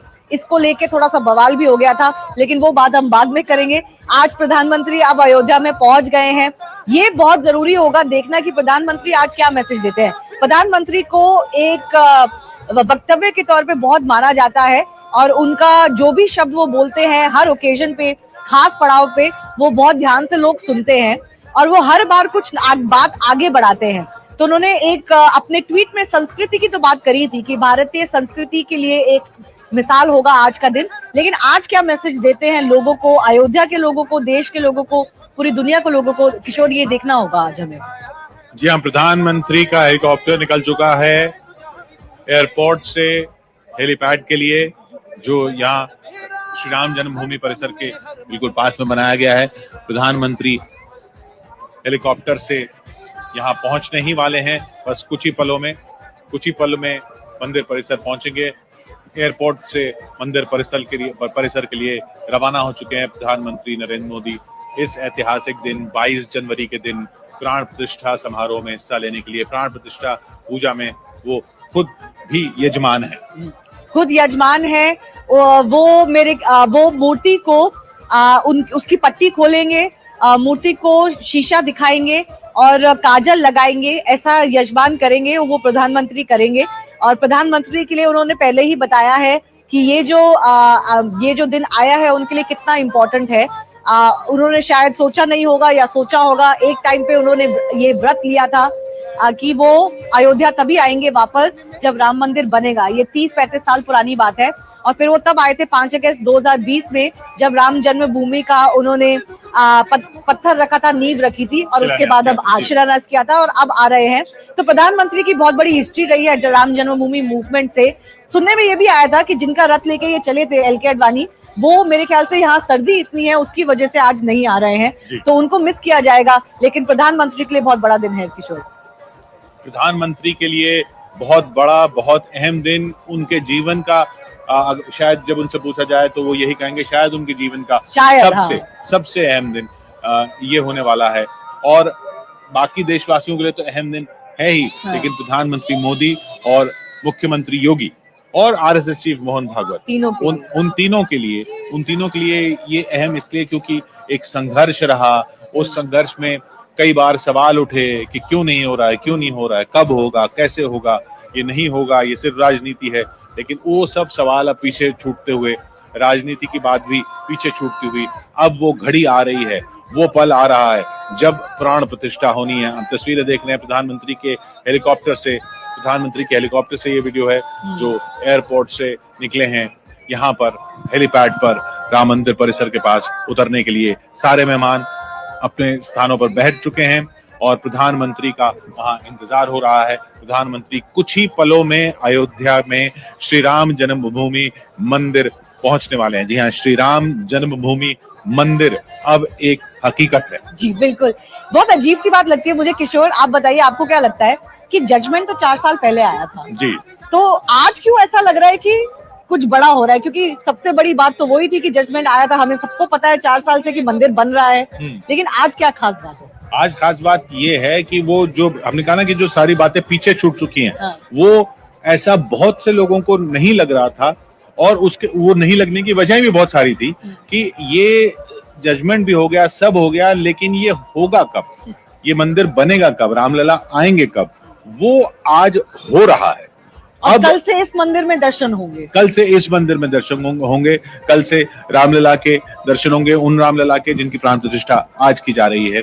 तो वो ये दिन कभी आएगा, ये उम्मीद जा चुकी थी कई लोगों की नजरों में, वो उम्मीद जजमेंट से लौटी और उसके बाद अब ये हो रहा है। और उस जजमेंट के बाद तो ये बहुत जल्दी हो रहा है, चाहे हाँ इसमें 500 साल की बात की जा रही है, फिर यहाँ दशकों के आजादी के बाद भी दशकों के आंदोलन की बात की जा रही है, लेकिन जजमेंट के बाद का समय जो है वो भी एक अहम बात है कि जजमेंट आने के बाद, पूरा आखिरी फैसला आने के बाद इतने कम समय में इतना भव्य मंदिर तैयार हुआ। और ये प्रधानमंत्री के स्पेशल इंस्ट्रक्शंस रहे थे, जो निपेंद्र मिश्रा जो कंस्ट्रक्शन के पैनल के ट्रस्ट के चीफ है, उन्होंने बताया था कि जल्दी बनना चाहिए, अच्छे से बनना चाहिए, भव्य बनना चाहिए, ये प्रधानमंत्री ने उन्हें बोला था। और इंटरेस्टिंग बात ये भी है कि जैसा आप कह रहे हैं ना कि आज का दिन क्यों स्पेशल है, आज का दिन क्यों छोटी दिवाली है। एक छोटी दिवाली हम पहले भी मनाते थे और अब छोटी दिवाली से पहले मनाएंगे, अब एक दूसरी दिवाली हम आज भी मनाएंगे। लेकिन इम्पोर्टेंट इसलिए भी है क्योंकि प्राण प्रतिष्ठान रामलला का हो गया है, वो टाट से ठाट पे आ गए हैं। ये दिन लोगों ने सोचा, इनका बहुत से लोगों से किशोर जब मैंने बात करी तो वो कहते थे कि हमें विश्वास है कि मंदिर बनेगा, लेकिन क्या हम अपने लाइफ में देख पाएंगे, अपने पूरे जन्म में देख पाएंगे कि मंदिर बनेगा और वहां पे पूजा अर्चना होगी, ये उनको नहीं पता था। तो इसलिए आज का दिन बहुत इंपॉर्टेंट हो गया, इसलिए ये दिन स्पेशल हो गया। जी, और उन बच्चों को देखिए जो दीप लगा रहे हैं शाम की दीपोत्सव के लिए, उनके लिए कितना अहम दिन ये, वो जीवन भर इसको याद रखेंगे कि हम वहां थे जब प्राण प्रतिष्ठा वाले दिन सरयू के घाट पर राम की पैड़ी पर दीप लगाए जा रहे थे।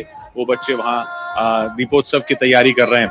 आनंद भी हमारे साथ आ चुके हैं। आनंद, ये शाम के दीपोत्सव की तैयारी है और यहाँ पर शाम को भी जगमग होने वाली है अयोध्या। देखिए 9 लाख नहीं, 9 लाख से ज्यादा दिए जलेंगे, इस बात की ये बात कह रहे हैं आप। किशोर, आपको याद होगा 5 अगस्त 2020 जब यहाँ भूमि पूजन हुआ था, उस दिन भी यही काम हुई थी, कवायद हुई थी, कोशिश ये हुई थी। उस वक्त कोविड का पहला वेव खत्म होने के बाद तब भी स्टूडेंट्स यहाँ मास्क लगाकर इस पूरे इलाके में दिया लगा रहे थे। वही काम आज कर रहे हैं। आज फिर से वॉलंटियर्स हैं, आप देखिए यंगस्टर्स हैं, स्कूल के बच्चे हैं, वो सब आएंगे और यहाँ पर ये राम की पैड़ी में यहाँ से वहां तक सब जगह दिया होंगे। आज सुबह 5:30-6 बजे जब मैं आया था तब यहाँ पर ये सारे दिए रखे जा रहे थे। अब देखिए इन दियों का जो एक बंच बना हुआ है, इसको धीरे धीरे करके सुंदर तरीके दिवाली पे हम देखते हैं कि रिकॉर्ड बनते हैं कि यहाँ पर अयोध्या में रिकॉर्ड बनते हैं, इतने दिए जलते हैं, इतने वो दिए जलते हैं। आज भी रिकॉर्ड बनेगा, लेकिन बात रिकॉर्ड से भी बहुत आगे निकल चुकी है। रिकॉर्ड ये लोगों के मस्तिष्क में होने वाला है, रिकॉर्ड ये लोगों के जहन में होने वाला है। ये दिन 22 जनवरी का दिन, वो दिन जब रामलला की प्राण प्रतिष्ठा हुई थी, तब का दीपोत्सव। और ये दीपोत्सव फिर ये 22 जनवरी की तारीख ये लोगों के कैलेंडर में हर साल आने वाली है। बिल्कुल। और आज का ये जो मुहूर्त है, आज की जो ये तारीख है जब प्राण प्रतिष्ठा होने वाली है, ऐसा मुहूर्त 3 साल में नहीं आने वाला है। 3 साल छोड़िए, आज से 300 साल तक इस दिन को याद रखा जाएगा, क्योंकि हर कोई इस बात को याद रखता है, इस बात को समझता है कि आज बड़ी दिवाली है, दिवाली तो आकर जाएगी, लेकिन इस दिन को भी दिवाली की तरह ही मनाया जाएगा। आप जानते हैं कि लोग ऐसे हैं, किन किन के मन में क्या क्या होता है। कल अनुपम खेर जी रो पड़े जी, वो कहते हैं अभी भी देखा हमने उनको।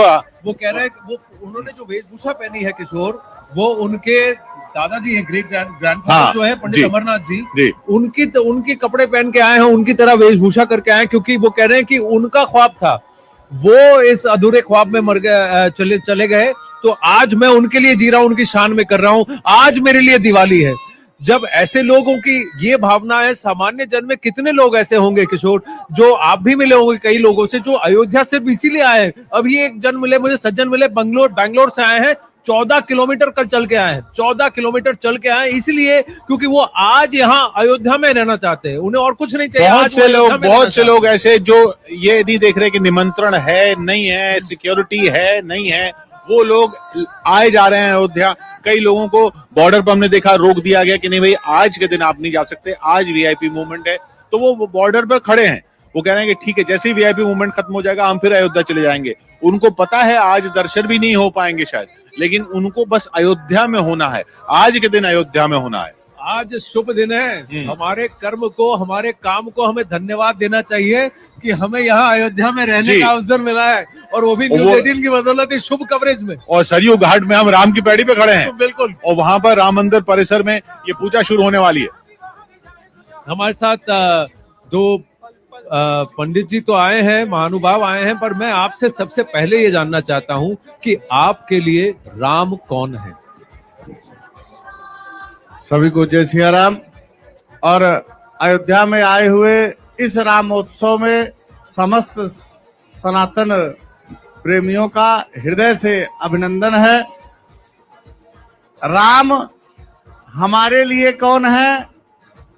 राम तन है, राम मन है, राम जन है, जन जन में राम, कण कण में राम, क्षण क्षण में राम, ईश्वर अंश जीव अविनाशी, चेतन अनल सहज सुख राशि, जो कुछ भी है वो सब राम से है, और राम ही है वो जो सबको एक साथ लेकर चल सकते हैं।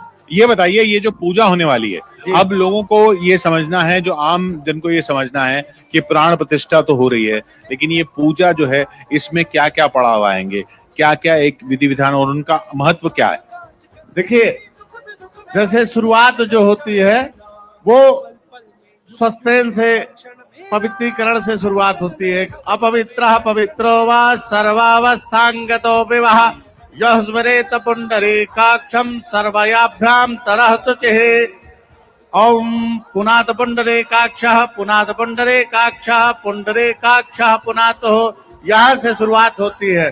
फिर मन वाणी अंतःकरण की शुद्धि के लिए ओम माधवाय नमः, माधव पुनातो, केशवाय नमः, केशव पुनातो, नारायणाय नमः, नारायण पुनातो, हस्तौ प्रक्षालयतः। उसके बाद शिखा बंधन होता है।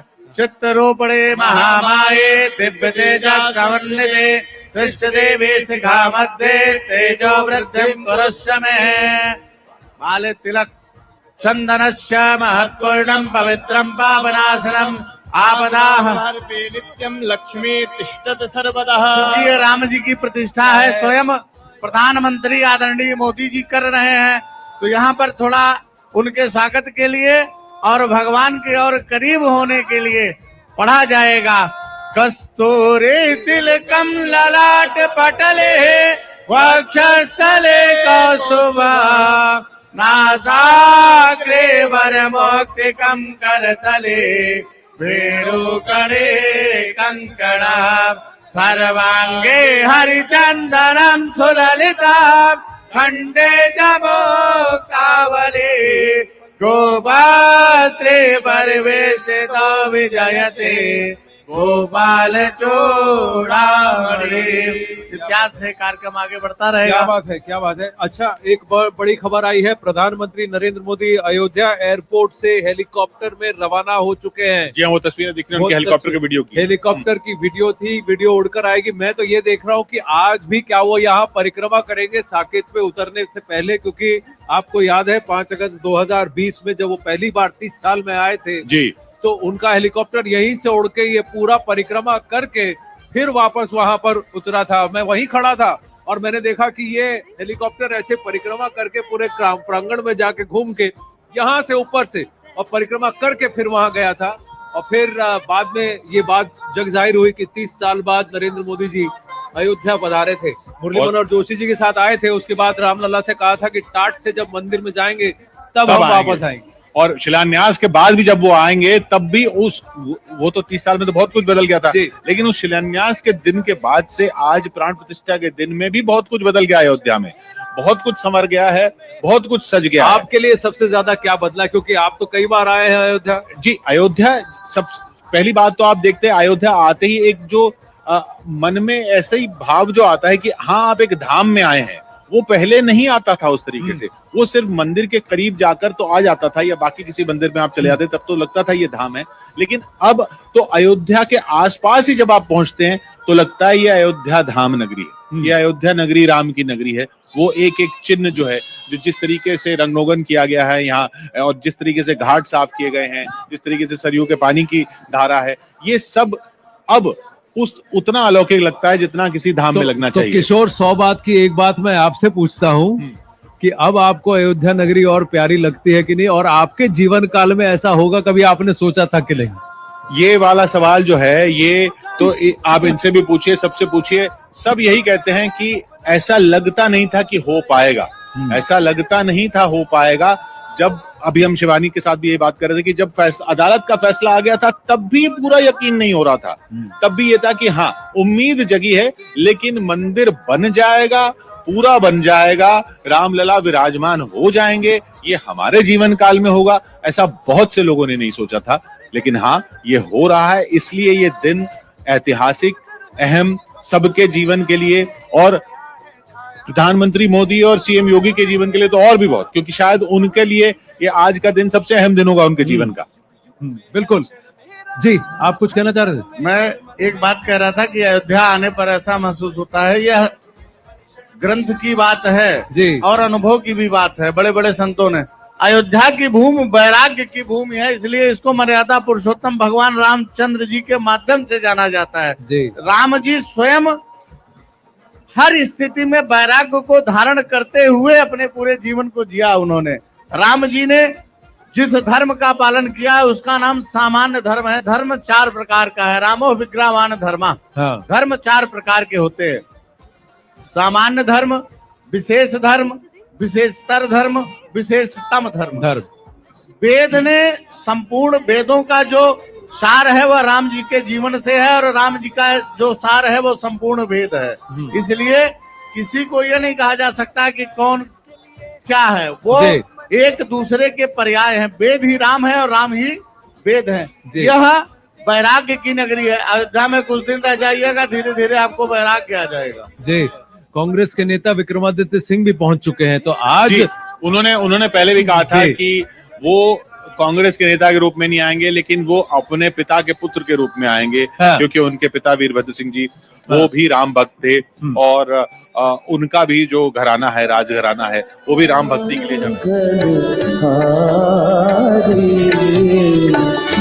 द्रवहु सुदशरथ हरिर बिहारी, राम सिया राम जय जय राम, राम सिया राम जय जय राम।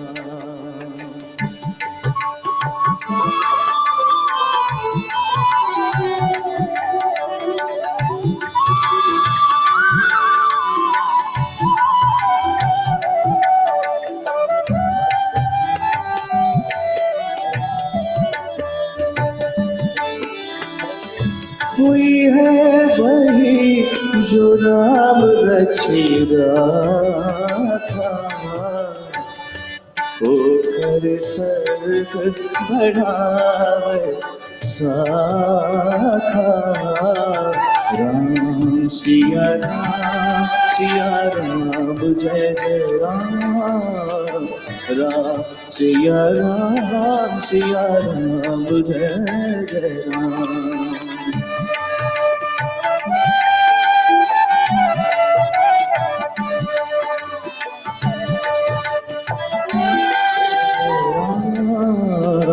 राम सिया राम जय जय राम।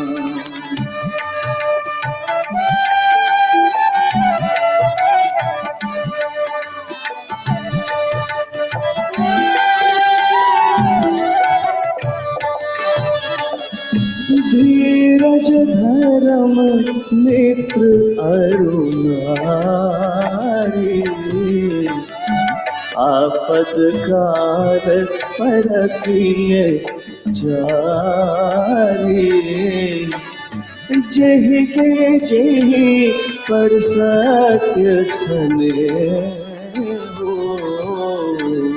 सोते ही मिलही ना कोई संदेह राम सिया राम जय जय राम। राम सिया राम जय जय राम।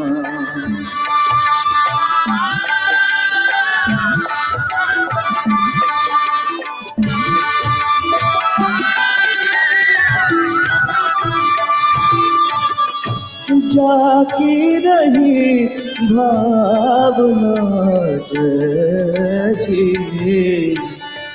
रघुमूरत देखी तिल जैसी रघुपुरी सदा चली आई प्राण जाए पर वचन न जाए राम सिया राम जय जय राम। राम सिया राम जय जय राम।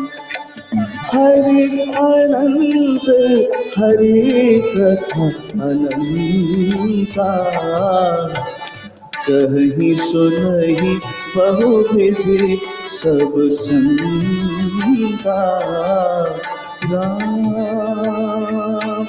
जय राम जय जय राम।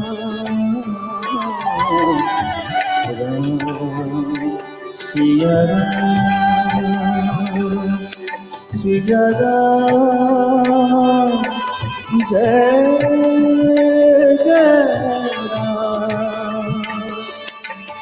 राम जय राम सिया राम जय जय राम। मन में तन में जन जीवन में बसे हुए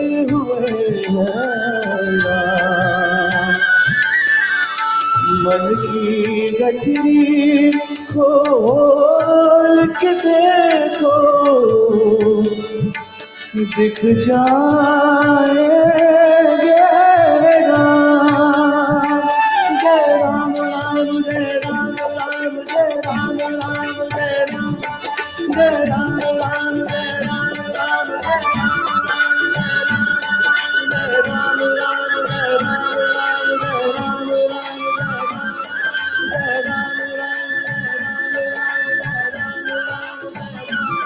जय राम राम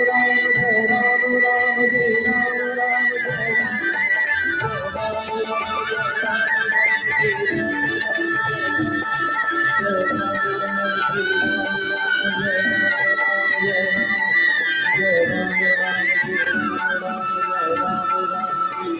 नरेंद्र मोदी का आगमन बस होने वाला है मंदिर परिसर के भीतर। ये जो काफिला प्रधानमंत्री का आगे बढ़ रहा है उसकी सीधी तस्वीरें न्यूज 18 इंडिया के ऊपर इस वक्त आप देख पा रहे हैं। तो वो शुभ घड़ी आ गई है, प्रसन्नता की घड़ी आ गई है, वो घड़ी आ गई है जिसका हर किसी को इंतजार था।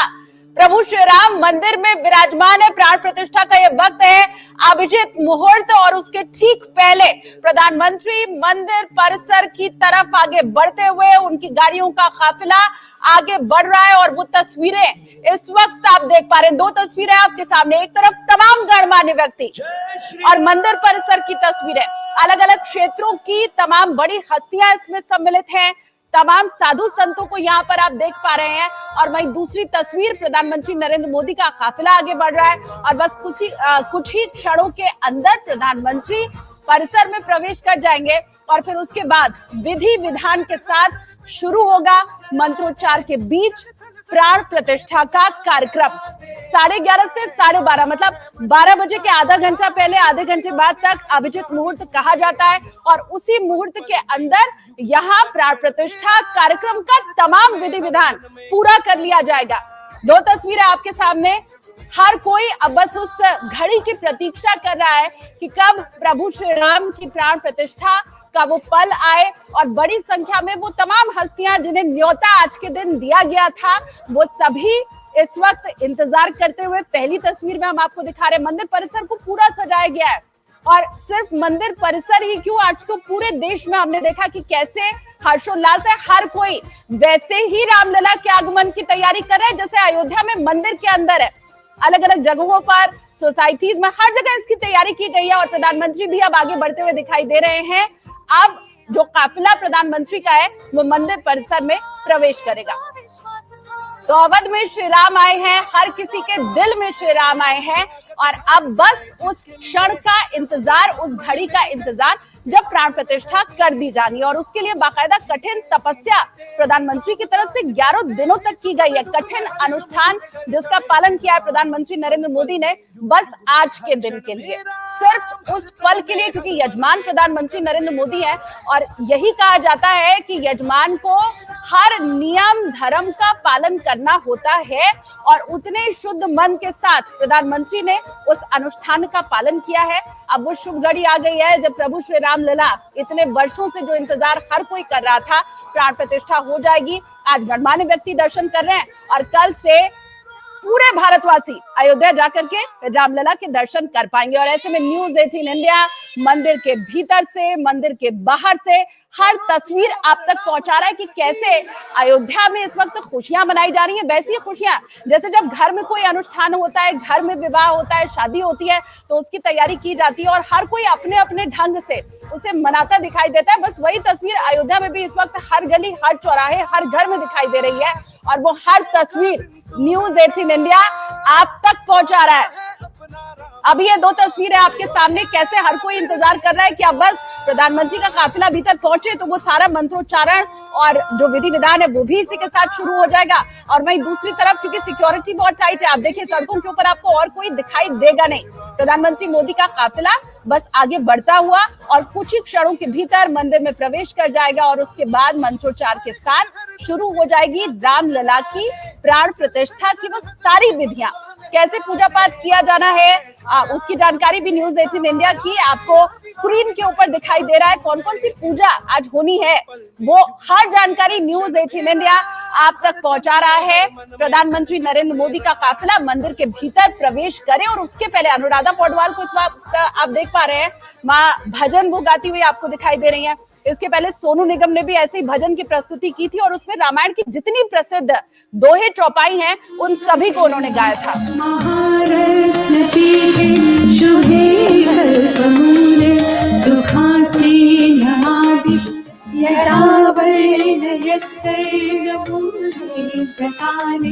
शिवो राम रामे रामेति काशान्तिकं परं तारक ब्रह्मरूपं भजेऽहं भजेऽहं भजेऽहं भजेऽहं महारत्नपीठे शुभे कल्पमूले सुखासीने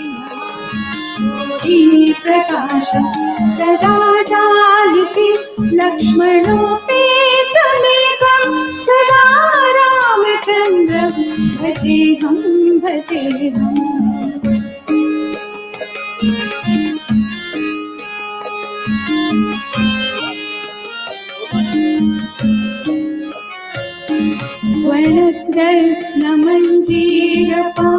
वनरत्नमञ्जीरपादारविन्दं लसन्मेखला चारुपीताम्बरारं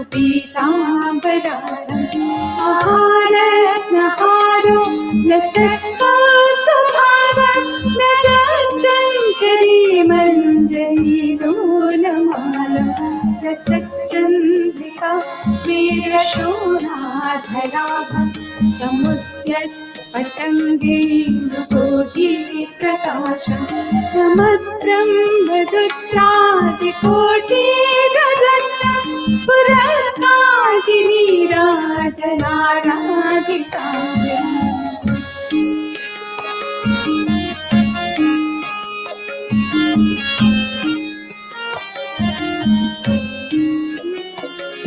पुरप्राञ्जलि नाञ्जलिर्वादिभक्तान् सचिन्मुद्रया भद्रया बोधयन्तः भजेऽहं सदा रामचन्द्रं त्वदन्यं न मन्ये न मन्ये न मन्ये यदा मत्सपीतं कृतान्तः समेत्य प्रचण्ड प्रकोपैर्भटैर्भीषयिमा तदा विश्वरोषि त्वदीयं स्वरूपं सदा पत्रनाशं सकोदण्डपाणम्।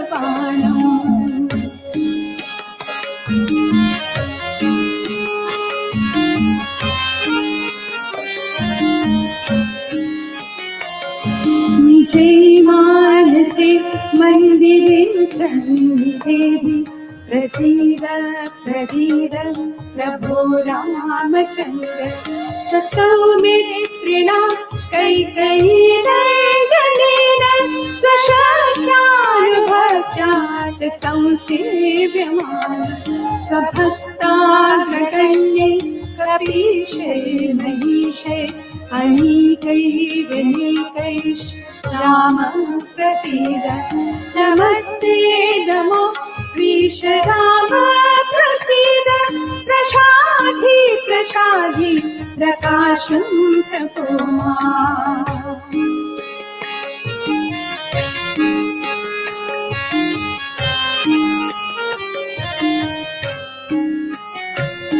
त्वमेवासि दैवं परं निरपेक्षं सुचैतन्यमेतत् त्वजन्यं न मन्ये यतो भूतमेयं कियत्पायुतेजो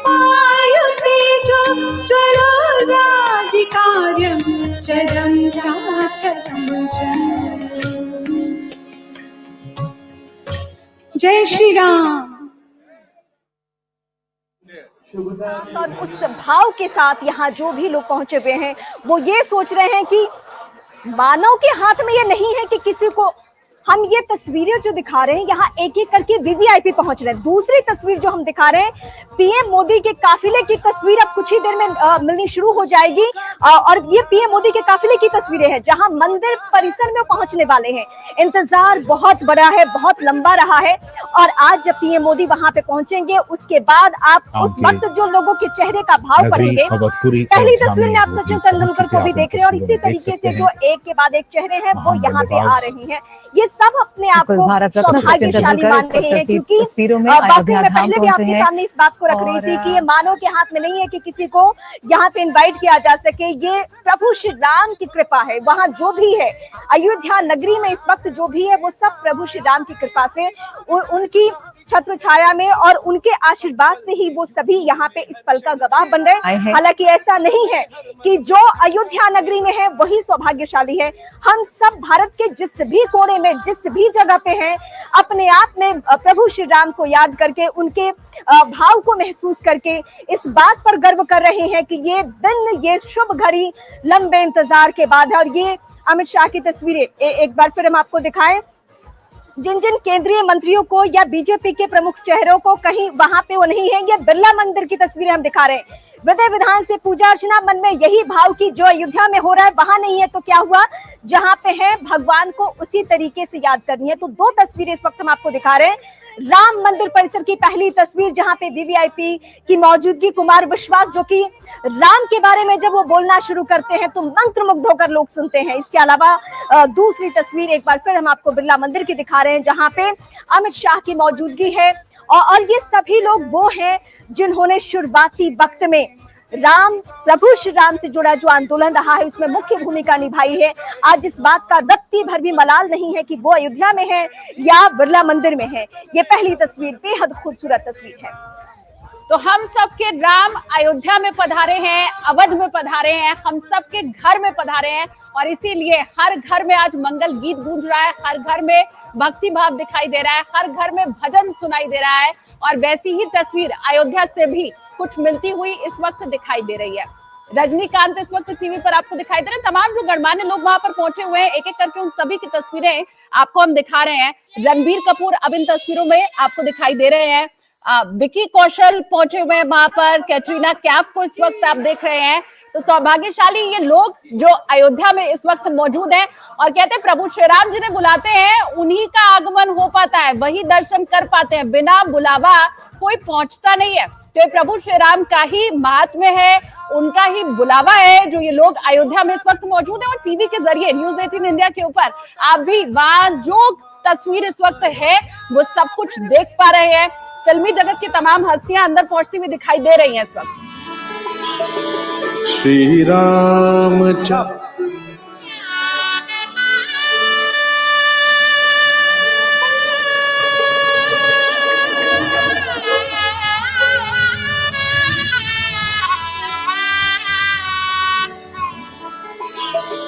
श्री रामचंद्र कृपालो भज मन हरण भव भय दारुणम्। श्री रामचंद्र कृपालो भज मन हरण भव भय दारुणम्। नवकंजलोचन कंच भूखर कंच पद कर जारुणो। श्री राम श्री राम श्री राम श्री राम।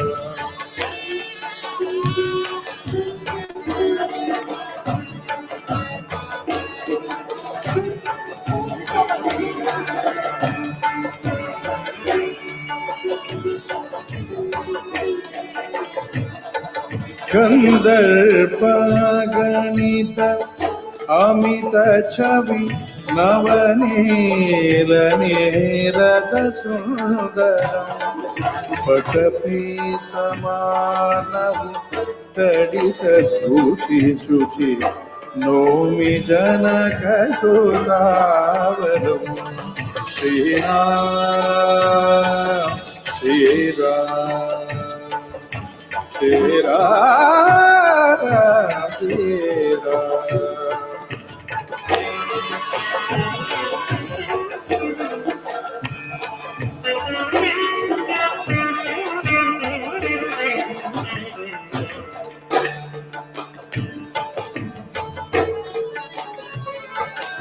भज दीन बंधु दिनेश दानव दैत वंश निकंदनो।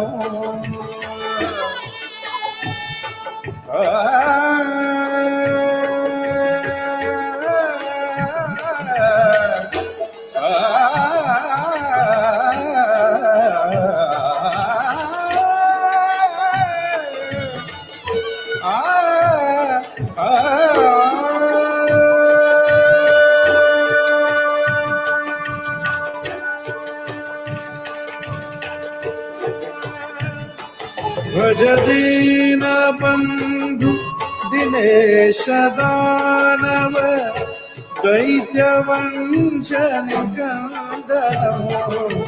रघुनंद आनंद कंद घोषल चंद दशरथ नंदनो। श्री रामचंद्र कृपालो भज मन हरण भव भय दारुणम्।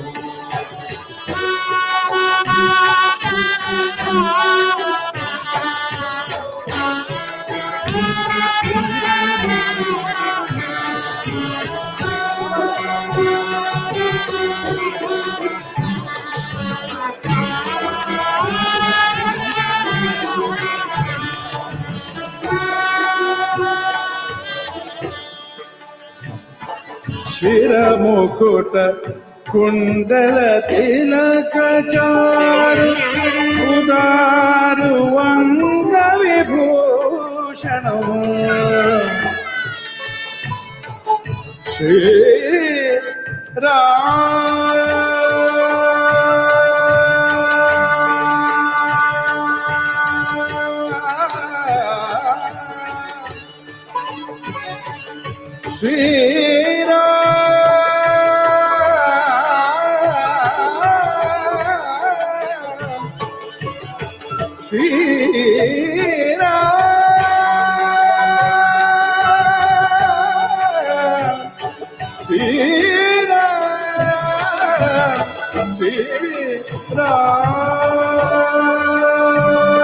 शिरमुकुट कुंडल तिलक चारु उदारु अंग विभूषणम् आजानुभुज शरचापधर संग्रामतीत करभूषणम् श्रीरामचंद्र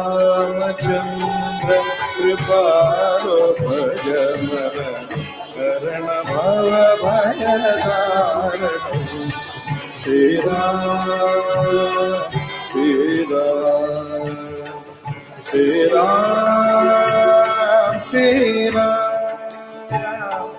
श्रीराम श्रीराम श्रीराम श्रीराम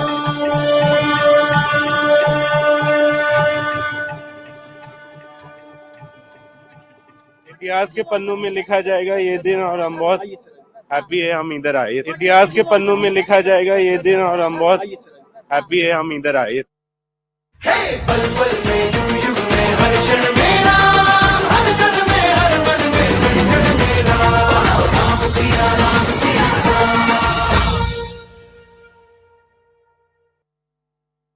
नेताजी हमारे यहाँ मर्यादित की और वो आज तक हम उसे निभा रहे हैं।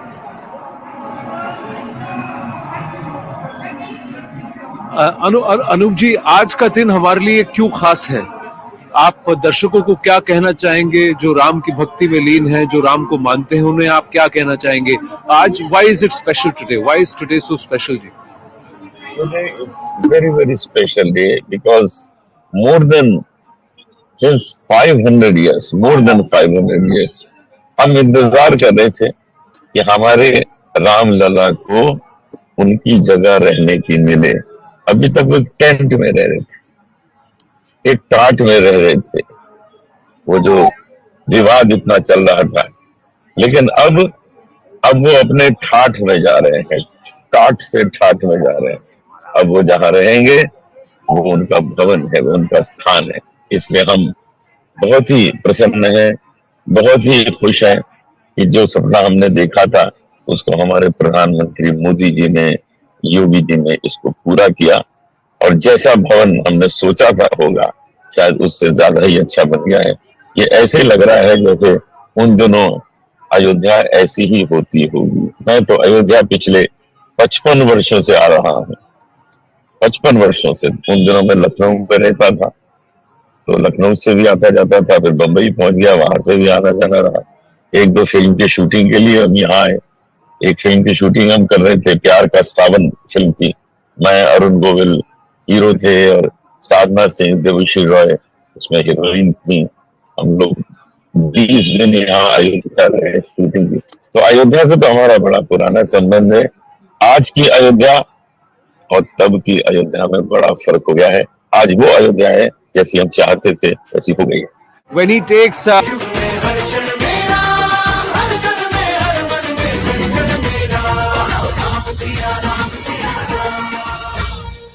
दिखाई दे रही है जिसके मुख पर आप देखिए वो मुस्कान दिखाई दे रही है। और इसी के साथ अब इंतजार बस उस घड़ी का जब प्राण प्रतिष्ठा की पूजा आरंभ हो जाए, और क्योंकि पहले गर्भगृह में प्रधानमंत्री और उनके साथ 4 और लोग रहेंगे, और फिर उसके बाद जितने गणमान्य लोग यहाँ आपको मंदिर परिसर के भीतर दिखाई दे रहे हैं, उन सबको भी बारी बारी से रामलला के दर्शन कराए जाएंगे। तो वो जो सौभाग्य की घड़ी है उसका इंतजार भी यहाँ बैठा हर शख्स इस वक्त कर रहा है कि अभी तो मंदिर परिसर के बाहर हम मौजूद हैं, मतलब प्रांगण में अभी हम हैं। तो जब इतना हर्षोल्लास यहाँ से दिखाई दे रहा है, ये खूबसूरती सौंदर्य मंदिर परिसर का दिखाई दे रहा है, तो फिर जब अंदर जाकर रामलला को देखेंगे, उस नई मूर्ति को देखेंगे जिसमें बाल स्वरूप में भगवान है, लेकिन तेज उनके चेहरे पर ऐसा है कि मानो कभी किसी ने कहीं ना देखा हो, तो उस मूर्ति के दर्शन के इंतजार में भी ये तमाम गणमान्य लोग यहाँ दर्शनाभिलाषी बनकर बैठे हुए इस वक्त दिखाई दे रहे हैं।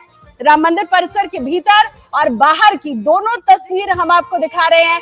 इंतजार सालों का जरूर रहा हो, लेकिन देखिए जब वर्डिक्ट कोर्ट का आया तो उसके बाद से मंदिर इतना जल्दी बनकर तैयार हो जाएगा और प्राण प्रतिष्ठा की तारीख इतनी नजदीक आ जाएगी, ये तो किसी ने भी नहीं सोचा था। उपासना पद्धति गुरु परंपराओं से, और ये सीधी तस्वीरें इस वक्त मंदिर परिसर के अंदर से आपको दिखा रहे हैं। रिलायंस इंडस्ट्रीज लिमिटेड के सीएमडी मुकेश अंबानी आपको अंदर दिखाई दे रहे हैं। नीता अंबानी उनकी धर्मपत्नी उनके साथ भीतर इस वक्त सचिन तेंदुलकर साथ में खड़े हुए आपको दिखाई दे रहे हैं। तो मंदिर परिसर के अंदर इस वक्त मुकेश अंबानी, नीता अंबानी और हर कोई अब बस प्रभु श्री राम को देखने के लिए, उनके दर्शन के लिए ही यहाँ पहुंचा हुआ है, मौजूद है। सबसे अग्रिम पंक्ति में आपको मुकेश अंबानी बैठते हुए दिखाई दे रहे हैं।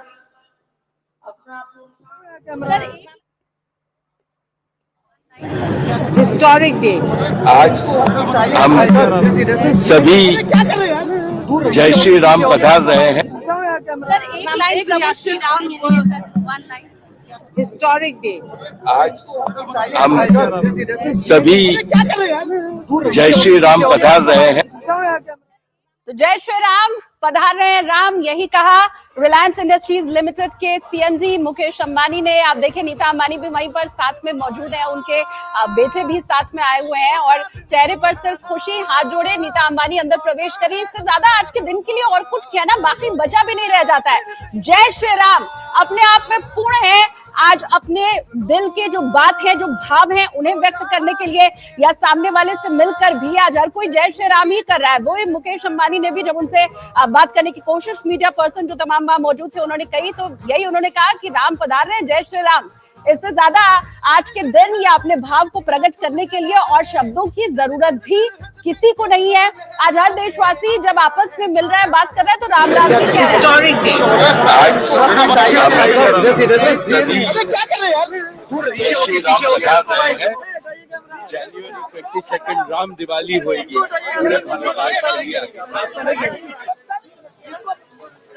तो 22 को भी राम दिवाली होगी, ये मुकेश अंबानी ने कहा। और जाहिर सी बात है, ये वो साल है जो भारतवर्ष वाला साल होता है, हिंदी महीना जिसे हम कहते हैं। तो दो दिवाली, एक दिवाली तो हम पहले मना चुके हैं, तब भी अयोध्या ने इतिहास रचा था दीप जलाने का, और आज जबकि दूसरी दिवाली है, न सिर्फ अयोध्या वासी के लिए, पूरे देश के लिए। और वही बात यहाँ पर मुकेश अंबानी ने भी कही, नीता अंबानी ने कहा हिस्टोरिक डे।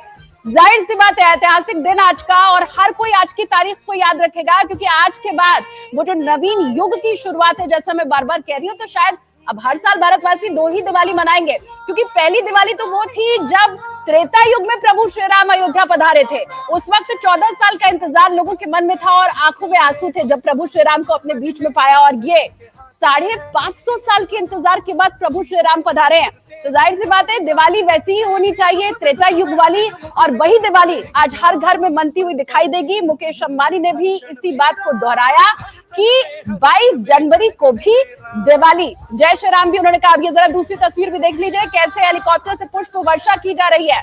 मंदिर जो बना है, नव्य मंदिर, उस पर और वहां जितने भी लोग इस वक्त बैठे हुए, उन सभी के ऊपर पुष्प वर्षा। प्रभु श्री राम का जब आगमन हुआ था तो यही कहते हैं, अयोध्या वासी इसी ढंग से फूलों की बारिश उनके ऊपर कर रहे थे। हर गली मोहल्ले से, खिड़कियों से, झरोकों से बस आंख भरकर देख लेना चाहते थे प्रभु श्री राम को, हर कोई उस काल में भी। और वही तस्वीर आज इस काल में दिखाई दे रही है। पूरा अयोध्या राममय हो चुका है, त्रेता युग वाला हो चुका है। और यह हेलीकॉप्टर से फूल बरसाने की तस्वीरें कम से कम उत्तर प्रदेश के लोगों के लिए तो बिल्कुल नई नहीं है। शिवरात्रि में भी हमने देखा है, सावन के महीने में देखा है, ऐसे ही जो भक्त जा रहे होते हैं कांवड़ लेकर, उनके ऊपर भी फूलों की बारिश की जाती है। आज प्रभु श्री राम के मंदिर में जो लोग बैठे हुए हैं और मंदिर परिसर को ऐसे ही फूलों की बारिश करके हर किसी को उस दौर की याद दिलाई जा रही है। तो ये आप समझ सकते हैं, टेक्नोलॉजी और जो ऐतिहासिक तमाम धरोहरें हैं उन्हें संभालता हुआ ये नया भारत, नया अयोध्या इस वक्त दिखाई दे रहा है। सीधी तस्वीरें राम मंदिर से जो मिल रही है वो आपके सामने। ऐतिहासिक आज का दिन, जैसा इसके पहले नीता अंबानी ने भी कहा, और आज के दिन को हर कोई याद करना चाहेगा। कितना भव्य सजा है ये राम मंदिर, वो तस्वीरें इस वक्त आप देख पा रहे हैं। प्रभु श्री राम बस आ गए हैं और अब तो प्राण प्रतिष्ठा का ही इंतजार है।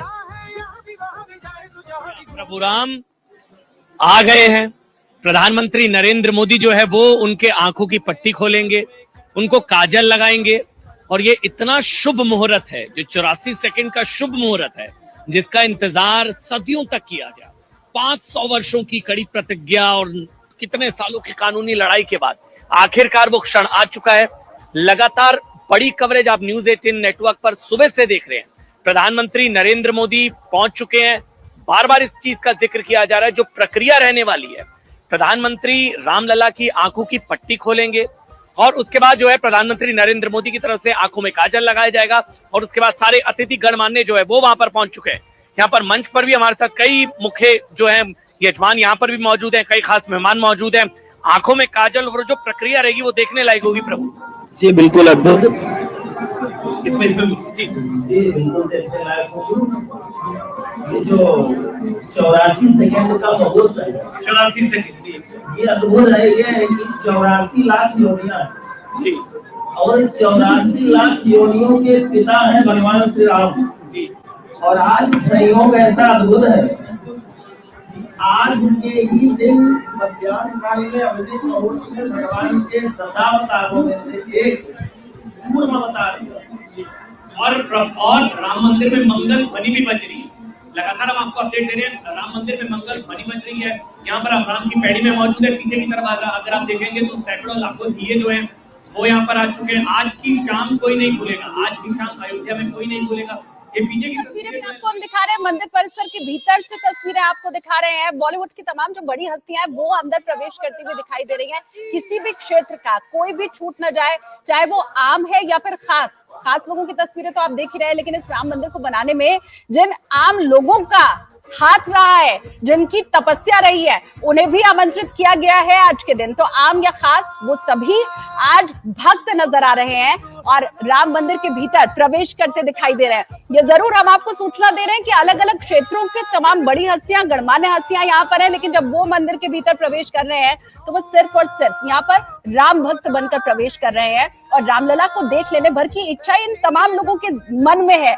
जैसे आपके या मेरे मन में शायद होगी, ये लोग भी वहां पर वैसे ही पहुंचे हैं रामलला के दर्शन के लिए।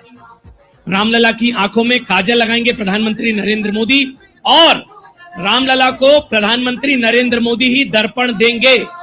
रामलला की प्राण प्रतिष्ठा होगी। 84 सेकंड का वो शुभ मुहूर्त होगा।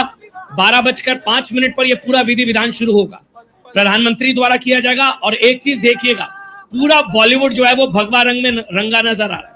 विकी कौशल भगवा गमछा वहां पर पहने हुए नजर आए, कैटरीना कैफ वहां पर पहुंची, रणबीर कपूर वहां पर पहुंचे, और सारे जितने भी स्टार्स हैं, जितने गणमान्य अतिथि है, मतलब पूरा देश राम के रंग में रंगा हुआ नजर आ रहा। ये अलग अलग तस्वीरें हम आपको दिखा रहे हैं क्योंकि आज का दिन ऐतिहासिक है। और मंदिर के दर्शन भी कर लीजिए भाई, लगातार सीधी तस्वीरें मंदिर के दर्शन के बाद आपको दिखा रहे हैं।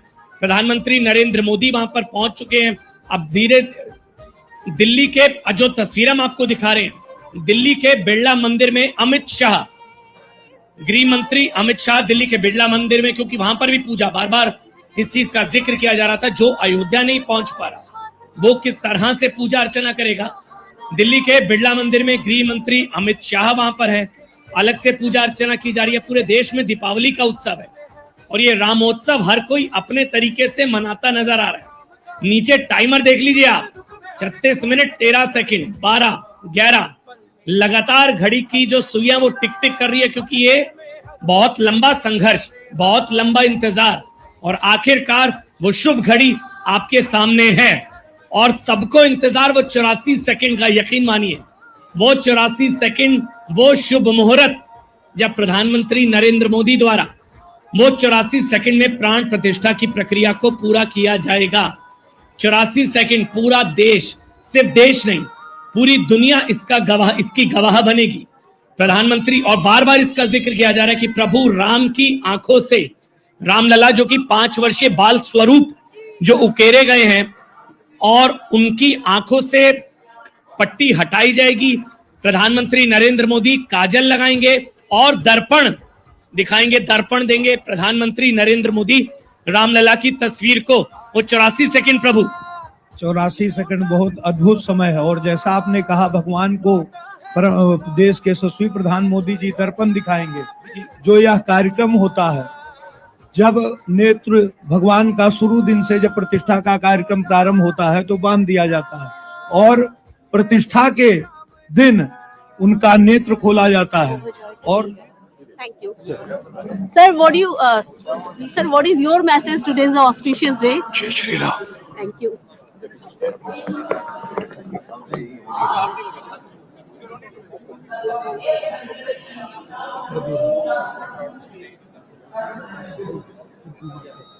में भाव रहता है कि हम प्रभु के आकार, नेत्रों के आकार बना रहे हैं जी। और उसके बाद उनका पूजन, उनके नेत्रों को दर्पण दिखाया जाता है और दर्पण के बाद पूजन कार्यक्रम किया जाता है और प्रभु के शरीर में प्राण डाला जाता है वेद मंत्रों के द्वारा।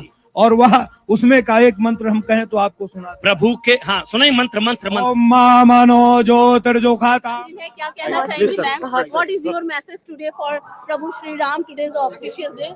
What do you want? Today is to say? one of the most sacred days for us, and we are just overjoyed to be here. Thank you. Sir, what is your message today's auspicious day? जय Shri Ram. Thank you.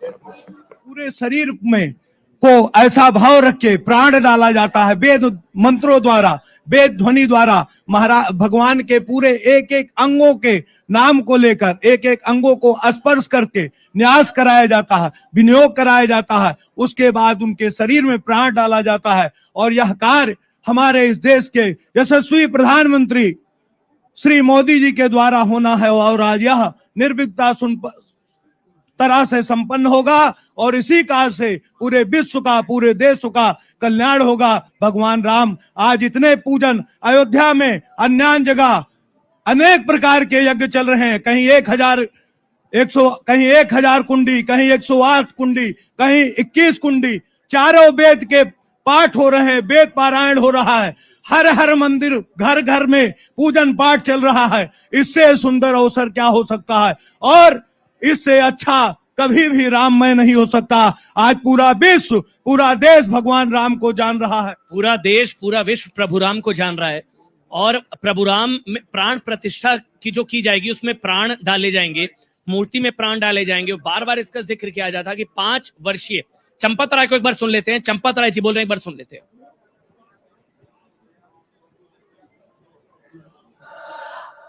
और राम जी की ननिहाल छत्तीसगढ़, वहां से बड़े भार आए हैं। अब ये भार का अर्थ संत महात्मा समझते हैं सब। भार में अनाज है, चिवड़ा है, सोना चांदी है, फल है, मेवे है, वस्त्र हैं। जोधपुर के एक संत महात्मा 6 कुंटल घी बैलगाड़ियों पर लाद कर लाए। अनेक कोनों से घी प्राप्त हुआ है। मंदिर में जब जमीन के नीचे मट्टी को मजबूती दे रहे थे उस समय गिट्टी आई है, वो मध्य प्रदेश के छतरपुर से आई है। राख आई है तो रायबरेली से आई है, ऊंचाहार। ग्रेनाइट आया है तो तेलंगाना और कर्नाटक से आया है। मंदिर का पत्थर राजस्थान के भरतपुर जिले का है। सफेद रंग का मार्बल ये राजस्थान के मकराना का है। मंदिर के दरवाजों की लकड़ी महाराष्ट्र के वल्लार शाह की है। उस पर सोना चढ़ाया गया है। वो बंबई के एक डायमंड के व्यापारी, उनकी ओर से भेंट हुआ है। भगवान की मूर्ति जिस पत्थर से बनी है वो कर्नाटक का है। जिस कारीगर ने मूर्ति बनाई है वो मैसूर के हैं, अरुण योगीराज। अरुण योगीराज की आयु 41 साल है। केदारनाथ में शंकराचार्य की प्रतिमा अरुण योगीराज ने बनाई है। दिल्ली के इंडिया गेट पर सुभाष चंद्र बोस की प्रतिमा अरुण योगीराज ने बनाई है। अब रामलला की प्रतिमा उन्हीं के द्वारा बनाई गई है। आप अपने सामने देख रहे हैं 2 हाथी, 2 गज, फिर सिंह, और एक जगह हनुमान जी, एक जगह गरुड़ जी। ये राजस्थान के सत्यनारायण पांडे जयपुर के मूर्तिकार ने बनाए हैं।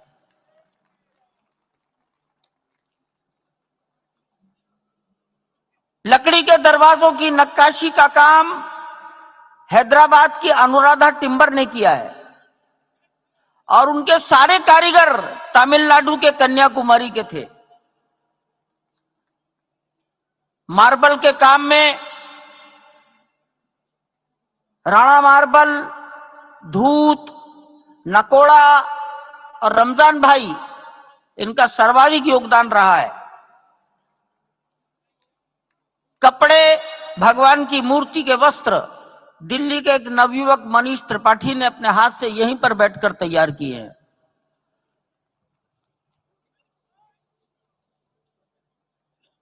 भगवान के आभूषण ये लखनऊ की एक फर्म ने जयपुर से बनवाकर यहां लाए हैं। जटायु का निर्माण भी एक परंपरागत मूर्ति निर्माण करने वाले परिवार ने किया है, रामवंश सुथार। ये मंदिर अपने में एक अनोखा है। अयोध्या, नर नारी हर कोई आज खुश है, खुशियों से झूम रहा है। वहां की गलियां आज नाच रही, गा रही है। ये राम मंदिर परिसर की तस्वीरें हम दिखा रहे हैं, और जो आज आपको एहसास हो रहा है वही त्रेता युग में भी हुआ था। वाल्मीकि रामायण से लेकर तुलसी रामायण और इसके अलावा रामानंद सागर के रामायण में जो आप सभी ने देखा है 1987 से लेकर अब तक, उन सभी जगहों पे इन्हीं बातों का वर्णन है कि जब राम घर लौटे थे तो क्या हुआ था। नर नारी अपने आंगन को, अपने द्वार को सजा रहे थे, उसी तरीके से फूलों से रंगोली आज भी बनी हुई है। त्रेता युग की शुरुआत इसको माना जा रहा है, और ये कहा जा रहा है कि इसी तरह से अयोध्या सजी होगी, इसी तरह से उत्साह होगा, उमंग होगा, उल्लास होगा जब प्रभु राम का जो 14 वर्षों का वनवास खत्म हुआ होगा त्रेता युग में। और आज कलयुग में भी इसी तरह का उत्साह है, उमंग है, उल्लास है। चंपत राय को आपने सुना किस तरह से चंपत राय लगातार इस मंदिर निर्माण की नींव से लेकर आज तक वहां पर रहे, और उसी तरह से मंदिर निर्माण आज संपन्न हुआ और प्रभु राम लला विराजमान होने जा रहे हैं। एक और चीज जिसका यहाँ पर जिक्र किया जा रहा है कि संभवतः ये दुर्लभ संयोग होगा कि एक साथ पूरे भारत में सारे मंदिरों में इस तरह से पूजा अर्चना की गई हो। ये आज से पहले नहीं किया हुआ, क्योंकि राम जोड़ने वाले हैं, और एक साथ सारे मंदिरों में इस तरह से पूजा अर्चना पहली बार संभवतः की गई होगी सारे मंदिरों में। और ये अलग अलग तस्वीर आप देख लीजिए, कंगना रनौत, जैकी श्रॉफ, आलिया भट्ट, कैटरीना कैफ, अमिताभ बच्चन, चिरंजीवी, इसके अलावा अभिषेक बच्चन, अनुपम खेर, विवेक अग्निहोत्री, विवेक ओबरॉय, शंकर महादेवन, सारे स्टार्स। मतलब पूरा बॉलीवुड भी भगवा होता हुआ नजर आ रहा है। पूरा बॉलीवुड जो है वो भगवा रंग में रंगा नजर आया, राम में नजर आया, और पूरा भारत राम में नजर आ रहा है, पूरा भारत। और ये जो तस्वीरें हम आपको पीछे की तरफ दिखा रहे थे, यहाँ पर दीप प्रज्वलन की बहुत जबरदस्त तैयारियां भाई। यहाँ दीप प्रज्वलन की बहुत जबरदस्त तैयारियां हैं। सैकड़ों की संख्या में यहाँ पर दीप हैं, दिए हैं, जिनको प्रज्वलित किया जाएगा शाम के समय।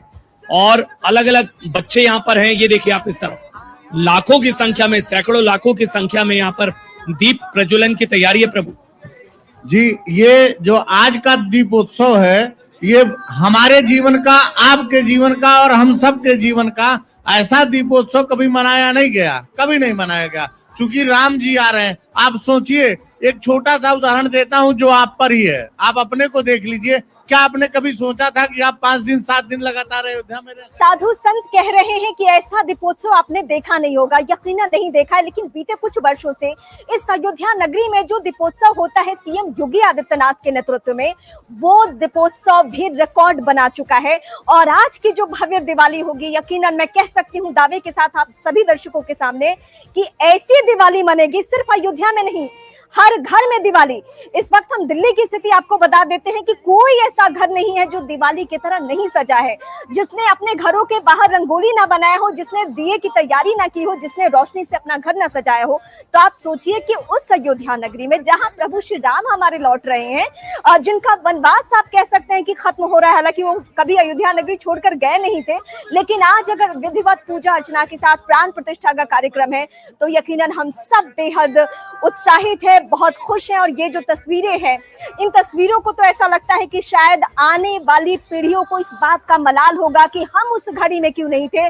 हम सभी अपने आप में सौभाग्यशाली हैं कि इस घड़ी को देख पा रहे हैं। शुभ घड़ी के लिए हमारे पुरखों ने, हमारे पूर्वजों ने बहुत लंबी लड़ाई लड़ी है, चाहे उसमें किसी पार्टी के नेता हो या अपने अपने घरों में रहकर राम को स्मरण करने वाले लोग हो, उन सभी का बलिदान है, उन सभी की आहुति है, और तब जाकर ये शुभ घड़ी आई भी है। और यही वजह है कि अब से कुछ देर पहले जब हम साध्वी ऋतंभरा और उमा भारती की जो तस्वीरें दिखा रहे थे जिसमें उनकी आंखों में आंसू था, तो वाकई उन लोगों ने वो दिन देखे हैं। उन्होंने सनातन को लेकर, लोगों के मन में आस्था भरने को लेकर जो संघर्ष किया है और भारत के कोने कोने तक संघर्ष किया है, उसे भुलाए नहीं भूला जा सकता है।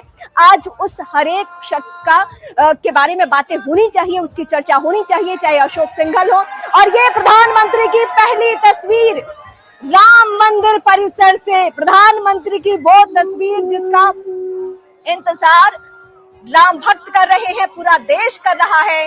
अब वो शुभ घड़ी आ गई है। मेरे पीछे की आवाज आप सुन रहे होंगे क्योंकि लोग काम करते करते के साथ इन तस्वीरों को देखकर बहुत उत्साहित, बहुत गौरवान्वित महसूस कर रहे हैं, क्योंकि आज अपनी आस्था को छुपाने का दिन नहीं है, आज खुलकर ये बताने का दिन है कि हाँ, राम हमारे भारतवर्ष के अस्तित्व है और इस बात में कोई गुरेज नहीं है, कोई दो राय नहीं है। ये देश के प्रधानमंत्री की तस्वीरें हम आप सभी दर्शकों को दिखा रहे हैं। वो शुभ घड़ी आप देखिए कि साधु संत भी आज प्रधानमंत्री को लेकर कितने गौरवान्वित है। सभी लोग वहां पे खड़े हो चुके हैं, लोग तस्वीर ले रहे हैं, इन तस्वीरों को कैद करना चाहते हैं और आवाज चारों तरफ से यही जय श्री राम। विधिवत पूजा अर्चना, शुभ घड़ी बेहद करीब है और इस शुभ घड़ी का इंतजार वाकई मैं बार बार इसलिए दोहरा रही हूँ क्योंकि जिन लोगों का बहुत बड़ा योगदान है उनकी चर्चा आज इस घड़ी में भी होनी चाहिए, जिन्होंने लंबा संघर्ष किया है। हालांकि अदालतों की लंबी सुनवाई के बाद ये घड़ी आ पाई है, लेकिन इसके अलावा जिन लोगों का संघर्ष है वो अपने आप में बहुत बड़ी बात है। प्रधानमंत्री नरेंद्र मोदी की ये तस्वीरें आप देख रहे हैं, हाथों में छत्र है और वो चुन्नी है जो कि रामलला को अर्पित की जाएगी, उन्हें चढ़ाई जाएगी। ये तस्वीर बिल्कुल वैसी ही प्रतीत हो रही है जब भगवान श्री राम पुष्पक विमान में अयोध्या पहुंचे थे। ऐसा प्रतीत हो रहा है कि जैसे वैसा ही क्षण आ गया हो। चलत विमान कोलाहल होई, श्री रघुवीर कहत सब कोई। प्रधानमंत्री नरेंद्र मोदी की मौजूदगी छत्र लेकर रामलला मंदिर परिसर में और तमाम जो गणमान्य वहां पर मौजूद हैं, उनका स्वागत में हाथ हिलाना और एक सेल्फी लेने को आतुर होना साफ तौर पर यह दिखाता है कि राम राज्य आ गया है। जाहिर तौर पर त्रेता युग की बात करते रहे हैं पूरे देशवासी, और आज जिस तरीके से अयोध्या नगरी सजी है, जिस तरीके से राम मंदिर परिसर सजाया गया है, जिस तरीके से तमाम राज्यों में मंदिरों को सजाया गया है, तमाम सोसाइटी सजाई गई है, हर मन ये कह रहा है कि बार बार कहूँ बारंबार चक्र सुदर्शन है रखवारा, यानी कि वो राम ही रखवारे हैं। और उन्हीं राम के स्वागत में आज जब उनकी प्राण प्रतिष्ठा की जाएगी, उनके स्वागत को लेकर प्रधानमंत्री नरेंद्र मोदी की मंदिर परिसर में मौजूदगी आप देख रहे हैं। हाथों में वो छत्र है जो कि रामलला को चढ़ाया जाएगा। आज प्रतीकात्मक यजमान के तौर पर प्रधानमंत्री नरेंद्र मोदी उन 15 यजमानों के साथ मौजूद रहेंगे जो कि पूजन अर्चन में शामिल होंगे। एक 11 दिनों के कठिन अनुष्ठान के बाद आखिरकार वो दिन आया है जबकि प्रधानमंत्री नरेंद्र मोदी के कर कमलों द्वारा उनके आंखों में काजल लगाया जाएगा और रामलला की प्राण प्रतिष्ठा होगी। राष्ट्रीय स्वयंसेवक संघ के सरसंघचालक तो मंदिर परिसर से पीएम मोदी की, नरेंद्र मोदी की तस्वीरें, और उससे पहले हम वो तस्वीर भी दिखा रहे थे जब फिलहाल ये तस्वीर गौर कीजिए, जिस तरीके से भावभंगिमा प्रधानमंत्री नरेंद्र मोदी की आप देख रहे हैं, एक लंबा संघर्ष रहा है। मुख्यमंत्री योगी आदित्यनाथ को तो हम जिक्र कर ही रहे थे कि 2017 के बाद से लगभग 67 बार ऐसा हो चुका है, जबकि रामलला की प्राण प्रतिष्ठा के लिए वहां पर मौजूद रहे हैं। भावभंगिमाएं और जिस तरीके से प्रधानमंत्री आगे बढ़ते हुए नजर आ रहे हैं, शनै शनै धीरे धीरे मंदिर परिसर की ओर गर्भगृह में मौजूदगी होगी उनकी। और अभिजीत मोड़ की हम बात कर रहे थे, 12 बजे से आधे घंटे पहले और 12 बजे से आधे घंटे बाद प्रधानमंत्री नरेंद्र मोदी, वो 84 सेकंड बहुत अहम रहेंगे जब वो जो सबके मन को लुभा देने वाली मूर्ति थी भगवान श्री राम की, उसको काजल लगाया जाएगा और उन 84 सेकंड्स में प्राण प्रतिष्ठा हो जाएगी। टीवी स्क्रीन पर इस देश के हर एक नागरिक की निगाहें हैं इस लिहाज से, क्योंकि वो इस शुभ घड़ी का इंतजार कर रहे थे। हालांकि आज भारत का कौन ऐसा नागरिक है जो अयोध्या नगरी में नहीं रहना चाहता है, जिसकी सनातन में आस्था है, जिसकी प्रभु श्री राम में आस्था है, वो सभी रहना चाहते हैं। लेकिन यकीनन जो जहां है वो इस बात से गौरवान्वित है, इस बात से उत्साहित है कि आज प्रभु श्री राम आ रहे हैं। इनके लिए जो संघर्ष हुआ है उस सबको तो भूला नहीं जा सकता है, लेकिन आज इस शुभ घड़ी के मौके पे हम नहीं चाहेंगे कि कुछ ऐसी बातें हो जिससे मन में टीस हो, मन में मलाल हो। इसलिए इस शुभ घड़ी का इंतजार, और इस वक्त आप देख रहे हैं पीएम जो अपने हाथ में छत्र लेकर पहुंचे थे, वो जो पुजारी हैं उन्हें सौंप दिया। है अद्भुत दृश्य, बिल्कुल वैसा ही कल्पना की जा सकती है जब अयोध्या में वो दो अवसर रहे होंगे जब मर्यादा पुरुषोत्तम भगवान के ऊपर छत्र रखा जा रहा होगा, जब उनका राज्याभिषेक हो रहा होगा, और दूसरा ये जब वो वनवास से 14 वर्ष के बाद लौटे। और आज अयोध्या लगभग उसी तरह से आतुर है, व्याकुल है, और प्रभु के लिए, उस दर्शन के लिए यहाँ पे कतारबद्ध, अगर आप अयोध्या में कहीं भी दृश्य डालेंगे इस वक्त कतारबद्ध लोग खड़े हैं, बैठे हैं, प्रतीक्षा कर रहे हैं, सुदूर देश से आए हुए हैं और प्रभु की उस लीला का, उस मूर्ति का दर्शन करना चाहते हैं। लेकिन आज इस वेला में जो अभिजीत मुहूर्त अक्षरा दक्षिणा नक्षत्र में अभिजीत मुहूर्त है, उस पे प्रभु का यह मूर्ति का प्राण प्रतिष्ठा का उपक्रम होता हुआ प्रधानमंत्री वो तमाम जो उपक्रम है उसको करते हुए, उससे पूर्व जो भी शुचिता के जो तमाम सारे उपक्रम हैं उनको अमली जामा पहना रहे हैं। वो उसके बाद प्रभु का प्राण प्रतिष्ठा का वो जो कार्यक्रम है वो विधिवत प्रारंभ होगा।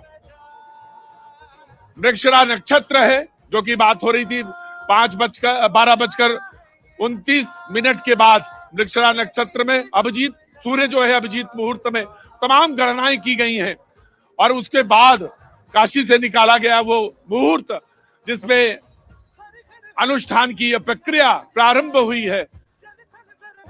प्रधानमंत्री स्वयं बैठे हैं आसन पर, आसन पूजन के बाद वो तमाम अभिमंत्र से उनको सिंचित करते हुए, और वो जो ये सामने जो छत्र आप देख रहे हैं इससे वो तमाम प्रक्रियाएं यहाँ पर इस वक्त होती हुई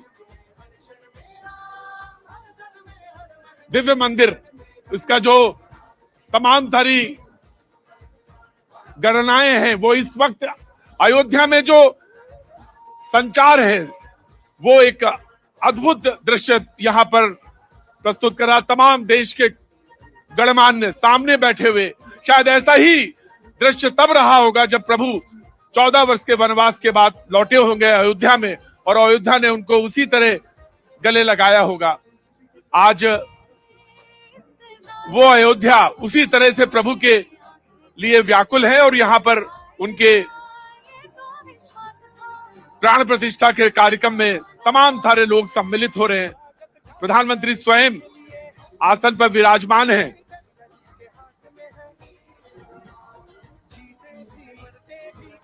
संकल्प का कार्यक्रम चलता हुआ और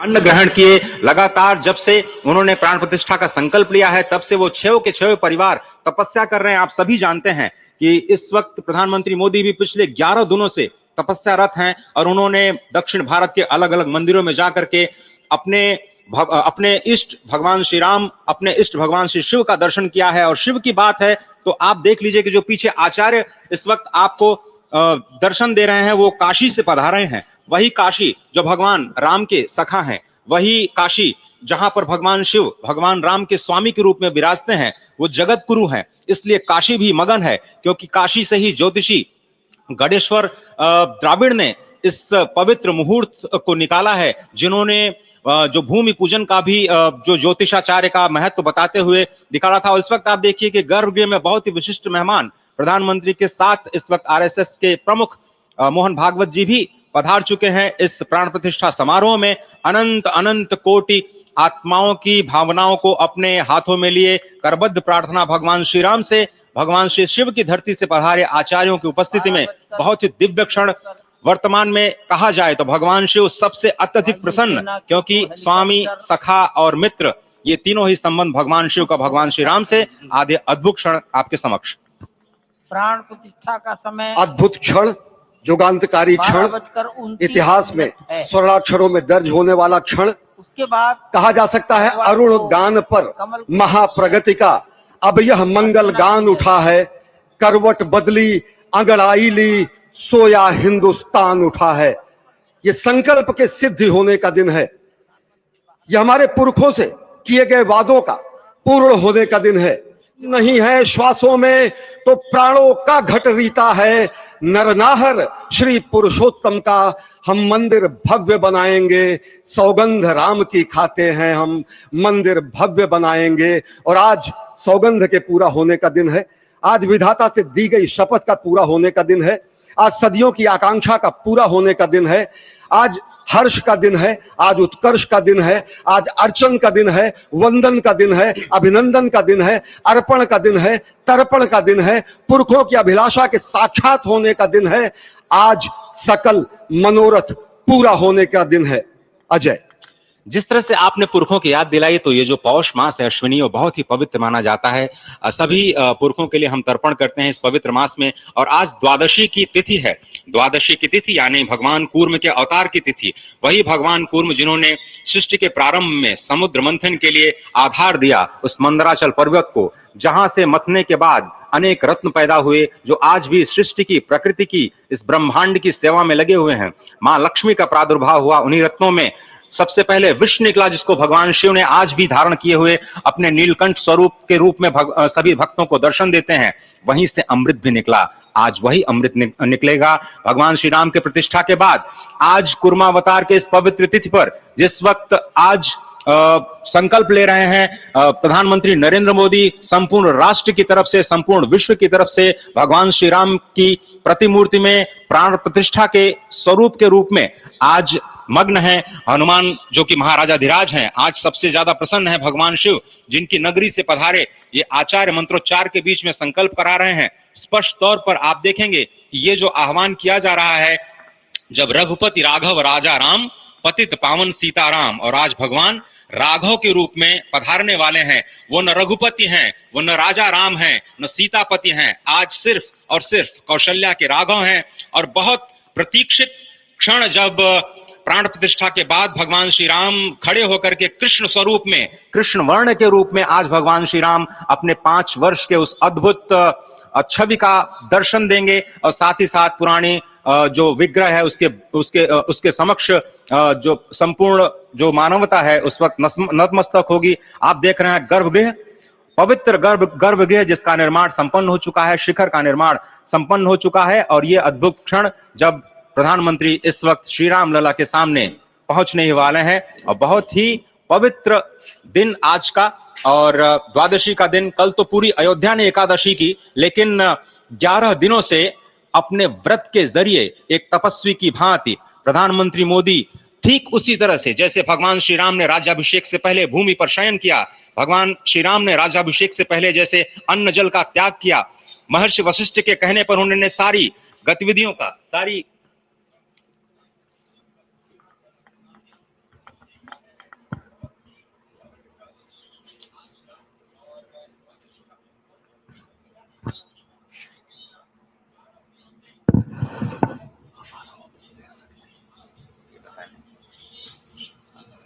जब सुनना शुरू तो ले लिए, जब हमें आया तो ले लिए।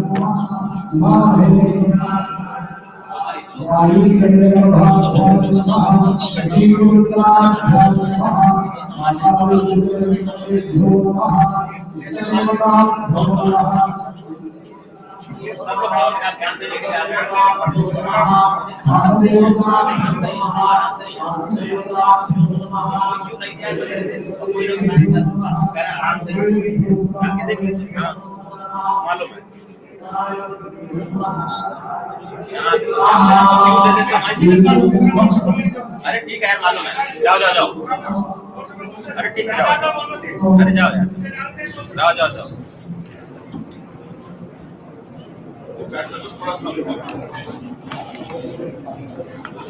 इस वक्त आप देख रहे हैं ये जो अद्भुत योग बना है। आज मध्याह्न में लगभग 12:30 बजे अयोध्या में श्री राम जन्मभूमि स्थान पर नवनिर्मित मंदिर में श्री राम भगवान की प्रतिष्ठा होगी।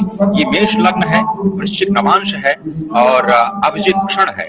मृगशीर्ष नक्षत्र है जो कि भगवान चंद्रमा के साथ जुड़ा हुआ है। और आज सोमवार का बहुत ही अद्भुत दिन जिसमें ये परम योग बना है। इंद्र योग, आनंद योग, सर्वार्थ सिद्धि योग, अमृत सिद्धि योग, पूर्व कालामृतानुसार जो बाण पंचक सिद्धि योग नहीं होने से ये संजीवनी योग बन रहा है। आप स्पष्ट तौर पर समझे कि ये जो पंच बाण है, पंच बाण न होने से ये संजीवनी योग और लग्नेश मंगल में होने से नवमेश गुरु की परंपरा दृष्टि होने से राजयोग बन रहा है। इस अद्भुत क्षण में, इस अद्भुत योग में ये जो प्राण प्रतिष्ठा होनी है 12:30 बजे, जिसके लिए 84 सेकंड्स का समय निर्धारित किया गया है। आप समझिए कि मकर में इस वक्त भगवान सूर्य हैं और उनके होते हुए पौषे राज्य विविध स्यात्, यह बृहस्पति वचन यहाँ चरितार्थ होता है। तो ऐसे में मंगल प्रसंग में सभी को सम्मिलित होने का जो प्रण है, भगवान श्री राम को यहाँ पर लाने का जो मुहूर्त है वो अद्भुत है। और इससे राम राज्य की प्रतिस्थापना करने में भारत को अवश्य मदद मिलेगी। और इसी संकल्प के साथ आज इस प्राण प्रतिष्ठा समारोह की शुरुआत हुई है। और अब से थोड़ी ही देर में वो दिव्य क्षण आने वाला है जब भगवान श्री राम में प्राण प्रतिष्ठित होंगे। निश्चित तौर से वह क्षण समीप है जिसका इंतजार सदियों से लोगों का था। वो क्षण समीप है जिसका समूचा चराचर, यक्ष, गंधर्व, सुर, नर, हर कोई आकर उसका साक्षी बन रहा है। समूचे भारत के सभी पंथ, संप्रदाय, मतांतर, सभी धर्मों के धर्माचार्य, महामंडलेश्वर, हर कोई यहाँ मौजूद है। और निश्चित तौर से अगर देखें तो इन्हीं क्षणों के लिए कहा गया है कि नमन करें इस मातृभूमि को, नमन करें आकाश को, बलिदानों की पृष्ठभूमि पर निर्मित इस इतिहास को।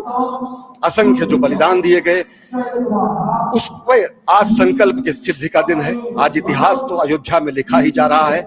आज एक नए सांस्कृतिक युग का सूत्रपात भी अयोध्या से हो रहा है। और आह्वान किया जा सकता है संकल्प के बाद पूरे देश से कि अरुणोदय हो चुका वीर, अब कर्म क्षेत्र में जुट जाएं, अपने खून पसीने से नवयुग धरती पर लाएं। नवयुग की कामना, धरती पर नवयुग लाने की कामना हमारी ही संस्कृति करती है। तो सत्य है, शाश्वत है, सनातन है, जो वसुधैव कुटुंबकम की बात करती है, जो आनो भद्रा क्रतवो यंतु विश्वता की बात करती है, जो सर्वे भवन्तु सुखिनः सर्वे सन्तु निरामयः की बात करती है, जो संपूर्ण चराचर के कल्याण की बात करती है, हमारी ही संस्कृति है। समस्त विश्व में बंधुत्व और लोक कल्याण के लिए प्रार्थना करती है, मंत्र देती है। अजय। और जिस तरह से हम कह रहे थे, ये आप भगवान श्री राम का विग्रह देख रहे हैं, जिन्होंने इस प्राचीन स्वरूप में, इसी स्वरूप में लोगों को दर्शन दिए। भगवान श्री राम, भगवान भरत, श्री लक्ष्मण और श्री शत्रुघ्न के साथ लगातार 4 भाई बाल रूप में दर्शन देते रहे, और आज वो भी स्वर्ण के सिंहासन पर प्रतिष्ठित होंगे। और साथ में ही दोनों ही मूर्तियों के जो दर्शन होंगे, वो दर्शन में प्राप्त होंगे, तीर्थयात्रियों को प्राप्त होंगे। बहुत ही आनंद का क्षण जब भगवान श्री राम कृष्ण मूर्ति में, हम कहते हैं कि कलयुग में भगवान का जो वर्ण है वो कृष्ण है, सतयुग में भगवान का वर्ण पीत था, त्रेता में भगवान का जो वर्ण यानी रंग है वो लाल रंग का, रक्त वर्ण का हुआ, और द्वापर में वो नीले रंग के हुए, और अब कलयुग में कृष्ण वर्ण के लिए। और इसीलिए जो मूर्ति का निर्माण है वो कृष्ण मूर्ति का निर्माण किया गया है। और 51 इंच की जब मूर्ति प्राण प्रतिष्ठित की जाएगी मुहूर्त में, उसके बाद उसी पुराने विग्रह के साथ जो रामलला के सामने 4 भाइयों के साथ में प्राण प्रतिष्ठा का कार्यक्रम चल रहा है, वो भी दर्शन देंगे, जो कि स्वर्ण सिंहासन पर विराज चुके हैं। आप देख सकते हैं कितनी अद्भुत छवि है, उनके हाथ में धनुष बाण दे रहे हैं, और उन्हीं प्राचीन मंत्रों के साथ समन्वय करके प्रधानमंत्री नरेंद्र मोदी इस वक्त जगत के कल्याण की कामना करने के लिए संकल्पबद्ध हो रहे हैं, और भारत को, भारतीयता को, सनातन शांति और सद्भावना के प्रसार के लिए जो ये सनातन धर्म में जो ये कार्य किया है, उसको आगे बढ़ाते हुए प्रधानमंत्री आज इस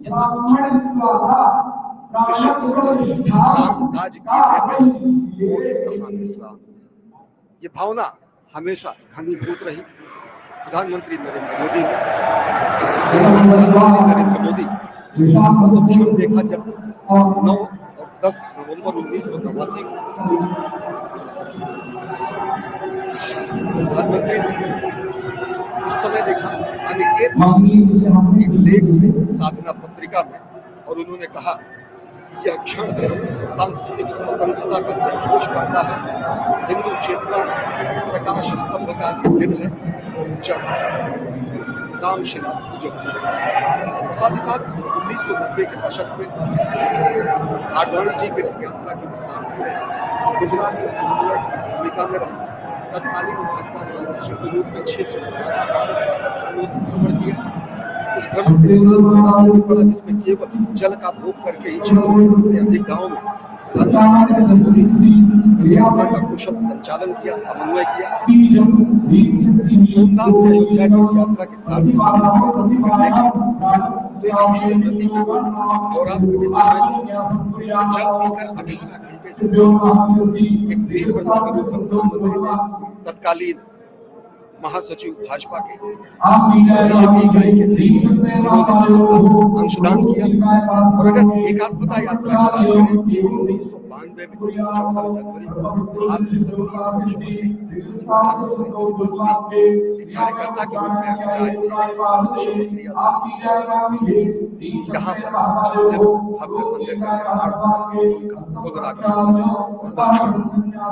जहाँ भव्य मंदिर का अंकं धं गं धं नं आदित्य युवानाशाप्रेम उदाभ्यस्मा इंचं चं जं जं यं ईं शब्दस्पर्श रूपसगंधात्मने प्रतिभ्यां नमः ओम टं टं टं टं टं रूपसर्वं चक्षुनिभाकरणात्मने मध्यमाभ्यां नमः एतं धं धं धं नं ऐं वाक्पाणिपादवायुस्तात्मने अनामिकाभ्यां नमः ओम पम पम पम पम ओम वचनादान गम सरकारंदात्मने अरिष्टिकाभ्यां नमः अम यम नं नं वं शं शं सं हं वं शं अह मनोबुद्ध्यंतात्मने करतलकरविष्टाभ्यां नमः देवे अंकं धं गं धं नं आदित्युवाकाशात्मने हृदयाय नमः इंचं चं जं जं यं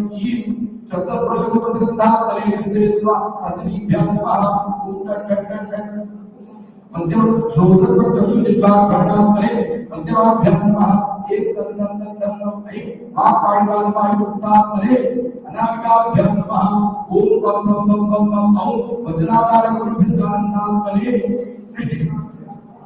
अम यम नं नं वं शं शं सं हं वं शं अह मनोत्यंकारात्मने करतलगविष्टाभ्यां नमः हृदयाग्न्यासः ओम अंतं कर्तल कर्तल काव्यते वायवान शास्त्रे हृदयान्मः इंचम चम चम जम ईम शब्द स्वरूपदंता मलेशते स्वाहा उत्तम तम तम तम तम सुचोत्तम सुनिपान करणापने शिखाये छट एक तम तम तम तम तम ऐमान मानवाल वायुस्ता करे अवचाय ओम पम पम पम पम पम ओम रूपदंता करे देवतेय ओम अवतम कुशल समम आह मनोत्यंकारात्मने अस्त्रायं भट्टो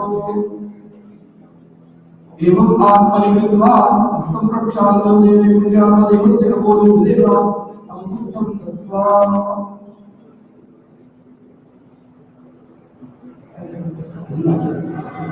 आम्री प्रो यं रं लं तं शं शं सं हं शं हंसा रामस्य प्राणायामः ओम आम्री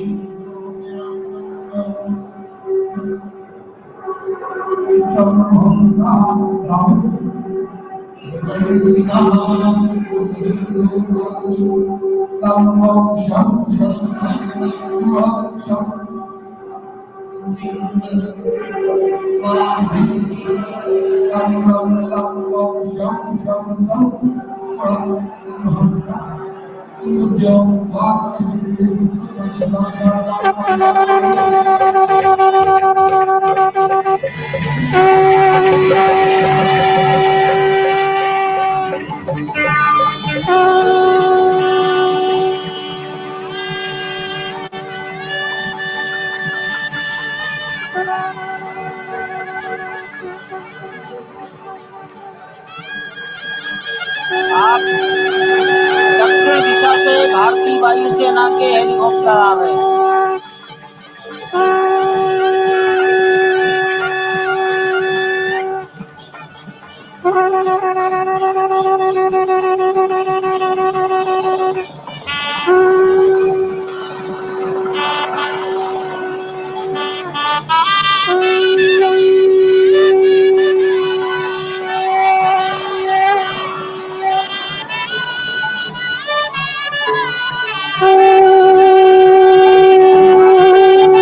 हेलीकॉप्टर अब सरयू मैया और राम की पैड़ी की ओर जाएंगे। वहीं पर संपूर्ण भारत और संसार के मीडिया कर्मी अर्थात electronic media, print media, social media, YouTubers सब वहीं पर एकत्रित हैं।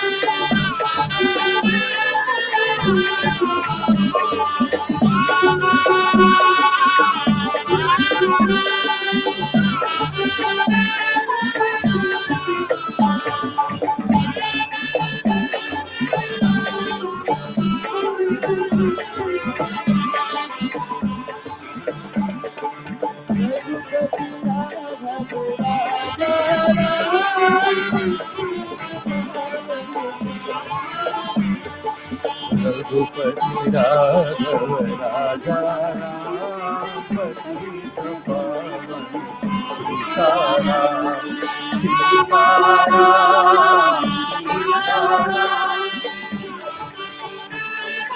सीताराम रघुपति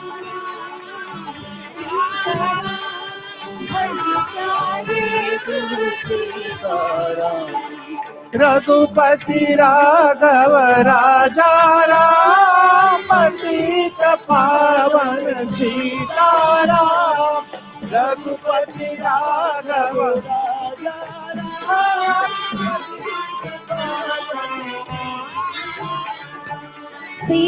सीताराम सीताराम भज प्यारे तू सीताराम सीताराम सीताराम भज प्यारे तू सीताराम रघुपति राघव राजा राम पतित पावन सीताराम रघुपति राघव राजा राम पतित पावन सीताराम रघुपति राघव राजा राम पतित पावन सीताराम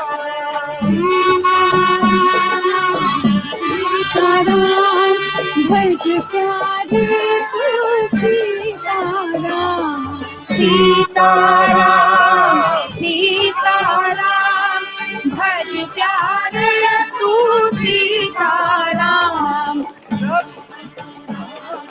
राजा राम पतित पावन सीताराम सीताराम सीताराम भज प्यारे तू सीताराम सीताराम सीताराम भज प्यारे तू सीताराम रघुपति राघव राजा राम पतित पावन सीताराम रघुपति राघव राजा राम पतित पावन सीताराम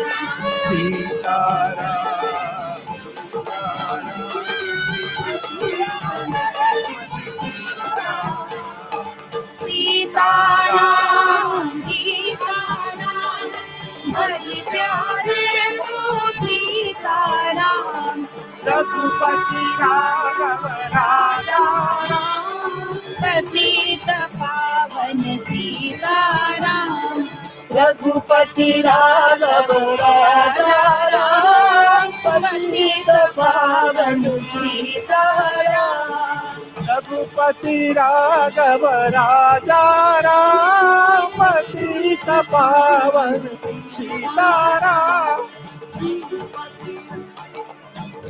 राजा राम पतित पावन सीताराम सीताराम सीताराम